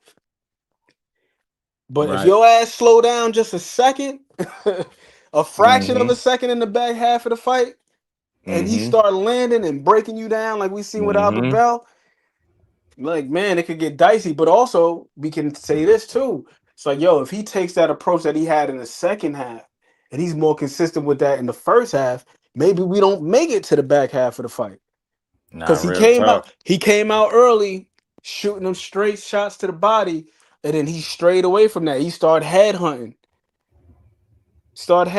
Loading up. You were calling the fight. He's loading up with shots. It's like, bro, stay on the body. Then what happened when he went to the body in the second half and it was more consistent? Albert Bell was running on fumes. Now Albert Bell's running on fumes. He's able to land those shots upstairs now. Then he busts his nose up. Now the man can't breathe. And then now he's ready to blow a gasket. So it's like, yo, if you can do that in the first half of the fight, and then also just doing other little things, just applying mental pressure. I think another thing Mm-hmm. with Abdullah that I would like to see from him is recognizing the threat that he is and using that Mm-hmm. to his advantage. And what I mean by that is like utilizing feints, because you can get a guy to burn mental energy and just get fatigued that way. Like we Mm-hmm. seen it with Tank and Frank Martin. When Tank was hitting his ass with the feint and my man is shelling up and Right. Tank gives him that little smile, like, yeah, it's only a matter of time. You're gonna burn out. Right. And then He's good with it. we've heard Frank Martin in the interview state that Mm-hmm. during that fight, like he just felt his energy waning. Like part of it was Yeah. the Yeah. atmosphere, some part of it was like the nerves and all this other stuff. So it was like with Abdullah, if Mm-hmm. he can keep that type of mental pressure on the guy, we could just keep him moving, not just his legs, but his mind. Keep him thinking. Like I don't Yep. know when the hell he gonna throw a punch. Yep. But as you were saying during the broadcast, KB, Albert Bell could read that shit from a mile away because he know how he coming, because he loading up Right. and he throwing everything at the same damn Every speed. same And speed. it don't matter if you got 102-mile-per-hour fastball. If all you throw is that fastball, that guy eventually he gonna adjust to it. Mm-hmm. So you gotta switch it up, throw something off speed, hit Mm-hmm. him with a curveball. So if you go from the Mm-hmm. 103, then you throw him a little changeup Or a that's only change up in there, you know 85. what I'm saying? You Right. know what I mean?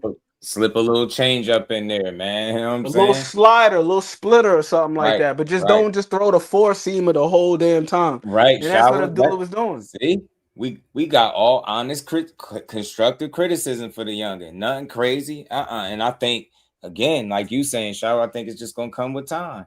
You know what I'm saying?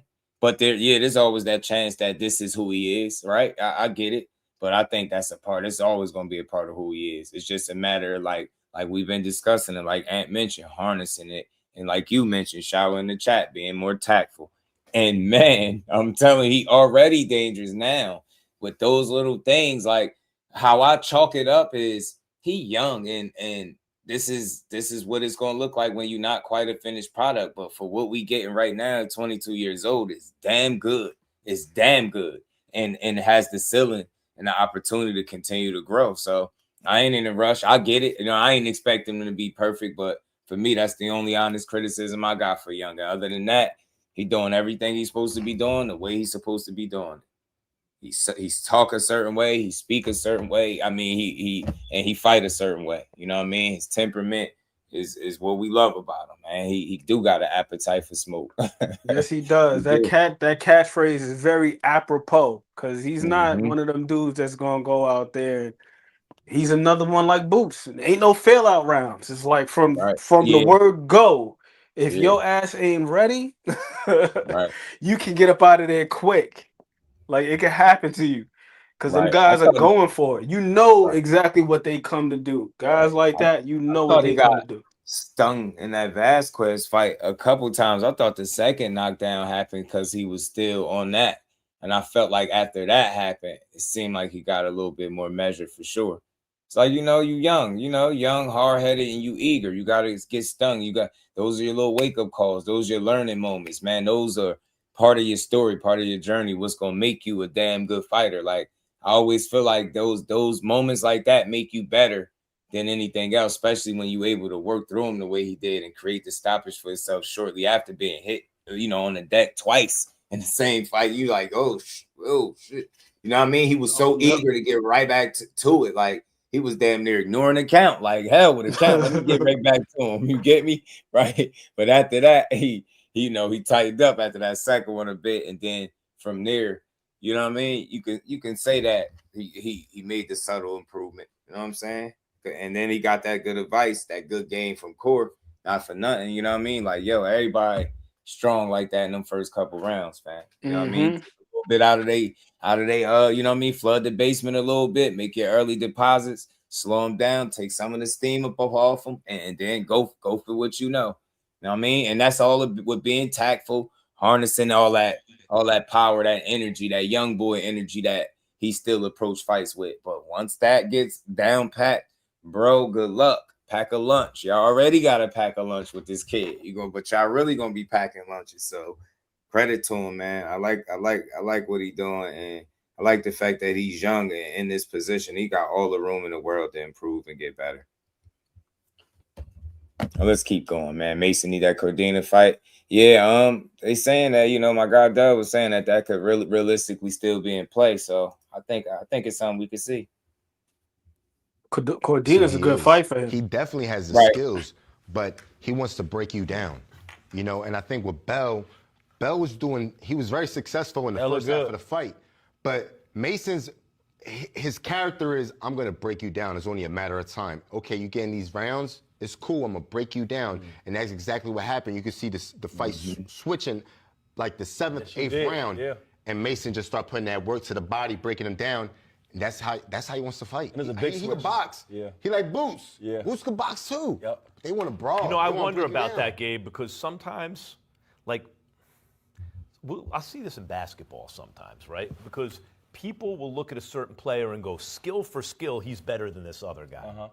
But it's not just about how many skills you have. It's about the wisdom to know when to deploy the skills in the service of winning, right? Some guys may have the technique, but do they have the internal discipline to consistently apply it every round? Yeah. That's really what separates Floyd Mayweather and Pernell Whitaker and these kind of guys from the rest of them, right? The consistent application of the skills. You think he has the skills and he just wants to mix it up? Or is he not good enough to keep the fight the way he should want it? I think he's developing, Max. He's 22 years old, and what I like is his last two fights were against B-level opponents, but way big step-ups in level from his previous opposition. So I see a fighter who's developing and improving every time out. Sam Noakes, Albert Bell, both quality fighters, very different styles, right? Bell, lanky, wants to box from the outside. Noakes wants to bring it to you on the inside. And Mason found a way both times in tough fights. Encouraging. So I like what both of you said. I think it's real and makes sense to me. You going to keep it a buck on this one? What did you see? That's all I do. What did you see? I was in the Hamptons for 4th of July, and that's what he gave was fireworks. He could have sat there and boxed and got bored with it, moved on him. No, he didn't do that. He fought. The best thing I like about Abdullah is he's 22 years old. He's got so much room for growth. How cool, right? blessings, family. You said the question is, can he box? Imagine asking a brother in boxing, can you box? That's what we do best. But to be a dog and fight, and if you listen to his corner, they always say, hey, box him, let's box him. Yeah, Pops, I could do that. But I really want to be a dog and go out there and fight. And if you watch him fight, because Bell was really, really good. I give a lot of credit to Bell, though. Albert Bell, he did his thing. And you seen the experience. You could tell the one guy was older than the other guy was younger. But I think for Mason, bright future, bro. But he can box and he can fight. You are using a stereotype, and this is where Shady, he can box and fight. He can do both. This is where it's dangerous.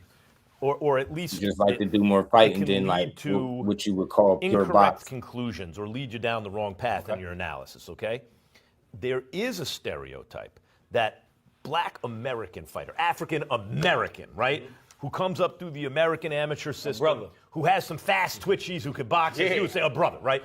Is capable of fighting, generally gets to the top by fighting in a kind of classical boxing style. Right. And that because of the paint job, because of what you see on the exterior, that it's kind of difficult to distinguish among them, and they should all be able to do it. But Shady, everyone of all different shades, fights in a variety of styles, and everyone has their own personality, and you can have an African-American fighter with a good amateur background and everything who is not a slick boxer, but he's a dog. That's just who he is. You're just assuming, of course, he could box. What evidence do you have? I mean, everybody's different. You know what I'm saying? So, like, even, like, being able to box, like, there's guys that are super slick, right? Or guys that move very, very well. When I watch him fight, I see his footwork. Now, these last 2 fights, it like he had something to prove. But I've seen there's some fights where he actually boxed, you know? Against much lesser opposition. A lot of times I'll hear a guy, I'm sorry for interrupting, a lot of times I'll hear a guy say, oh, I should have kept it within a boxing style. I shouldn't have got dragged into that fight. You didn't get dragged into anything. Right. You don't have the skills to keep it that kind of fight, so you started mixing it up. One thing with Bell is being as tall as he is and at long reach, he had a style that could really break a guy's mentality down, right? Because it's a frustrating style to break through. The fact that Mason just stood locked in, he took a couple shots too to get in. It's kind of like Joe Frazier, take 2 to land 1. He was doing that and he committed to that. So it's just a different weapon to having that mindset where he's willing to take shots to get his. Yeah. And I think that's great, Gabe. You're right. I think obviously Mason has great intangibles. That's going to carry him a long way. And I agree with you, Max. I don't think he's fighting by choice. I think he had no choice, really. Yeah. Against a guy like Noakes, Noakes brought it right to him. He had to fight in the pocket and outfight Noakes. Against Bell, he had to close the distance, a big gap in height, reach. Don't forget, he took this fight on 10, 12 days notice. And I think he had to do that. I don't think it was on purpose. And they've been smart. It probably would have favored Bell if he would have played the defensive game. I agree. And after the fight, he was saying how, I want to give me something different because they're sparring all the time, so we know each other. And I think sparring with somebody like that, like, you know him. I know what you're going to do. I know how you take punches. And it looked like as the fight kept going on, slowly but surely he closed that gap. Shady, I like what you say. I like what all you guys are saying because it's like not everyone has to be Shakur Stevenson. Right. Shakur Stevenson has the ability to keep every fight exactly as he wants it. Yeah. He can make you, it doesn't matter what you do. Why doesn't Shakur ever get dragged into it? Even Zepeda, he had a little something to prove. It's still, he did what he wanted, right? Yeah. But not everyone is Shakur Stevenson. Not everyone has to be. The world's a more interesting place with different kind of styles of fighters. But this is what Shakur himself shared about Mason on his social media. Quote, he's young, he's still learning, but for him to turn the gear on when things got tough, I thought it was a great performance. Listen, what I start by saying, the nice thing about Abdullah Mason is we know about him what we don't know about a lot of young, talented fighters. This guy can fight. And now the question is, at what level can he box? He's 22 years old. That's my thing is, we watch so many young guys, like, damn, he's 22. He has so much room for growth. He don't have to take some of these fights. And then they manage him like that. I don't think they're managing him like this. Hey, he's 22. I'm an adult. Let's go fight these guys. Because they could have picked someone else other than Bell. Yeah, Bell's a tricky. We all said on this show. And a lot of guys, that's harder than and they dug Bell. For him to go out there and fight like that at 22 years old, he's only going to get better. He's scary. He's a scary brother to fight. He's a good fighter, and he's getting better, and at the very least, he makes exciting fights. Also, there's something about that Arturo Gatti syndrome. People forget. Arturo Gatti came up as a kind of boxer. Right. You know, behind the jab, 1-2s, perimeter of the ring, and what he found out at a certain point was, when I get hit, and I go after the dude, the crowd loves it, and I love it, and I got the power to take this guy out. But in a way, this is going to sound almost obnoxious, guys.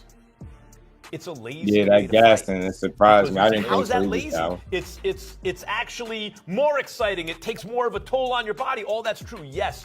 But it is, in certain ways, more difficult to keep the mental discipline and make yourself fight the correct kind of technical fight. Yeah, for sure. Fighting like Shakur could be mentally draining because it's high chest. Right. You know what I mean? So you're constantly thinking, where the style of fight that Mason did is just go to work.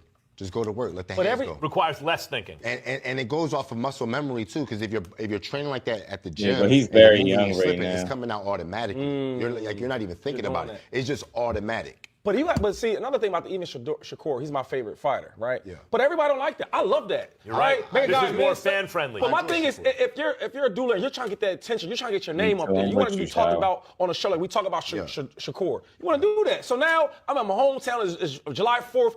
I need to bring the excitement. Yeah. I can sit there and box. I don't think you could have sat there and boxed though. Wait, I got one more for you. Like Boots, right? They talk about how Boots, he can box and all that. Yeah. It's boring for him.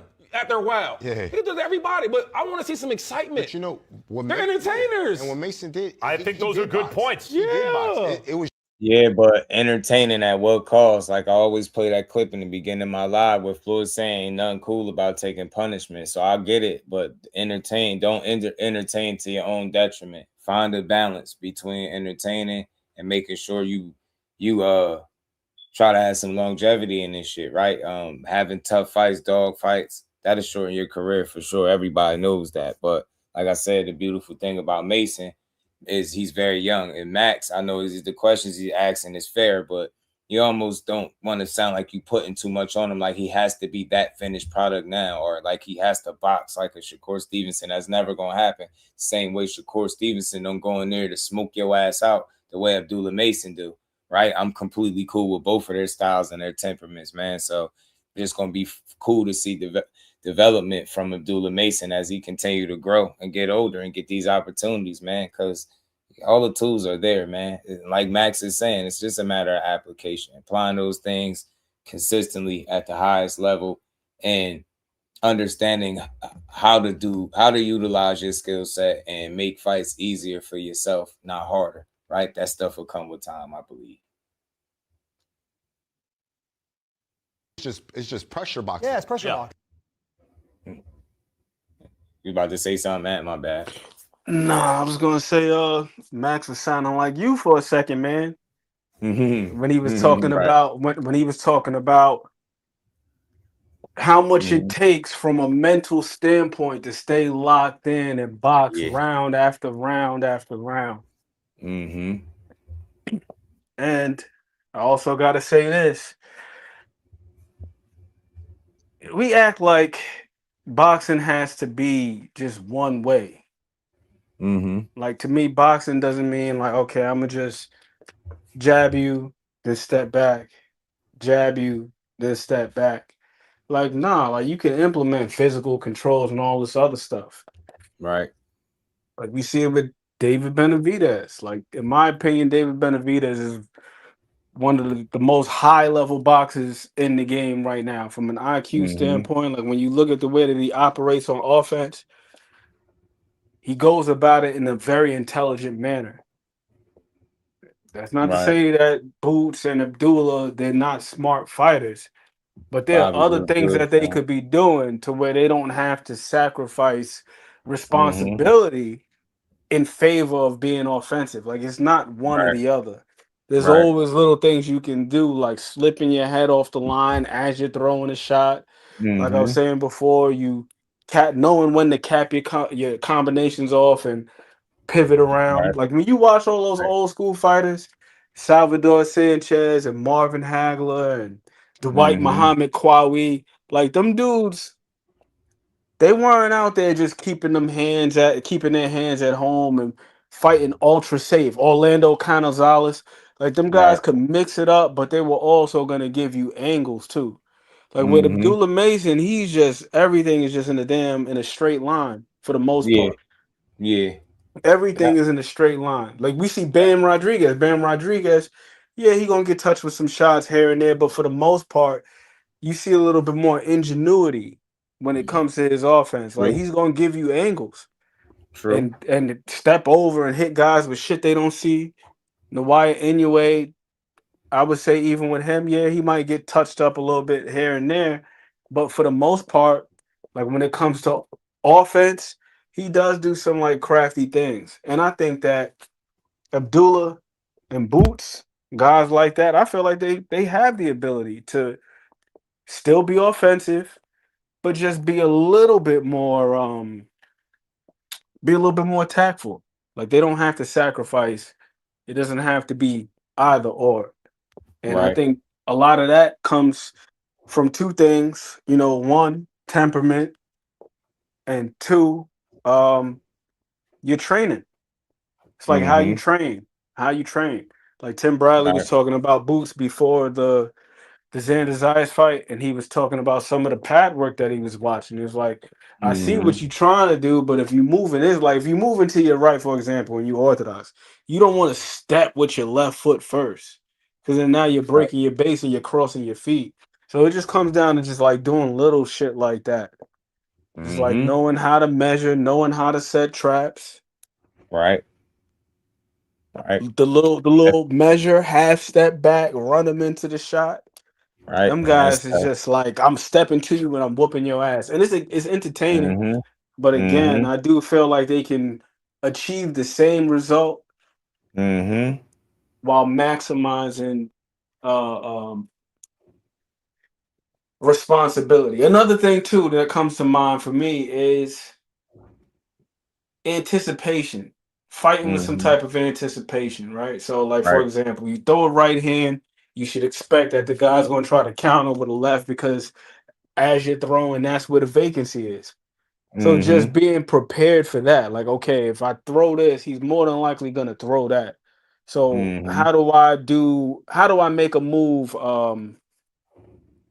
like a preemptive defensive move to where I can still be offensive, but I'm being cognizant of what's coming back. Yeah. And that's part of Yeah. like what the control game is. That's Yeah. what the anticipation is. Yeah. Like Shady McCoy is talking about Shakur Stevenson. Like when you see Shakur when he's in his bag offensively, like the Robson Conceição fight, the Phyllis Caraballo fight, hell, even versus Williams Zepeda, when you look at the spots where he's choosing to let his hands go, just look Mm-hmm. at what he does before he throws. Just look at what he does before he throws. It'll be like a subtle little frame here. One of my Right. favorite Shakur punches is the little stab to the body where he does the frame up top, then he stabs with the opposite Yeah. hand. I love it. So it's like, yo, you keeping the guy's hands at home, but you're still able to get your shit off at the same time. Right. You know Right. what I mean? So implementing little things like that, they Right. go a long way. Like it doesn't have to be you just going out there and you just winging punches. And that shit is Yeah. exciting, don't get me wrong. Yeah. But Yeah. just Yeah. for the Man, it's purpose of offering constructive criticism. So like you fact. said, you don't have to completely reinvent the wheel. Like neither one of them brothers, because they already did if doing what you're doing in Boots' case got you to be a two-time unified champion in two different weight classes, shit, you already a bad dude as Right. constituted. And Right. with Abdullah Mason, these last two opponents were very, very, very quality. Like Sam Noakes gave a fantastic account of himself. We've already heard about him and how good he was in the UK. He's one of them dudes Mm-hmm. out of the UK. It was supposed to be like him. What's the other brother's name that what's the name upset? I don't know why the hell he's escaping me. The one that Josh Padley upset. Chamberlain. Mark Yeah. Chamberlain. Mark There was Chamberlain. a lot of conversation around him. Like he was supposed to be one of them next up dudes in the UK. And Mm-hmm. Sam Noakes, he gave a great account of himself. Albert Bell, he's been rumored to be the boogeyman at like Mm-hmm. 130, 135. Right. Nobody wanted to fight him. Top rank couldn't Right. find opponents for him. So instead of just holding up his career, they let him go. Mm-hmm. You know, so Right. and Abdullah's in there with him. So I say all that to say this: if you can win a title against a strong ass dude like Sam Noakes, and then you go in there with a guy who can really box and an Albert Bell, and you find a way to win, clearly, you know what I'm saying, you're a bad dude. Right. But hell, just refining could make you even better. You know what I mean? Like it could not hurt whatsoever. Because like I couldn't even imagine if I seen Abdullah like just being able to just stand in the pocket and throw a shot, roll underneath, pivot out, come over the top of some shit. You know what I mean? Not just I'm gonna just walk straight to you and just beat your Mm-hmm. ass, but I'm gonna Mm-hmm. I'm gonna give you a tactical beat down. It's gonna be savage and it's gonna be savvy at the same time. So you put some savvy with that savagery, man. The sky's the Right. limit. Right. And he gonna make the necessary adjustments, man. We know it. We know he's more than capable. More than capable. But man, we gonna keep rolling. Lastly, we got man, I'm gonna cover some of this being that I was already had it in mind with Charlo Andre Berto. He did a nice little sit down, man. Chopped it up. So we gonna go over that. You know, Charlo got his fight coming up on an Errol Spence and Tim Tszyu card. I'm glad to see him back because some of the things I heard about him had me concerned, man. But it's good to see that he should be back.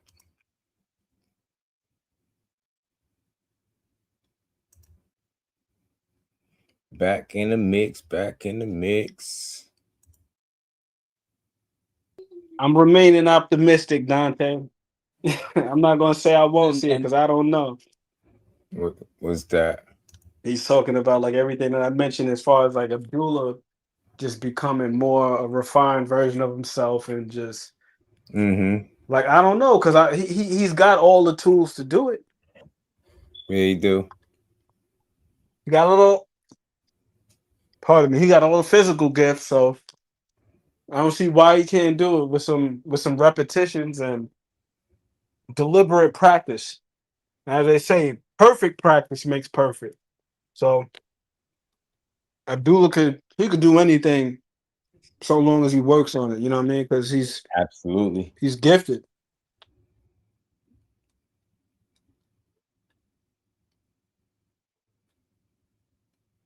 Abdullah.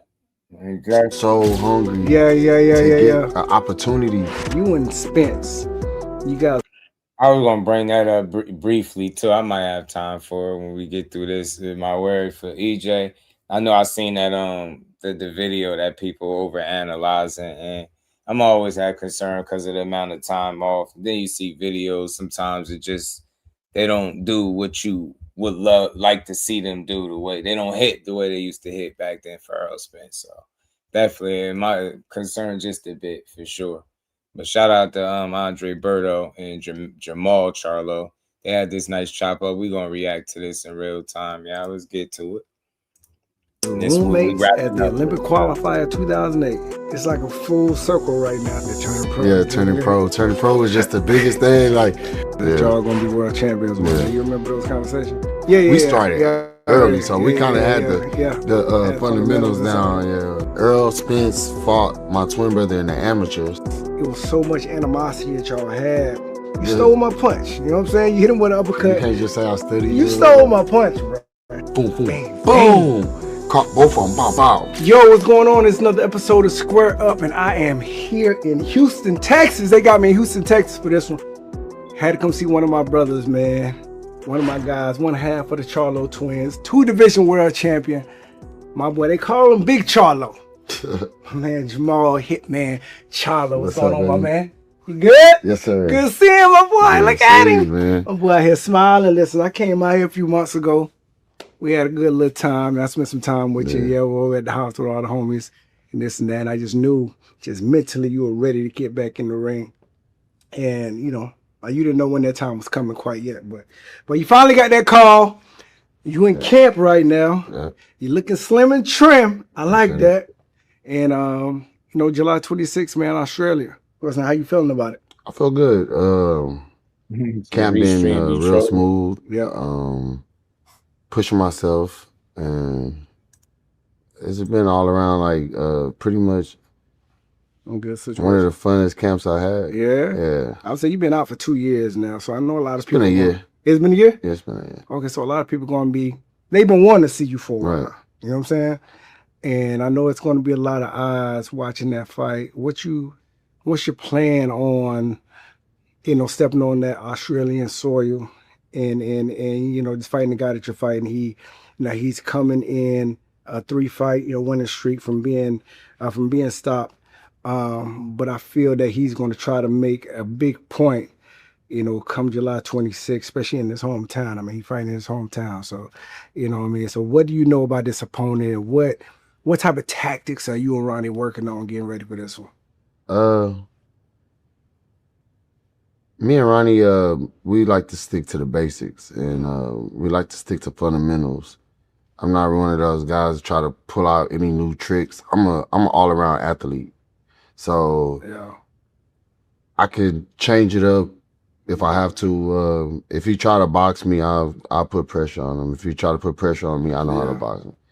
And that's it. So I'm not really like studying him. I really don't really study my opponents. Yeah. Because I have a master plan in Ronnie Shields, and I trust him well. Been there with me my whole career. Yeah. And he does the studying and I do the fighting.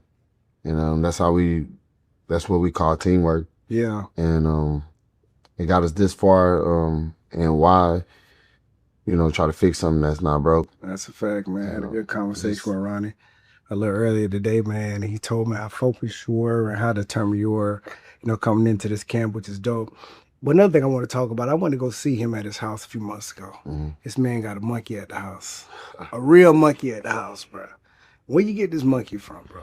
From Dubai, I got a friend. From Dubai? Yeah. You just bought it and brought it over? Yeah. I was always like intrigued, I always wanted to have a monkey. Why you always wanted to have a monkey? And then the spider monkey at that, because I just always was fascinated with it. Just, having a spider animals. monkey, exotic animals. And that's crazy. I got a lot of animals, so, yeah. It was just something I always wanted, and I was presented the opportunity, and I got it. It's a good thing. It's weird to everybody else. Yeah, but Ronnie, we bring the monkey to we bring it to the jail to steal the show. I'm at the house, man. The damn monkey running around with a pamper on, jumping on my shoulder, screaming. Right. I'm like, what are y'all doing? When I was starting off my career, I used to train with Shane Mosley. I said you had just did an interview with him. Yeah. But I used to be out in Big Bear whenever he was getting ready to fight Floyd, Pacquiao, Canelo. Yeah. And in camp with him, and he had a monkey named Tito. But he didn't have like a spider monkey like the aggressive big one. He had like a shy monkey. Yeah. And I was just like, I always wanted a monkey then. Yeah, that damn monkey you got is definitely not shy, man. No, she's not shy. So when you go out here to Australia, man, and everything goes as planned, you go out here, you finish the job like you need to. What's the plan after that for Jamal, you think? I want to jump right back in the camp. Me and Ronnie was talking, and I won't get out of camp. I'm really in camp all year. Yeah. I've been in camp for a year straight. Yeah, we've been seeing you maybe train. 2 years. No, stop. Like I don't stop training. Like that's just part of my lifestyle. Yeah. Like even if you might see me like not dieting good, maybe taking vacations and eating this, eating that, like. But I don't stop training. Like I'm always working. Even when me and you went to Africa, I was training already. Yeah. And that was, we've been steady going. You know what I mean? So. Well, another thing, I want to know where your mental is at, because it's no surprise that you've been out, you voice your commentary on certain situations where you're at, mentally just dealing with certain situations or certain, like demons to a sense. Where you at mentally now today, you think? I just want to. But still just a process every day. Yeah, it's not. I'm not in a state where I can't fight. Yeah. Like, it can turn you into a position where you can't really focus, and it's like being distracted could become like a hindrance to like your actual skills. Yeah. And I was kind of in that situation for a while, in which I thought I kind of made it out of it. Yeah. But then one little thing can just trigger you a backflow. What kind of distraction you talking about? Just distractions like I couldn't keep my mind focused on like not being in the gym. Put it like that. Yeah. It was so distracting that I like at this point I'm not listening to nobody. Yeah. I don't care how y'all figured it out. I'm not gonna figure it out like that. Yeah. My game plan is different from you, and just have my own mind state. Yeah. It's just I mean, like I said, it's just like losing somebody in your family. Yeah. Let alone like losing like 5 people in your family at one time. Yeah. It was mind boggling, let alone then I'm constantly getting in trouble. What kind of trouble you get in? I was just getting in trouble. Like it was to be random stuff, but it was just being me against me. Yeah. And that's one of the biggest distractions. And I had to like really pray about it and really sit myself down. Like I'm going the wrong route. And after so many times of bumping your head, you got to like, I'm not bumping my head like that again. That's fair. But like I said, I just was feeling like empty. Yeah. You know, Yeah. I just had an empty feeling and felt like nothing was working in my favor. So Yeah, I see that, man. Like I said, when I came down a few months ago, we had a lot of conversation behind the scenes, and I understood where your mindset was at, and I feel like right now, this is the time that you've been waiting for, to get back on the scene and show people that Jamal is still here, and to come out here and put a massive impact out. You and your brother, y'all came out so strong, and I really believe that people in general, that's fans in general, they love seeing that. Of course, life starts lifing, and a lot of situations happen. So, but I think this is gonna be like the beginning of something special for you. But yeah, let's get into the upbringing of Maul, man. Me and you go back and forth about it a lot. You got a brother. You got a brother that I see. Well, I don't see him too much, but I don't see him around y'all a few times. You swear to me that he's Haitian. I don't know. Yeah. Yeah, I don't know, but he may be looking like it a little bit. But yeah, tell me about y'all it, looking like. Yeah. You got a brother that you look like we cousins. But you grew up, man, like you were born in Lafayette, Louisiana, and of course grew up here in Houston, Texas.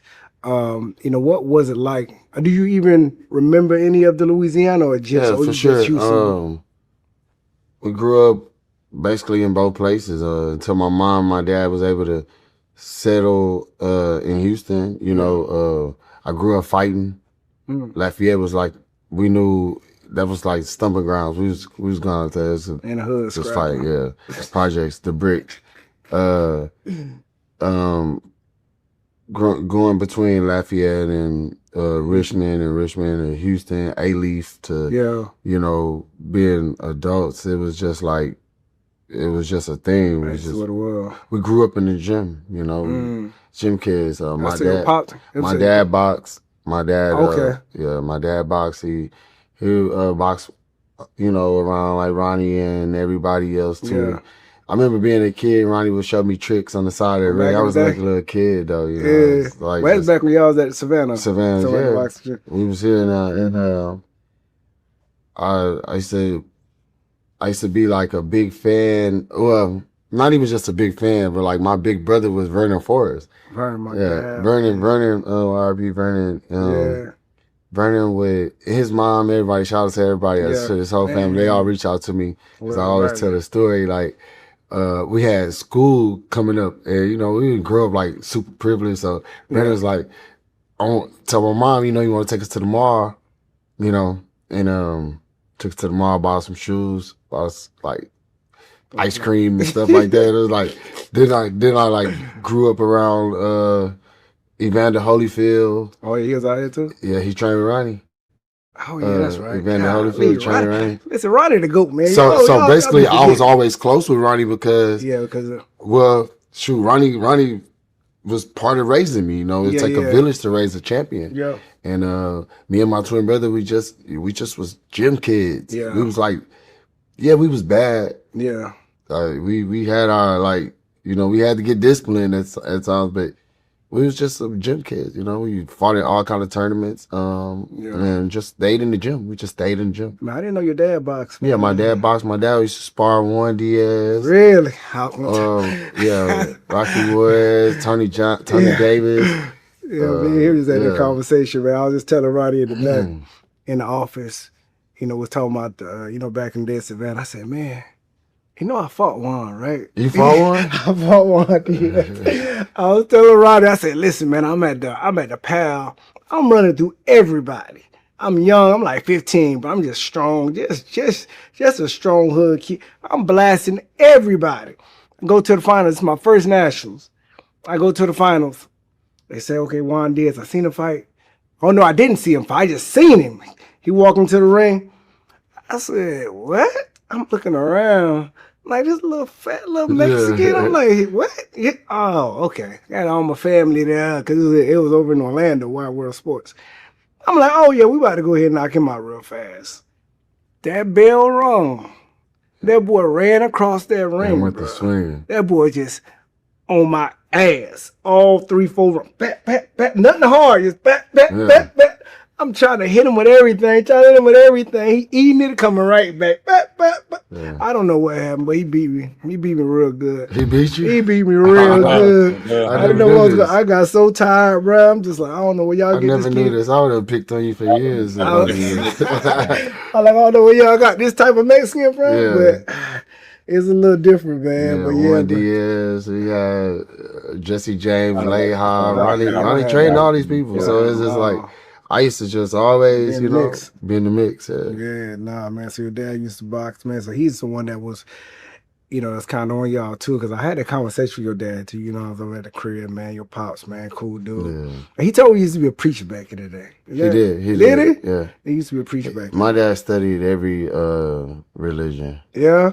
Yeah, he knew the Quran. I can He tell, knew man. He's sharp. Christianity. He knew everything. Like basically, he was very religious, and growing up with that was good. Yeah. We all held hands and prayed in the morning. Really? Before school. Like, Yeah, he told me, bro. Like we were sitting there having we a waking up at conversation. 5:30 in the morning, saying a prayer, going get 2 or 3 miles in, Yeah. and then coming back at like 6:30, get on the bus at 7:11. Go to school, finish a whole day of school. Then we in the gym from like 4 o'clock to like 8, 9 when my mom pick us up. Like, we was like those type of kids. It was like military. Just acting nonstop. I mean, Yeah. like he was telling me too, man, how he used to just, you guys wanted to do it. So he just push y'all to the limit. But did y'all play any other sports as well? or Yeah, we just played boxing? football. Yeah. Basketball. Baseball growing up, you started like T-ball and stuff, but we did everything. I mean, why did boxing stick with y'all? My dad gave us the option to facts, Dante. he asked us if we want to either box or do we want to play football. Yeah. Because at a certain level, like we needed more training in boxing. We need to spend more time in boxing fundamentally wise. But remember, we just pure athletes. Yes, pure athletes. So right. me and my twin brother both played corner and tailback and receiver. So we Yeah. was on both sides of the ball. It was like we really had a big future in football. And whatever too. y'all had, yeah. Yeah. Whatever y'all And we touched. played basketball, but we was not really. So it was more like a soft sport. Not saying basketball is soft, but Yeah. the fundamentals of basketball wasn't what we cared about as much as like football and boxing. But it was just 2 contact sports. But we like to travel. Yeah, okay. So we was big and more so like Going to going to the Kansas, going to the National, Green Sox, going to Nationals, going to like Nationals, just the setup. But a lot of people would explain to us about football was cool. It had seasons. Yeah. But boxing was year round. year-round. So we love boxing. So we just stay boxing. I mean, that's how I was, man. Like, I mean, you already kind of know. I mean, I come from, Haitian immigrant parents, bro. We grew up poor, but I got into boxing, and that's when I first hopped on the plane. Yeah. You know what I'm saying? Like, I've never. The first time I've ever traveled like on a plane is when I went to, like when I earned that position to go to a national tournament. The first time I knew it was real was when I made the U.S. team when I was 15. And was sponsored by Adidas at the time. He sent me a big ass bag, Adidas bag, one of the best in boxing, just full of clothes and shoes to get ready to go to this tournament. And like I said, me and my brothers, we ain't got nothing. Yeah. We thought it was Christmas. Yeah. Nigga, we taking the outfits, we wearing them to school. Right. You know what I'm saying? We taking them joints, wearing them to school. So that's when we knew that, okay, we got something here. Yeah, I had times where I wore my boxing shoes. That was like I wore my boxing shoes to school. shoes? Yeah, like regular shoes. And then I was already dressed up for the gym. Yeah. Like really. the whole day, yeah. Like That's crazy. times like that. Man, 2008, man. You and your brother, of course, you guys are running and going crazy in the amateurs. And you and Spence, you guys are roommates at the Olympic qualifier 2008. Yeah. How did that happen? What was that experience? Because it's like a full circle right now. Now y'all training with each other. It was crazy. I always wonder like if you ever remember these things. It's funny. Oh, that's what Me and Earl don't ever talk about it, but like so he arrived on a whole different flight than me. We don't know our roommates or nothing at the time. We had this guy named Eric Flower. I think he was at like some like cut and shoot. He made it, but he was like older than us, but he was like the little kid. Like Yeah. he was like small, you know, he was like 120 or something. Yeah. And I'm fighting at like 141 or 132, and Earl fighting at like 119. I got the weights, but they just matching up everybody. Like we getting our badges, you know, Yeah. and everybody getting their roommates and whatnot. Yeah. And we all from Texas, so I just so happened like to get just the Texas team. Yeah. You know, and it was Earl, me, and Eric Flower, and we just was like bored. So we was just like talking. Yeah. You know, like my twin brother was already boxing for Golden Boy. Yeah, yeah. So Oh, yeah, he was he was signed with Golden Boy at the time. But I wanted to take another year to get, you know. And you was getting ready for the games at the time? I was getting ready. I really wanted to be pro. Yeah. But yeah. I ended up having a toe injury where having surgery on the toe. And I ended up staying in the amateurs after all that hell. I stand in the amateurs. I'm gonna give it another run. Yeah. I think Earl went, matter of fact, years after, matter of fact, that was like 2008. Yeah. Getting ready for 8. Me, Holland Williams, Jesus Mendez, everybody in our gym. And Earl went in 12. Yeah, so he ended up staying another term, but yeah. I was gone by then. But my twin brother was with Golden Boy, and it was like, man, you gonna turn pro like your brother gonna turn pro, like tell your brother to send us some of that money, this and that. You know, like I'm getting all the food, all the snacks. You know, I'm getting everything. I'm getting all the gear. Yeah. Me and Earl shared headgears. Like at the time, I lost to Danny O'Connor, which he ended up training with Ronnie. I ended up losing that was like my last Ronnie amateur fight. trained everybody, man. That was like my last amateur fight. Then I ended up just me and Earl just always been cool. Like, Man, I heard when y'all was in that room and that y'all had those type of conversations that y'all gonna be world champions one day. You remember those conversations? yeah, we all talked about like turning pro. Yeah, turning pro. Turning pro was just the biggest thing. Like, man, I want to sign. I want to turn pro. I want to get out of this amateur. Bruh, I That's forgot. we had to weigh in every day. Like, man, we don't got to do that no more. We're gonna weigh in one fight. Like, you know, like we always want to turn pro, but Earl's always a hard worker. He was always Earl Spence fought my twin brother in the amateurs. There you go. And I think my twin brother Not too many people beat know Earl. that, bro. Yeah, not too many people know my brother and Earl ended up fighting. Yeah. And then ended up training with each other. And then me and Earl trained with Who each won other. that fight? My brother. Really? Yeah. But Earl was just starting off when Earl had like kind of like a late start in boxing. We started early, so we kind of had the fundamentals down. Yeah. Wow. But yeah. Yeah, man, your brother, of course, he turned pro. He was with Golden Boy. Did you feel like you were getting left behind at the time? Because I know you were seeing your brother and you hearing everybody. And that's one thing about it. I remember seeing you guys when y'all was younger. Yeah. You know, getting into the game. When I say y'all boys was fiending to be stars, my guy. Y'all was like, I don't think it was y'all bad. would see me, y'all see the other guy, you like, I need that watch, I need that chain. Every time you see this, man, I still got that video, I think, with all of us on that private jet for the PBC joint. Man, I need this, this. Them boys was so ambitious, you, bro. Danny Jacobs, Bro, y'all was everybody. y'all was so, guys, that was like the real, that was like the heat of the moment. Them boys was motivated, man. They seen what they could get out of it, and they needed it. I'm so glad that they got, they made it at least to that point, man. You get me, and hopefully Maul got a couple more good fights in them. You know what I'm saying? Hopefully, man. I'm always rooting for these Charlo brothers, man. Yes, man. Y'all boys are so ambitious, bro. I remember not saying that I was getting left behind, but I was just eager to show that like we have the same talents. Yeah. But remember, I'm still coming off from being the hothead. Not knowing what's going on. I don't know when I'm fighting. They gonna tell me, but when they do, I'll be ready. I just never left the gym. It's just always work.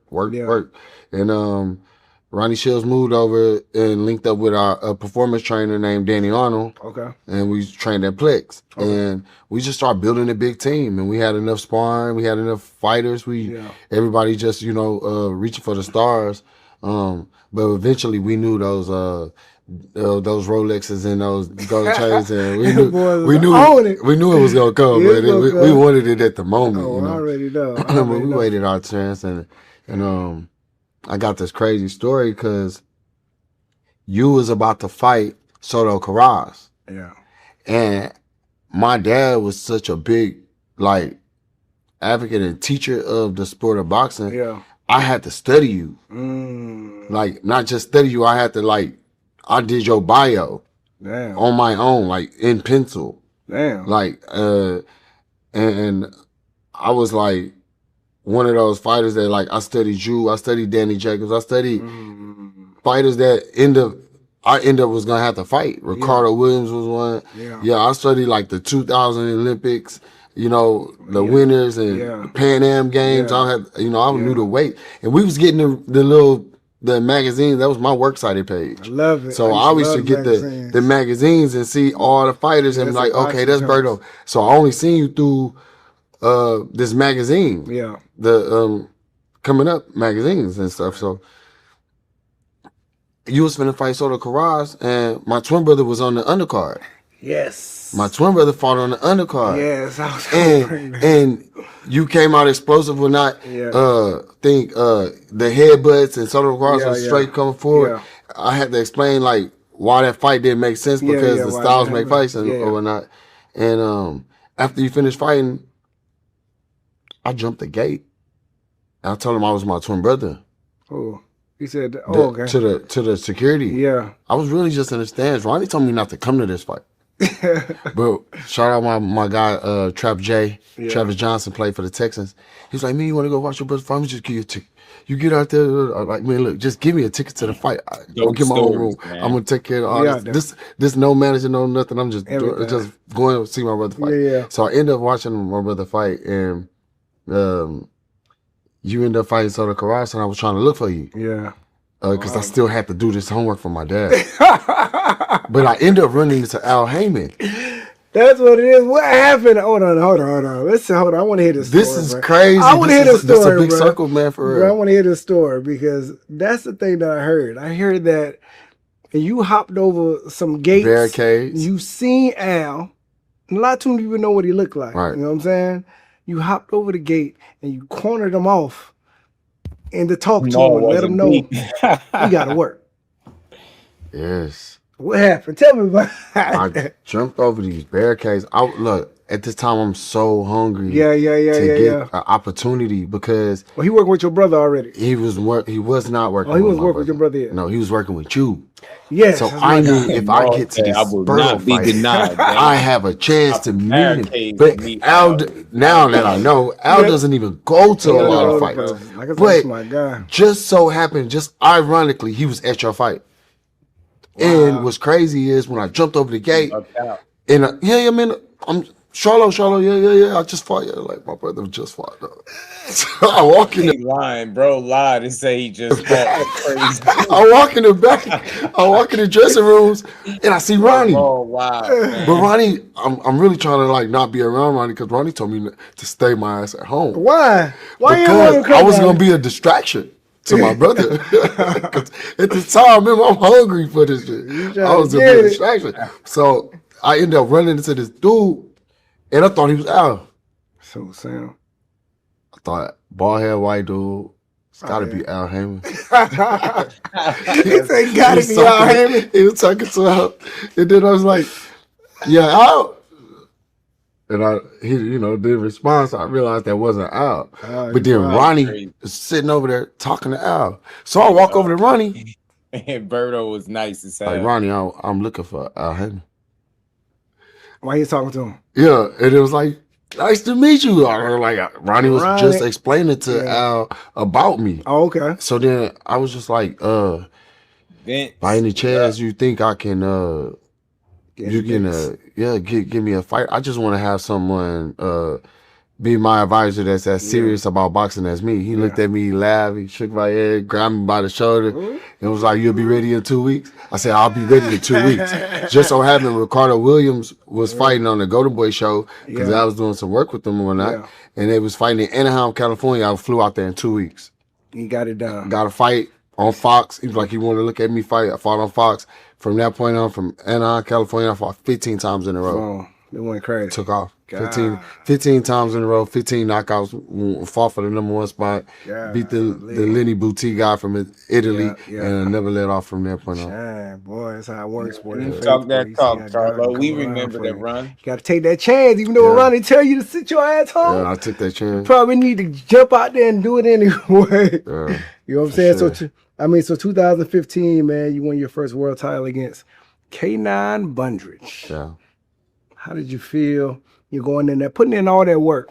Your pops bringing you to the gym. Ronnie, of course, on you. You got your brother fighting at a high level too, but you finally get your flowers when you fight K9 when you win that world title. Retired because he's 38, 39. And you It was a good feeling. You know, we watched like the early parts of like K9 career. And, K9 fought I think Corey Spinks. Yeah. I think so. I think it was Corey. I think it was Corey Spinks, and I watched that fight growing up. At this point, my dad is not training me no more. Okay. When I was 16, 17, going to the elite level of amateurs, I had to kind of like find my trainer. Yeah. But at this point now, I want to be a professional. Yeah. And the only way I can be a professional is get around professional trainers and coaches. And that's why I was eager for me to go meet Al Heyman. So Ronnie Shields was pointing me in the right direction. More so like as if he was my manager, because he knew I didn't have a manager. Ronnie linked me up with other people who wanted to be my manager. Just like, we don't have to sign a contract with you. We did it to the level of like respect. Yeah, just like a handshake. You know, and handshake. And you know, if you're gonna help, we're gonna help. If not, if we get to that level, we'll make it happen. But in that sense, I know. I actually had another fight before then. I was supposed to fight Carlos. Try not to engage, man, with that type of talk. That's weird. Carlos. Well, before the K9 fight. Before K9 fight. Okay. So K9 didn't have the title. Can't wait to see with Charlo. I hope he look good in this fight. Ronnie, what was his name? Mexican guy. Dang. The rage bait. So K9 had a title that night? No, he had to fight a guy named Carlos. He was a Mexican guy, moved to Chicago. Carlos so, Molina. anyways, I remember Carlos Molina. You could fight. Carlos beat Floyd Mayweather's guy on one of those shows at the MGM Grand. Ishe Smith. Ishe. Okay. Yeah. So he beat Ishe Smith to get the IBF. Yeah. So now that he got the IBF, I moved to #1. I'm the mandatory. Okay. So I'm finna fight for the world title. I'm like 17-0. I'm young. I get to Vegas. We do the Grand Open. I'm training hard, crazy hard. We get to the fight, and my opponent, the champion, gets arrested. Really? That's how it happened. Yeah. So I never got a chance to fight for the title. So I flew to Vegas. Everything got ready. Everything. I was grand arrival, finna weigh in, all that. Really? So I end up. They end up rushing me instead on stage to my room. Tell me what happened. Boom, boom. I fly back home. Yeah. Mad, pissed, eager. Now it's real antsy because I was just that close. Yeah. And K9 fought Ishe Smith. I believe he did. I think he fought K9 fought Carlos Molina. What's his name? I don't know who he fought. But Ronnie kept me close to him, and Ronnie was like, "Hey, we finna go to Mexico. We finna go watch K9 fight Molina." Really? And me and Ronnie went to Mexico to watch the fight. Ronnie ain't playing, man. And I was like, I had fun in Mexico. It was like my first times, like, but I'm here for the fight. I'm really paying attention. And I end up fighting K9 in Connecticut. Yeah, in Connecticut. Right after. Yeah. I was his next fight. Yeah. Boom, take the title. Take the title just like that. Take the title. Wow. Defended about 3 times. And then that's when I got the J-Rock fight for the third one. I was like, man, I'm ready to move up to 60. That's my fight though. But listen, in 2016, you and your brother made history by winning the world titles at the same time. Right. And J-Rock fight, that was probably one of my favorite fights that you fought. I don't know why. You just look like you were just so determined, and I knew how good J-Rock was too. Y'all was doing a lot of barking, a lot of talking, and one thing about the fight game is, bro, you can do all the talking that you want to talk. Soon as you step in this ring and get up under those lights, you're gonna see what the situation is. You understand what I'm saying? But I think one of the reasons why I loved it was so much animosity that y'all had, but the fact that, you know, how composed and how focused you were that night just to get the job done. You know what I mean? And on top of that, you hit him with my punch. You stole my punch. You know what I'm saying? You hit him with an uppercut. You can't just say I studied. You stole my punch, bro. You stole my punch. But you hit him with an uppercut, man. Paul got, I was on the. Paul got one of the meanest uppercuts in the game too. I was at the TV level. That uppercut crazy. Everybody got like. So I mean, like that whole situation, that fight, man. I think that was one of. I mean, to me, you didn't know that me and Ronnie had been working on that punch for. Y'all been working on it, Ronnie? For at least like what? Was y'all working on it, Ronnie, or was he just? Or he just straight. seen my tape and said, "Oh, I'm finna steal it." Brother, you think somebody just said studying you like that? Hey, listen, but for that fight, to be honest, I think that was your breakout fight. What you think was your breakout fight that really says like, okay, I'm here? Because I think after that fight, I mean, well, they couldn't deny you, bro. Well, that's fine if you say that. To me personally, I like the Austin Trout fight. Yeah, okay, that was good. I was really up against momentum.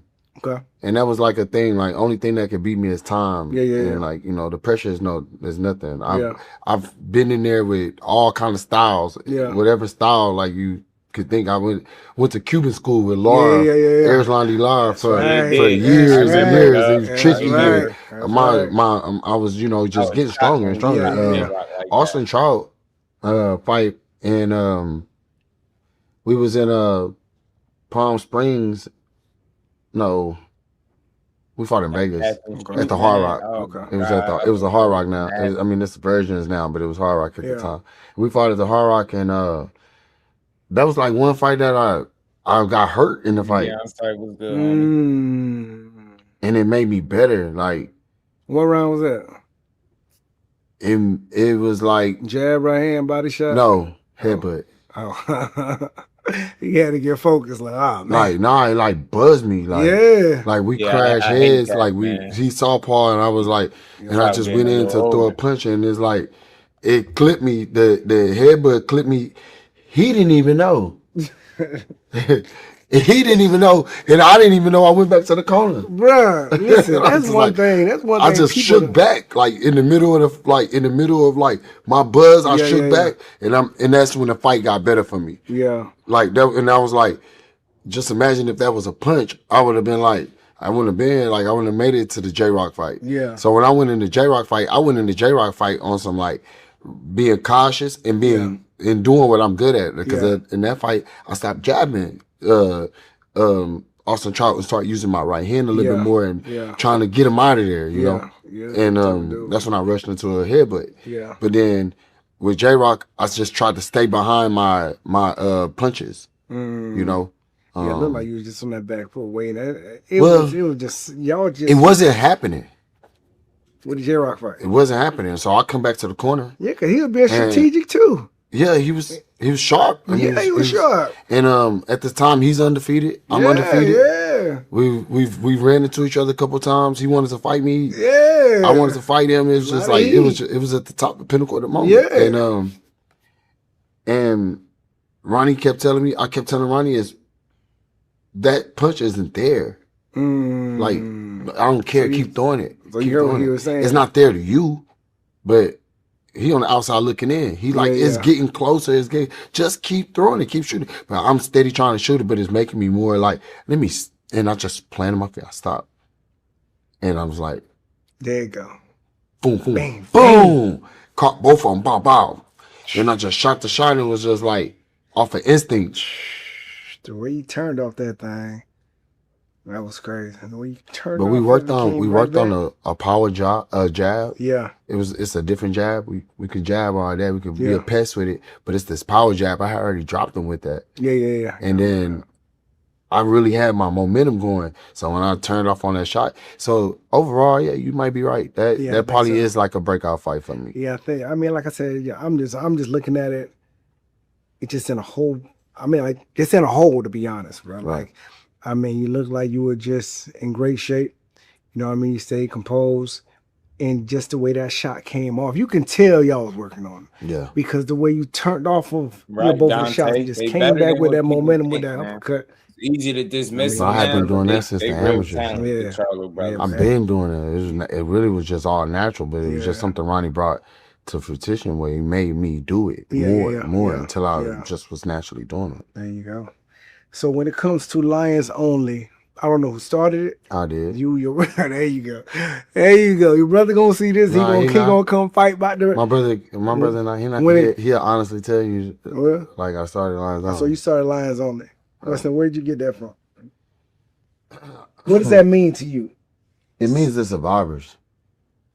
By all means necessary is I was watching like the Discovery Channel, like an animal channel with my dad. Really? And I was like showing my dad, like, Dad, come look at this, come look at this. Like, that's crazy. Look at this. Like, and I watched the whole breakdown of how the lion was hunting. Yeah. And how the whole Lions only, the whole tribe, our whole commitment, our whole camp. We found a feed to eat off of it. They had an elephant. The lion grabbed the elephant by the trunk, tried to smother him, like kill him. And my dad, like, turn this, man. I don't want to see this. I'm like, Dad, we the Lions. There you go. And that started Lions only from there. Wow. And from that point on, it was just the two-headed lions with me and my twin brother. Your brother just ran with Talk it. So, to him, Doug. you know, Talk to him, so man. what is your relationship now Talk to him. with Caleb Plant? Of Fish course, the with the situation 5 happened back then between you and him. Is that something that you still want to try to revisit? Moving forward, you coming back after being out for a year or so. You're going to head out to Australia. I believe you're going to dominate and do your thing. Is that something that you think that you still want to try to revisit? I think that's still a fight I want to see. What about you? Is that a fight that you think you still want to revisit? Yeah, I want to fight him. Yeah? Yeah, why not? I want to do what the fans want. The fans want that fight. Yeah. Do the fight make sense?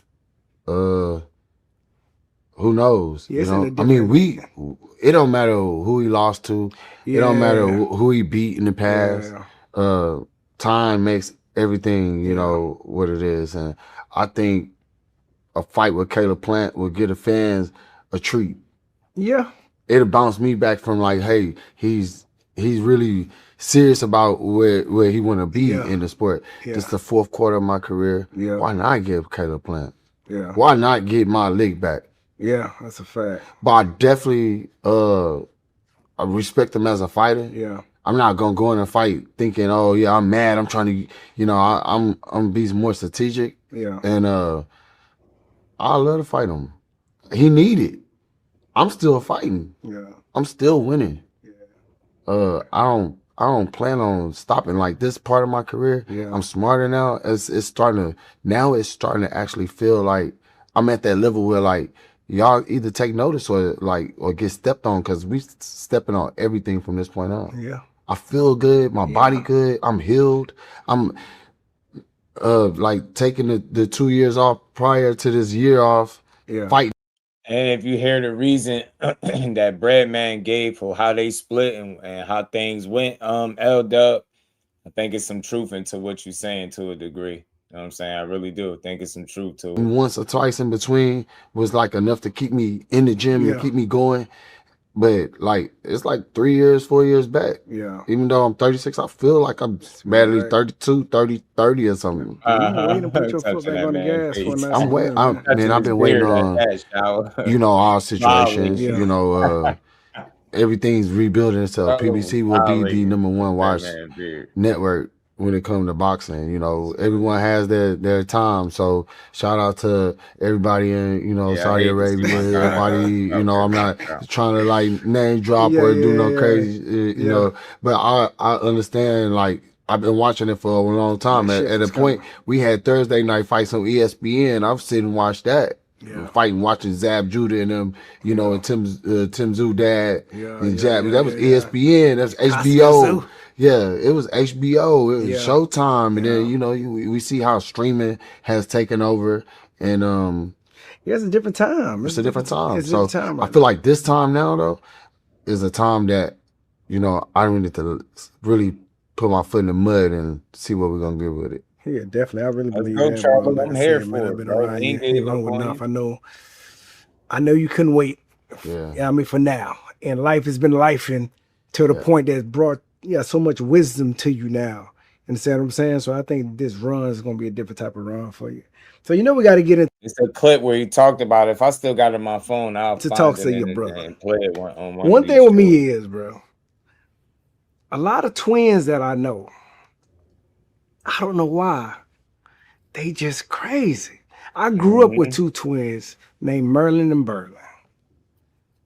I mean, identical twins, just like you and your brother. Went to school with them. For some reason, I don't know why, they used to fight all the time. Literally, fist fighting all the time. Yeah, I mean, where does that complex type of relationship come from you and your brother? Because like I said, you know, with you guys, it's Right, I mean, it's on a the little funny wall. too, because you guys go at it, but when it's time for war, y'all bond up like this. Okay, we family. Understand what I'm saying? You know, of course, right now, I mean, I guess you guys in a different type of space, but where does that complex, you know, relationship with you and your brother come from? Why do y'all bump heads I from don't time to know. time in that I sense? don't know too much. Because I guess I'm still living like through that part of my life. Me and my twin brother really never got a chance to be in competition with each other. We had our fights at home over like brothers fight type, but not nothing that's like I go a year or two or let my brother fall down and crash completely out without ever saying hello to him. Yeah. That's So what I now see. it's like a different era of like, you know, disrespect and mild interrogation of how somebody else feel. Yeah. And I'm not really here to try to like try to like commend him on I'm glad you stayed away and kept going because you filled in the blank whenever I was the blank. Yeah. You know, and Why you feel that way? because I like recently or recent years, I had my like problems where I needed to get over some things to get myself better so I could continue to fight. He just kept going. But when we was in the amateurs, he was the one that stayed in the gym and got the Golden Boy contract with Shelly Finkel and all those guys. I'm the one that got stepped back in, got Al Heyman to move all that around and so we can be bonded again. And then we took off from there. That's when everybody in the world finally saw us. Yeah. But it was a point where it's like Ronnie Shields wouldn't even let us spar each other. Just because it's that competitive. It was that competitive. God, so instead, I'm his biggest competition. That's crazy. I never wanted y'all to call me Big Charlo. Y'all started calling me Big Charlo because I'm the big twin brother. Yeah. I'm the oldest twin brother. Out of the twin brothers, I'm the oldest. Yeah. And I'm in a different weight division. So Big Charlo was like, okay, that's Big Charlo. But he felt like if y'all call him Lil Charlo, y'all belittling him. So he got mad at me. You know, so it'd be like, I'm his biggest competition. You know, I don't, man, because is like what I it said, is. I mean, like I said, I spent time with both of y'all, man, and it's crazy. Like even when we go out to eat, we go out to eat, you sit over here, he sit over here, take probably 2-3 minutes, y'all at it. You don't even waste no time, and it's like, you know, but at the same time, you know, I see so much love, you know, genuinely that y'all have for each other. You know what I mean? Especially when things start, you know, moving in a dark place, either for you or for him. You know, I mean, normally I will see, you know, one of you guys come to your rescue. But I feel like even now, you know, it's in a different place now. You know, a lot of stuff spilling out online. It is what it is. But it's like, I just know that you guys have a real, genuine love for each other. Well, you have to. The Y'all online brothers. thing only happened because that's the only way you guys better see and understand what we actually have going on. But I'm not really a big person to like put everything online because it's a lot of stuff that is not online. Yeah. You know, it's a lot of people that we try to stay away from. Yeah. And we don't want to bring that like type of theory online or whatnot. I love my twin brother. I'm gonna always love my twin brother. I'm supposed to be there when he going to war. Yeah. I'm doing what a twin brother is. I'm doing what a brother would do. Yeah. Let alone how I am with my friends and things of that nature. But we start having our differences. Do you think it's just a lot of pride and ego? Nah. I think so. Nah. It's dumb and dumber. You know what I mean? You gonna act dumb, I'm gonna act dumber than you. Good. Dumb and Right? dumber. He said, nah. You mean and you mad. I'm vicious. Okay. Like in a sense, like you know what I mean? Yeah, I see that. We can get like that if you want to get like that. Yeah, I see that. But he know I'll get like that. He don't want to get like that with me because I'm like that's all I knew. That's all I had growing up. Like you know, like he just in the place right now where. He don't want to rebuild from nothing. Yeah. He don't have to rebuild from nothing. Yeah. He was undisputed. Yeah. He did this, he did that. You know, he beat this person, that person. But then you just can't let the extra people on the outside come into your life and be a burden to your life.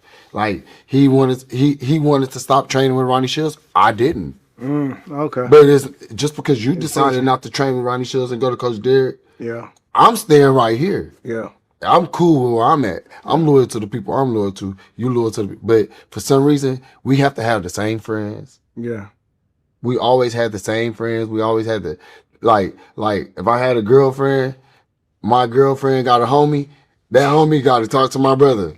Like it's always been like that. You know, so now that we like not on that term and it's separated and I don't have to have like, you know, those situations going on. Yeah. You gotta go find your own, like do your own thing, like but his girl, she ain't gonna like how close we are. My girl don't like how close we are. It's like the separation anxiety part of the issue. It's kind of draw confusion. Yeah, but I hear that's real with them too. I hear it's weird. They got an interesting dynamic with their relationship and how long they could be around each other, bro. So what Maul's saying ain't crazy.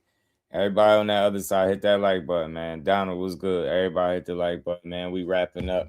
It's about what we got, about 10 more minutes or so. It's over. All that up. I love my brother. I love what he stand for. I love how he's been. I love everything that he's going through or gonna go through. I'm always be there for him.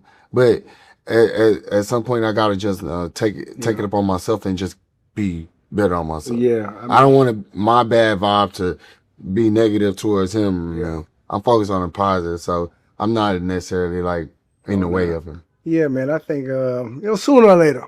Yeah, you know what I mean. That's Life how we has look to, at it. you know what I mean. Life has to take its toll, man. And I think sooner or later y'all gonna get back together and really rekindle that brotherhood that I know that you guys have. I don't understand. He never really been like that. I'm telling you, it's different people in this area. He got a different juju going on with him. like I don't know what they got going on. I'm not trying to be a part of that. I don't look, I'm happy with everybody in the world. I don't have no problems. Whoever you do what you do, you know, like you can be Christian, I can be Muslim, and you can be Muslim, I can be Christian. It don't matter. It's like we both mean well. Yeah. You know, I'm not into like trying to make somebody be a certain way. Yeah, and the way he is just let him be that way. Yeah, I mean, you know, yeah, he'll figure it out. Sometimes family need to separate for a little bit, man. Yeah. But like I say, hopefully everything come back together. But you know, when it comes to you and him, you know, I mean, what makes you guys different? Because of course, a lot of people see you, and you see him. Of course, y'all look alike, and y'all have somewhat of the same energy. But what makes y'all different, bro? You and Mel. You think? What makes us different is that I actually can think for myself. I don't need somebody to try to do it for me. I'm more hands-on. Yeah. I had the wife and the 5 kids and the big house and the flashy cars and I got a whole bunch of jewelry. I don't got on no diamonds, no gold Rolexes. I'm not Berto. You feel me? I'm cool with just being cool. I'm comfortable within my own skin, my own self, and I'm happy about it. You know, I'm not saying that in the sense of trying to say anything about people who do decide to be He's that, but I've stupid, done it yo. already. Maul is wild. I'm burnt. I'm Yeah. Said, fried. I'm not burnt That's up. a fact. Like I'm fried with that. How you talking I about want to liquor? see other things in life. Like he ain't got a rather whole than, chain on like his neck. me and you spent a lot of time in Man say Africa. ain't got no Like Rolex, to me, but he that's got a something I'll chain. never get back. Yeah. And I like that. Wow. Yeah, I adopted 100 kids right alongside you, and we show love, and that's the type of love That's I type like. of stuff I you don't like. care. Maul sitting up there looking like Stacy from the Wood with his hair out like that in that hat. Stacy looking like For Stacy. like stuff I love the too, man. fake handshakes and smiles and stuff. Yeah. I'm here to work. I'm here to just ground myself in God. That's it. I want to continue to just keep changing my life like as it go. Yeah. I'm not forcing nothing. I'm not trying to make myself look better than nobody. I don't want conflict. I don't like. That's the only reason that the Cater Plant question kind of hit a little bit because I was wrong in that situation. Yeah. I was drinking, hanging out. I'm in Vegas. Oh man, I'm balling out. I'm like, oh man, I had so much fun. My boy Earl Spence in my head is finna beat Crawford. It's finna go down. Me and Mike Tyson over here chilling. He went in the back. Mike Tyson got the room smoked out. I thought I was high or something. I was just like, I don't do none of this. So I was like, I'm just having fun. Yeah. I tugged on his beard. I manhandled him in front of his wife. Like I would have did the same thing he did. I just wouldn't have took off running. I would have tried to, you know what I'm saying, see what the action was maybe. But he took off running, hit the flight. Because Vegas would have got ugly, but it is what it is. And I took my leg and like, we'll handle it in the ring for them M's. Yeah. But unfortunately, he's just taking a different route. And I'm just elevating myself and we fought on the same card. We were supposed to fight the next fight. It was Ennis. And I fought the other guy. And things just didn't shape out the way it's supposed to be. We'll get back to that. But overall, dog, man, look. We'll get to it. I'm in a better place. I'm happy. I'm ready to fight. That's it, man. We just want I'm training hard. I moved up to 168 for a reason. That's a fact. It's supposed to be competition here. I'll fight Shiraz. Let's drop the network and stuff. Let's just fight. Let's fight the champions. Let's get Mugia just won a belt. Yeah, he did. I'm following y'all champions, so y'all get ready because I'm really following y'all. I'm right there on y'all coattail. Oh yeah, we blasting it too. Don't let them know for sure. So tell me this, 2023, when your brother fought, He was Canelo. like, hey, Marcus, he's Did like, you Stacy. feel some type of way about it? Because everybody, even me, everybody thought that was that fight that you were going to have. Of course, they didn't know, a lot of other different things that was going on outside the ring. And that's what a lot of people just don't understand in general when it comes to the fight game. They see us in the ring. They see us fight and compete. They don't understand that we real people outside of this ring, that we dealing with real life shit. You understand what I'm saying? That could affect us. I mean, you talking about walking into the ring to fight in front of 20, 30,000 people with no help. You understand what I'm saying? Like, it's a different type of, focus you have to have. It's a different type of, presence that you have to be ready to even go into something like that. Me, myself, along with a lot of other people, they thought that was a fight that you were going to have, but you, weren't mentally there to try to make it happen. But did you feel some type of way when the fight didn't happen for you and it went to Lil Bro? No, I gave them the okay. I wasn't ready for that. Yeah. I wasn't ready for the attention. I wasn't ready for the build up. I didn't have the energy. I didn't have enough like just to get up and just like, it's going to be like this. And I'm not finna fight for money. Yeah. I'm not fighting for no money now. I'm fighting because I love boxing. I love what I do in the ring. I'm fighting because I'm the jab guy. Y'all got to beat this. You know what I mean? And then when I knock them out there, they go pray to the jab guy. Got beat up with a jab. Like, I didn't have that type of like, I didn't have that type of energy, Yeah. And it wasn't that I couldn't fight Canelo. Ronnie called me a couple times about it. Hit that like button, I wasn't sub, in the right channel, space. Still got almost 70. I'm like, my son's 16. I've been in his life, his whole life, and all the ones trickle down from that point on. I've been in a I watched all of them. I pulled them out of birth, like all of them. And then all of a sudden it just dried, just stopped. It's just like my whole life had changed, like instantly as it was changing. Me going there with a fight, my mind, my mental not even on that right now. My mental not even on the fight. Yeah. But I could go in there and fight him. Yeah. Now I feel like I wish my brother wouldn't have took that fight. Why is that? Because of the performance. I would, if that was the case, I would have went ahead and fought. If he was gonna do that, if he was gonna fight like that, I would have went ahead and fought. I don't know what his game plan was. I don't know how he trained for that fight, but me and Ronnie actually had a game plan years before this. So I don't know what was going on, but I was happy that he you know, stood in the gap for the Charlos. I didn't talk to him all camp, so I didn't know how he but was I was training. proud to still see you show up. I still showed up. I'm gonna always do that. I'm gonna always be there for him. But yeah, I mean, I don't down myself for not fighting him because I'm glad because I wasn't ready for it. That's what it is. So, of course, man, we're about to wrap it up in a little minute, man. You know, you've been through, I mean, of course, you've already had a tremendous career, but you've been through, you know, a lot, you know, outside the ring that a lot of people don't see. You know, just like you were just speaking about, is going through all the stuff with your ex-wife and your kids and things of that nature. You know, it'll really, I mean, like break a man if he's not ready or he can't be in the space to come back from that. I know you spent some time out in Florida with Roy. How did that situation help you out? Because I know that he was kind of helping you through the process. Me and you spoke, you know, as well while you was going through a lot of that. But how did that time out in Florida with Roy, you know, kind of help you with that situation? Roy was cool. I wish Ronnie was there. Yeah. Ronnie is kind of that's like the second pops right there. Basically, like I didn't feel comfortable. Okay. I like the training. Yeah. I like the fact that I was just away from my environment. Is that what it was? I was getting away from the situation I was going through. Okay. I literally left from Vegas for Merrill Spence them fight, and went out to like more so like rekindle all the things that was going on. Yeah, y'all was in Pensacola, right? Yeah, we was in Pensacola. Okay.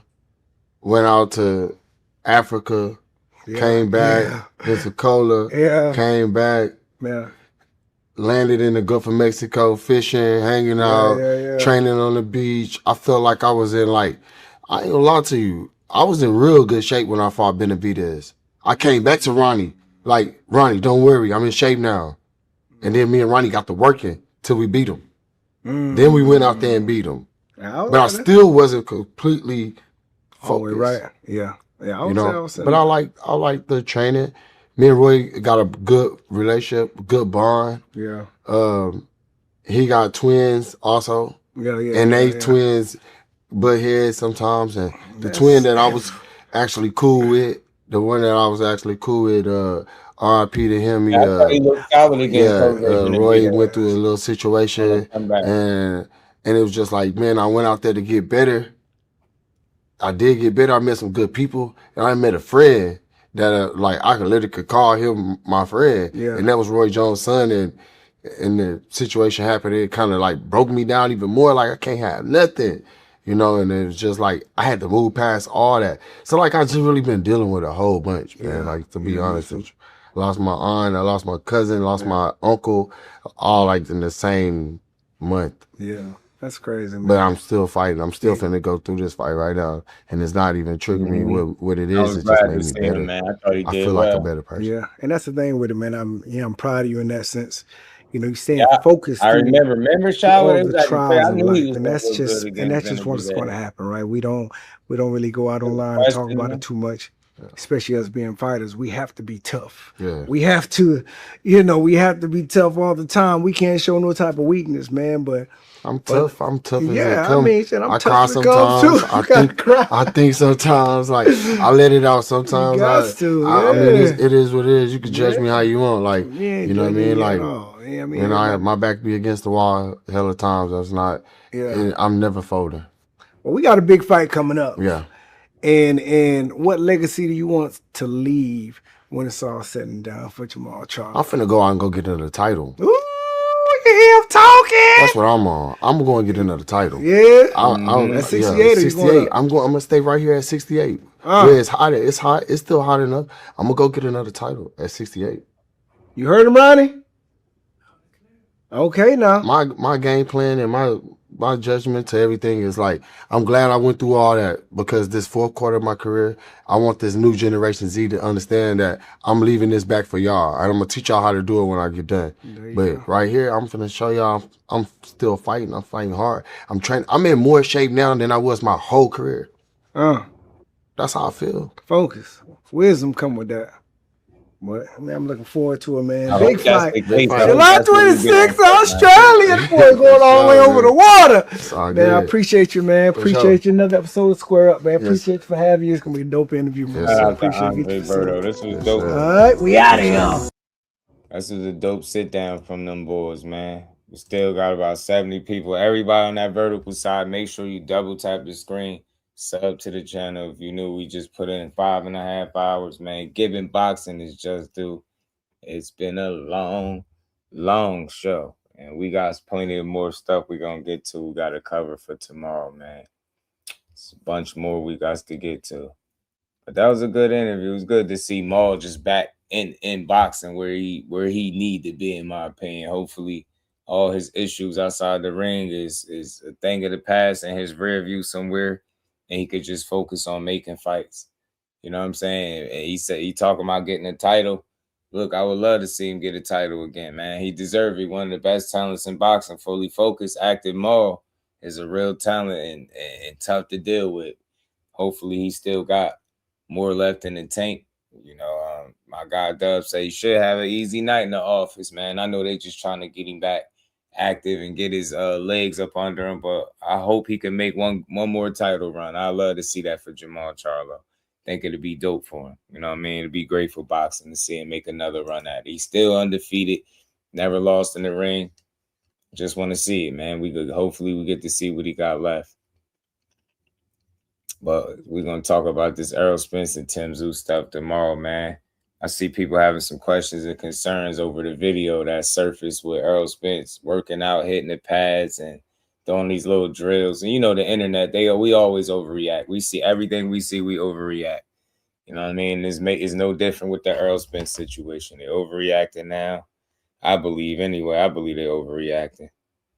You know what I mean? In terms of what he looked like. And, you know, I know it's always going to be some concern there, and rightfully so, but we'll see. But everybody, if you're new, hit the like button, sub to the channel, double tap the screens on the way out. You just gave boxing is just due on this good Wednesday. Y'all make sure y'all enjoy the rest of this good Wednesday night. We're going to be back tomorrow to build on this boxing, y'all. So with that, we're going to get up out of here, y'all. Peace to the fam. Representing Brick City, Finding those levels, too. Look at that four-punch combination. It's a masterclass right now from Shakur Stevenson. That's what you're seeing. A masterclass.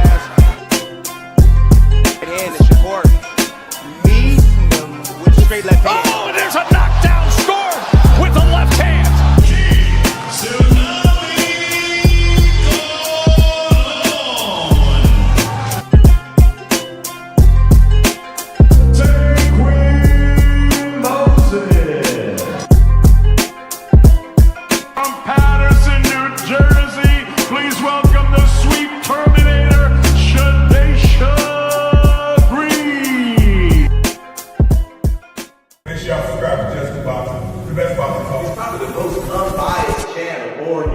Right now, we're going to give him his just due. Shout out to my brother Just Due.